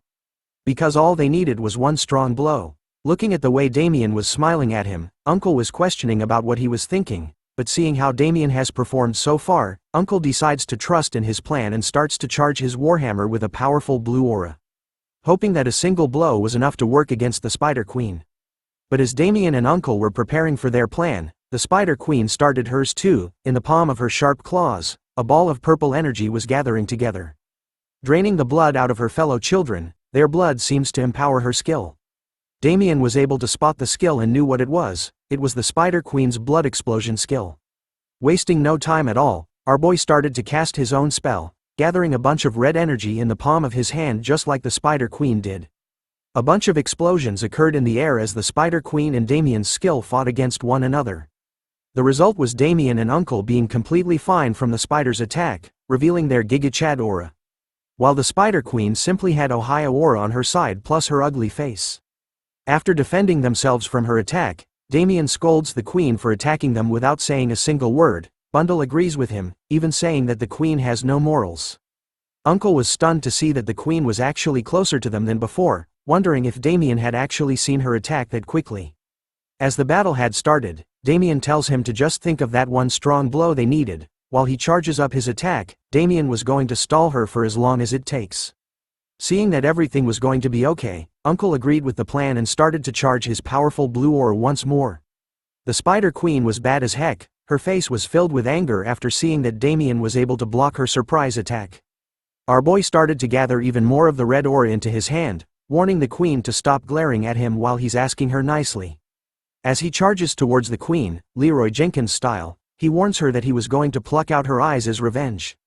While Damien charges recklessly to get the Spider Queen's attention while Uncle charges for his powerful blow, the queen unleashes a new set of skills, summoning multiple balls made out of her deadly purple aura. Bundle was scared, but Damien showed no fear as he went up against her skill using his own witch doctor skill. Explosions were seen once more in the air as Damien casted the blood's craving skill to counter the queen's skill. Damien was doing his best, knowing that the attack from the queen was the same from before, and that if he was a normal player, then he would have already helplessly fallen for it because the cave was so dark, making it hard to dodge or attack against her skill. But thanks to his sixth sense, Damien could see everything, as if the cave was fully lit. Ordering Bundle to move, Damien was on to the next part of his plan. Using his coolest skill, in my opinion, Bundle and his siblings were positioned above a cliff behind Damien as he stood in front, covered in his blue aura and surrounded by multiple arrows. Bundle was the acting commander for his siblings, asking them if they were ready for what's coming. They all chirped together in unison, blowguns in their mouths, aimed and ready to fire. Hearing their response, Damien orders for everyone to fire everything they got towards the Spider Queen's direction using his witch doctor skill called Vengeful Spirit's Arrow. The arrows proved to be effective against the spiders as they were shot down one by one, as each arrow flew past them. Damien even notices that the queen was using her own children as shields, so he knew that he needed to tie her feet before Uncle finishes preparing his one blow. This time, a dark green aura started to flow around Damien's arm as he casted another witch doctor skill.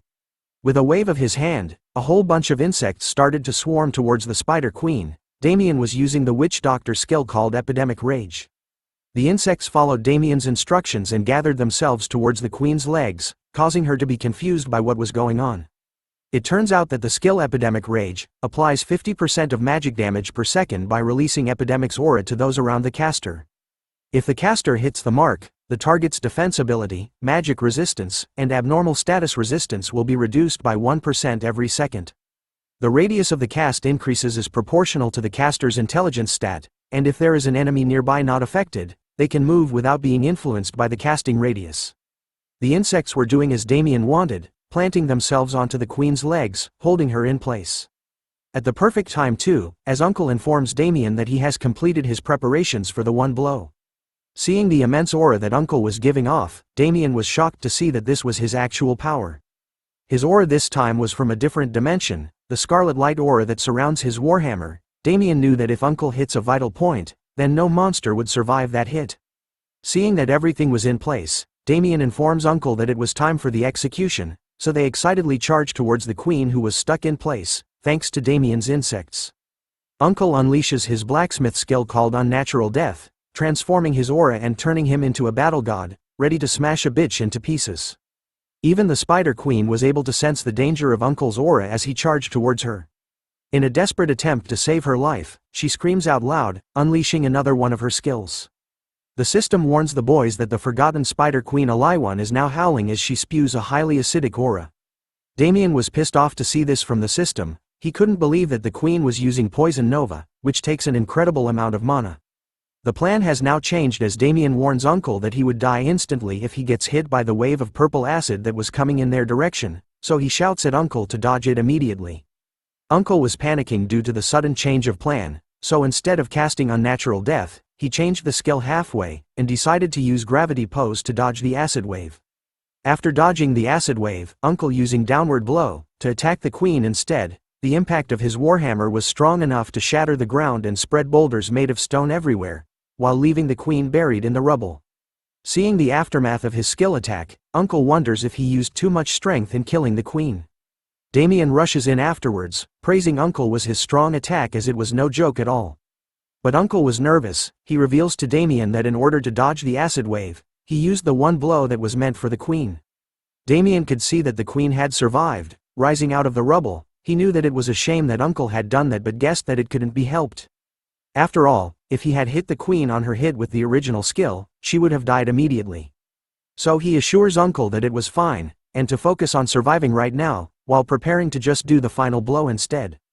Damien turns around, assuring Uncle that his nephew was going to take care of the rest. Uncle was hesitating a bit to leave everything to our boy, but reluctantly agreed with his suggestion. Damien started to think. He knew that the skill Gravity Pose, which is said to be the best blacksmith skill among all enchant skills, resulted in most of the Red Soldier spiders dead, but caused the Spider Queen to start raging instead. In his T-pose stance, Damien started to cast 2 different skills in each of his hands, the Witch Doctor's Blood Craving and Epidemic Rage. The Queen was serious this time too, combining and channeling all her aura into her body this time. The system continues to warn Damien that the Spider Queen is angered. But even after seeing the warning, Damien was focused. Determined to end this shit show of a fight right now, he combines the auras of the skills into his center, using the Witch Doctor skill called Compress to combine the 2 skills, turning them into a ball of blue aura, while summoning 100 vengeful spirit arrows. It's the final countdown, as the Spider Queen lets it all out, and so does our boy as he screams at the Queen to die. A massive blue and purple wave of aura clashed against one another, as Damien and the Spider Queen went all out, intending to kill the other. Damien seems to be winning the exchange of blows as the Spider Queen takes on his attacks without defending herself. Our boy knew that she had lost most of her bloodline skills, and only had limited skills at her disposal right now. As his attacks continued to land on her, Damien also knew that she couldn't use inherent traps or domain expansion attacks either. As he deals one more blow at her, Damina was smiling, wondering if he was able to use domain expansion at this point. Excited with that thought, he moves closer to the Spider Queen, realizing that the Spider Queen was no longer a free pass for Uncle, but instead, she was going to be the puppet that our boy was going to test his skills on. Changing from a long-range attack, Damien uses his Epidemic Rage skill once again, focusing it into his fist this time. While doing so, he decides to change his method and build the area too. The result was a domain expansion. As he landed his fist against the Spider Queen, the system notifies of the skill called Expand Darkness Spiritual Food Fruit. The moment it was announced, a black aura started to surround where Damien and the Spider Queen was. Deep inside the ball of darkness, Damien was amazed that what he thought actually worked. Even though this wasn't your typical domain expansion, he figured out another way to use Epidemic Rage. The moment he entered the domain expansion, Uncle was quick to message him in the group chat, wondering what had happened to him and if he had logged out. Damien responds back, knowing that Uncle was probably shocked since this was something that Damien didn't expect would work and he hadn't told Uncle about it before. In the group chat, Damien assures him that he was fine and to continue preparing his final blow since he was going to do the rest. Once he was done messaging Uncle, Damien turned around, to see that the Spider Queen was screaming in pain, due to it being poisoned. Damien knew that this was the result of it entering someone else's domain, making her feel like she was dying due to the debuffs. As he said this, a bunch of system windows appeared, informing him that the Spider Queen's defense, magic resistance, and abnormal status resistance had decreased. But instead of admitting defeat at this point, the Spider Queen lets out another howl, surprising Damien before showing him that she wasn't finished yet. This queen ain't going down this easily. Damien was glad to see it this way, but admits that he didn't have the time, and wanted to end things quickly. He charges at the Spider Queen by himself, curious about how much he can face her with nothing but his body. With one of her arms missing and blood flowing, the Spider Queen does the insane. She uses her own blood to cast her skill, pulling out more of it. Seeing this, Damien stops in his tracks immediately, pissed off about what she was doing, and realizing that it was different from the blood explosion she had used before. He notices that she doesn't have her subordinate spiders to use as ingredients here, so she was trying to use her blood instead to attack. The way the Spider Queen was attacking right now, was no different from craving and eating her own skin. As he charges in, Damien dodges the Spider Queen's attacks, asking her if she thought he couldn't pierce through because of this. With a fist in the air, he challenges the Queen to fight each other properly. But instead of agreeing with his suggestion, the Queen goes in for a grab, but our boy manages to knock and block her hand away quickly, allowing him to reach her at just the right spot. With a massive blow onto the Queen, Damien was able to lessen their difference in size. His strike was powerful enough to send her crashing down, almost causing her health to reach half. But our boy wasn't stopping there. He was determined, knowing that being this close to her made it possible. So he charges into her once again, striking the same spot over and over. As he lands blow after blow, the system notifies him that the effect of the title Narrow Escapee has activated, and that the Queen was now bleeding. As she suffers from Damien's continuous punches, the system informs him that the effect of the title Survivor of the Battlefield has been activated. Damien's hand was glowing green due to the effect of the Rune of Greed Extorting Hand, which has been activated. This new effect allows him to absorb the Spider Queen's health and mana. Damien was glad. All the effects he had earned until now were becoming one and activating, causing the battle demon inside of him to come out. He happily smashes the Spider Queen's face with his fist, smiling like a mad demon as he relishes in the joys of the battle. As soon as the blow landed, he landed in a superhero position, wondering if the fight was over. But the system warning turns red, catching his attention. It turns out that the fight isn't over yet, as the Spider Queen still has a hidden card to play. It turns out that she was about to release a powerful energy. Our boy started to panic upon seeing the bright light, cause it might mean that he sees the final light. Unable to stop it in time, the powerful energy the Queen unleashed resulted in a massive explosion spreading everywhere. The domain expansion that contained Damien and the Spider Queen started to crack due to the power of the explosion. Even Uncle was stunned to see what was going on, covering his eyes from the bright light and wondering if the barrier had been released. Through the smoke, he could only see the Spider Queen's body coming out. In a hurry, Uncle looks around, shouting out for Damien to respond to his voice. And soon enough, he sees our boy, sitting on top of the Queen's body. Damien stands up, completely fine and without a scratch, calling out to Uncle and informing him where he was.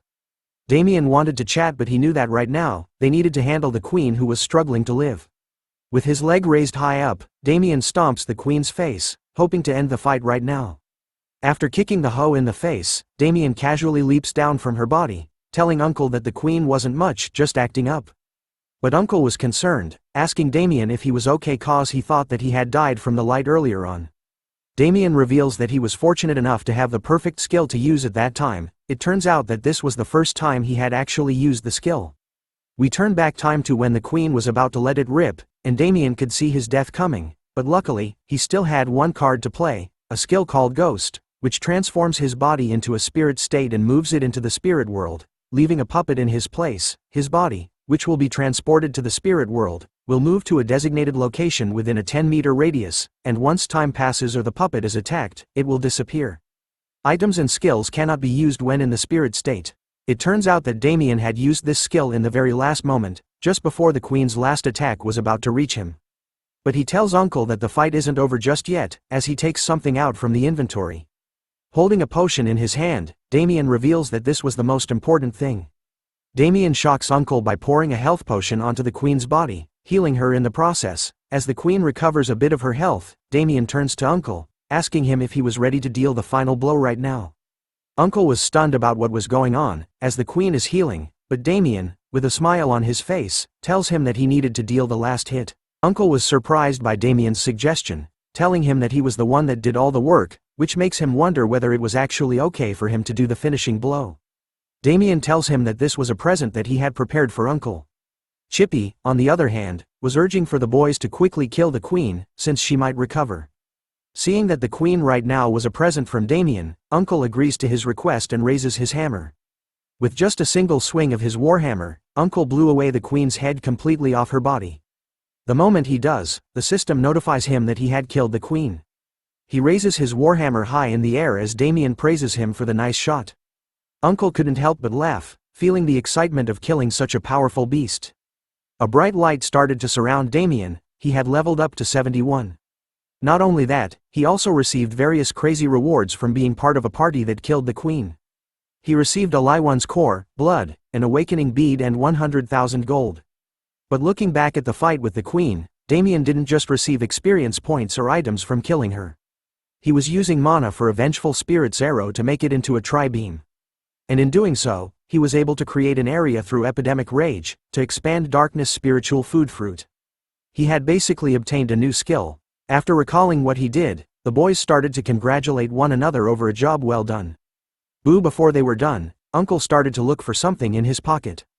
He pulls out a red gem in the palm of his hand and presents it to Damien, telling him that this was something that just entered his inventory. Damien was stunned to see what it was. It turns out to be a bloodstone. Its description goes like this: a transparent gem that shines an ominous light, contains the blood abilities of the ancient Spider Kingdom. Although most of the abilities of the gem have been destroyed after much time has passed, the inherent mana of the Queen, which has accumulated over several hundred years, is booming with power. It contains a captivating beauty that will capture anyone's gaze. Damien knew that bloodstones were gems that are discovered in boss monsters who are named rank or above, and are mana stones that contain the inherent ability and traits of the boss. Unlike the artificial materials that alchemists make, they are rare because they are created in the bodies of organisms with high intelligence and ego. This is why even before Damien had regressed, they were very expensive, and also, he had a lot of fun with them. Instead of taking it for himself to have fun again, Damien recommended Uncle to take the Bloodstone to the Adventurers Guild, which would allow him to get a free pass to Gold Tier. Uncle was impressed to hear that advice from Damien, who adds that he will be able to get a lot of money from selling it, but he advises that getting a free pass for the Adventurer certificate is way more beneficial. Hearing that advice, Uncle decides to go with what Damien suggests. But there was something concerning our boy. He knew that they had taken a long time to defeat the Queen, which made him worry that Uncle's friends must have been waiting for quite a while. But Uncle shrugs Damien's concerns away, telling him that those old men were probably fine being on their own. As Damien recovers from the powerful slap from him, Uncle couldn't help but think that the whole raid was super fun, making him unaware that a lot of time had passed.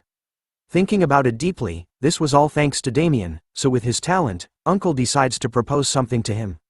He wanted Damien to play with him for a long time, which confuses our boy. This is when Uncle formally suggests to Damien that he should join the clan he was going to make. The system notifies our boy that Uncle was showing high levels of likeness towards him, and wants to become friends. The scene changes to a place called the Principality of Pharma. We exit an armor store where our boy is now decked out in a new set of clothes. Looking like a player from Assassin's Creed Origins, Chippy questions him on why he needed a new set of clothes.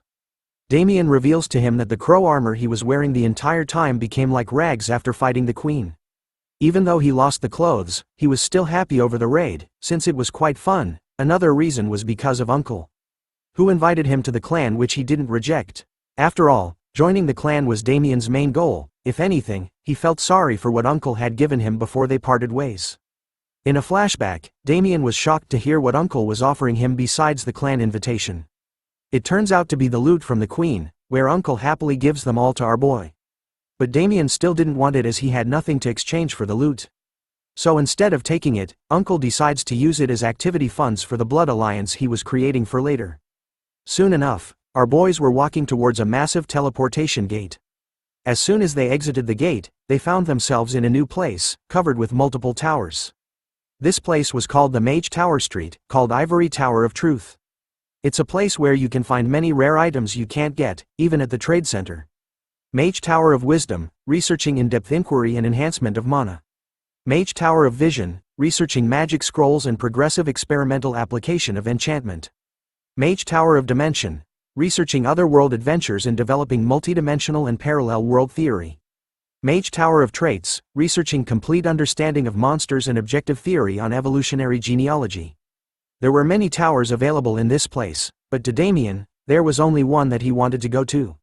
As he continues to walk past the towers, a sudden bright light catches Chippy's attention and also blinds him, causing our boy to shout for Damien's help.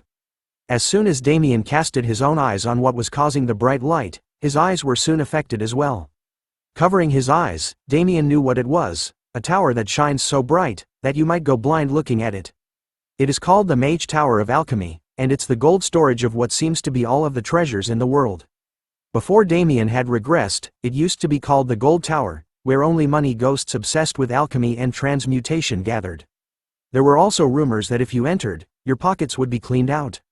Regardless of those rumors, Damien decides to enter the tower anyway, as it was the place he was looking for. Entering the tower, Damien was greeted by someone dressed in a golden white robe. He welcomes our boy as an otherworld adventurer who is searching for the truth. The greeter introduces himself as Arwen, a probationary alchemist of the Mage Tower of Alchemy.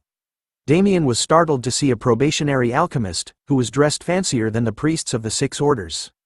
Arwen questions him on the reason why he visited their Mage Tower. Damien replies that he wanted to meet Sir Renos. Hearing the name he wanted to meet, Arwen recognizes who it was. Damien reaffirms that he wanted to meet Sir Renos, who is called the Hand of Gold. Based on Arwen's awkward reaction to Damien's request, he could see that he was acting. Arwen immediately apologizes to our boy, saying that Sir Renos was quite busy recently, so it would be hard for general people to meet him. Hearing that sad excuse, Damien knew the truth as he could see past Arwen's business smile. In truth, Arwen's mind was probably filled with thoughts like, Sir Renos is not someone a beggar like him can meet. Damien also knew that the person known as the Hand of Gold is a core character who runs the Mage Tower of Alchemy, so if you weren't someone of high status, then you cannot meet him.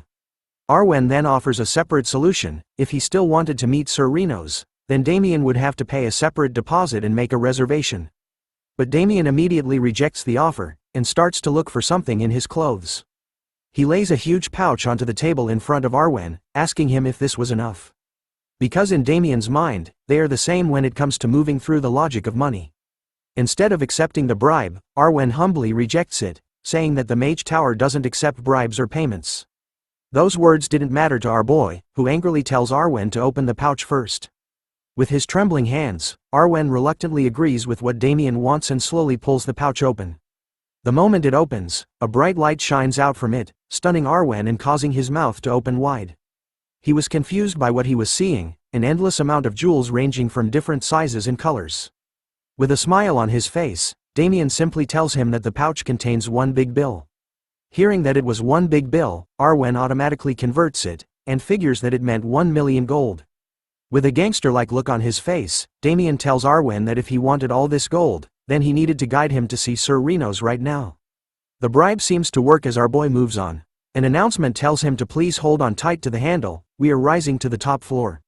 It turns out that he was now on a moving platform. Chippy couldn't believe his eyes while Damien tells him to stay still as it was dangerous for him. Chippy was amazed by the sudden technology. He questions Damien if he could make the thing he wanted here. Damien tells him that that was the most important part. Looking at all the moving platforms in front of them, Damien was sure that he would definitely be able to make it here. Even after seeing these 100 floating stones, he knew how advanced the magic engineering is here. He also knew that those floating stones were made by embedding high-quality monostones at the bottom. Just one floating stone alone is worth an astronomical amount. The announcement soon informs him that he has reached the 50th floor, and has arrived at the master class. He enters a certain room and is greeted by a glowing ornament. The lion head had a magic circle all over it, as the system asks Damien if he wanted to activate the magic circle. He happily agreed with the question and a bright light started to appear at the door he was standing in front of. Before they knew it, both Chippy and Damien were teleported to a different place. They looked around, wondering where they were exactly. But soon enough, they noticed someone standing in front of the window in front of them. Damien talked to the stranger first, greeting him before asking if he was the one he was looking for, Sir Renos. The stranger remained silent after hearing Damien's question, but quickly turns around, showing a Gandalf-like appearance. He tells Damien that his face was full of anxiety and was a pilgrim who searches for the truth. Hearing those words was alarming to Damien, as he was confused over the cult-like fortune-teller vibes that the wizard was giving off to them. But the wizard continues to tell Damien not to worry, as he will become their signpost, for those like him, who are lost. He finally introduces himself as the Mage Tower's master, the hand of gold that represents the Principality of Pharma, Sir Renos. As he sat down in his seat, he questioned Damien over the reason why he had come all the way to their tower. Damien reveals to Renos that he wanted to ask for an excellent opinion from the most outstanding alchemist, so there was no other way than to request an audience with him, Sir Renos. But Renos wasn't sure about the audience part, until Damien questions him if that would be alright. It turns out to be fine as Sir Renos was aware that Damien had given them quite a huge amount for their research. Damien brushes it off, saying it wasn't much and just basic etiquette, but he knew that since when exchanged, the jewels that he had given them would be worth tens of millions. So he needed to get his money's worth. Other than money he had spent on his family and friends, Damien wasn't the type to waste a single dime. Because that is his creed. Because he opened his eyes widely, Sir Renos calls out to Damien, questioning him on why he was opening his eyes that wide in front of him like that. Since earlier on, the old man was able to sense that Damien was different when compared to normal adventures. Hearing that, Damien was confused. The old man even noticed how comfortable our boy was sitting in front of him. Damien was impressed. He knew that Sir Renos was no ordinary person as well. He had caught a gaze that he had on his face for maybe a fraction of a second. Damien decides to apologize for his reaction, saying it was because he couldn't hide his excitement after seeing Sir Renos' face, since he was famous. The old man still hesitated to accept Damien's reason, thinking that he had a strange gaze on his face, but decided that he might have mistaken it due to using too much mental power talking to a VIP yesterday. Moving on, Renos wanted to get to the point. He asks Damien about what it was he wanted. Our boy thought about it for a second, saying that it was something that couldn't be easily made. Hearing that it was hard to make, Sir Renos was pissed off as he found it an insult. He questions Damien if he actually knew who he was. This is when Damien started to kiss his ass. He recounts the achievements that Sir Renos had. He knew that he was the hand of hold, that can make something out of nothing, the living legend of alchemy, Sir Renos. Hearing about his own achievements made the old man happy, so he questions Damien once again, asking him if he really thinks that he was unable to complete the item he was speaking of. Our boy, in ass-kisser mode, wonders if there really isn't anything Sir Renos couldn't make. Hearing that, the old man was pumped up, knowing that Damien had also invested a huge sum of money, and that he was the type of person who returns as much as he is given. Feeling that he had fallen for the trap, Damien whispers to him if he had heard about an item called World Tree's Tears. Hearing the name of the item caused the old man to panic. The World Tree's Tears was an ingredient of hero rank. Even seeing it would prove to be difficult, as it was protected by fairies, due to the World Tree's crystals that sprouted through the will of causality. The old man was quick to ask what Damien was going to use the item for. In his mind, he questioned if Damien was trying to get the crystals of such a holy tree with just a few words. That's something that cannot and should not happen in the Arcia continent. But Damien wasn't going to let this chance go, and continues to push the old man to create the item. Sir Renos had to look out the window, averting away from Damien's strong sparkling gaze from before. He knew that making the item with advanced alchemy is difficult. But as Damien appears beside him, the old man reveals that there was one problem with making it. Hearing that there was a problem, an angry aura rose from our boy as he gave the old man the bombastic side eye. Sir Renos could feel the immense threat coming from Damien's eyes, so he quickly explains the problem to his ears to get him to understand. After explaining the situation, the old man hopes that Damien would understand that they don't have the ingredients at the Mage Tower right now. And even if he wanted to make the item for Damien, it would be difficult. But as the old man continued to complain about the lack of ingredients, our boy started to pull out something from his subspace. Within a few seconds, he presents to Sir Renos a huge sack. The old man was shocked by how big it was, and questions if Damien had kidnapped someone and placed them inside. But our boy assures him that it was fine and tells him to open it. Upon opening the huge sack, the old man was shocked by what was inside of it. It turns out to be the Pendant of Light, the Marble of Awakening, Fairy Wings Powder, the Conch of Abyss and other glorious items. Sir Renos could only wonder where Damien had gotten all of these precious ingredients. Our boy simply replied that he bought them, which shocked the old man even more. In his eyes, he could see that our boy was a huge rich kid. Figuring out that he had fallen for the trap, the old man finally realized that this was what Damien wanted all along. Damien quickly shakes Sir Renos' hand, telling him that the ingredients were a present, and that it should be possible for them to create the item right now. But after seeing all this, the old man turns his face away, without answering the question. Seeing that reaction, Damien heads to the doors of the room, and locks them. With an evil demonic look on his face, both Chippy and Damien stared back at the old man, demanding the World Tree's tears. The old man finally realizes that the reason why Damien locked the doors was because he was going to stay here until he made the item. Thanks for watching the latest part from the voice of Manhwa. Subscribe for more content and don't forget to comment below what you want to see in the future. Like and share for more.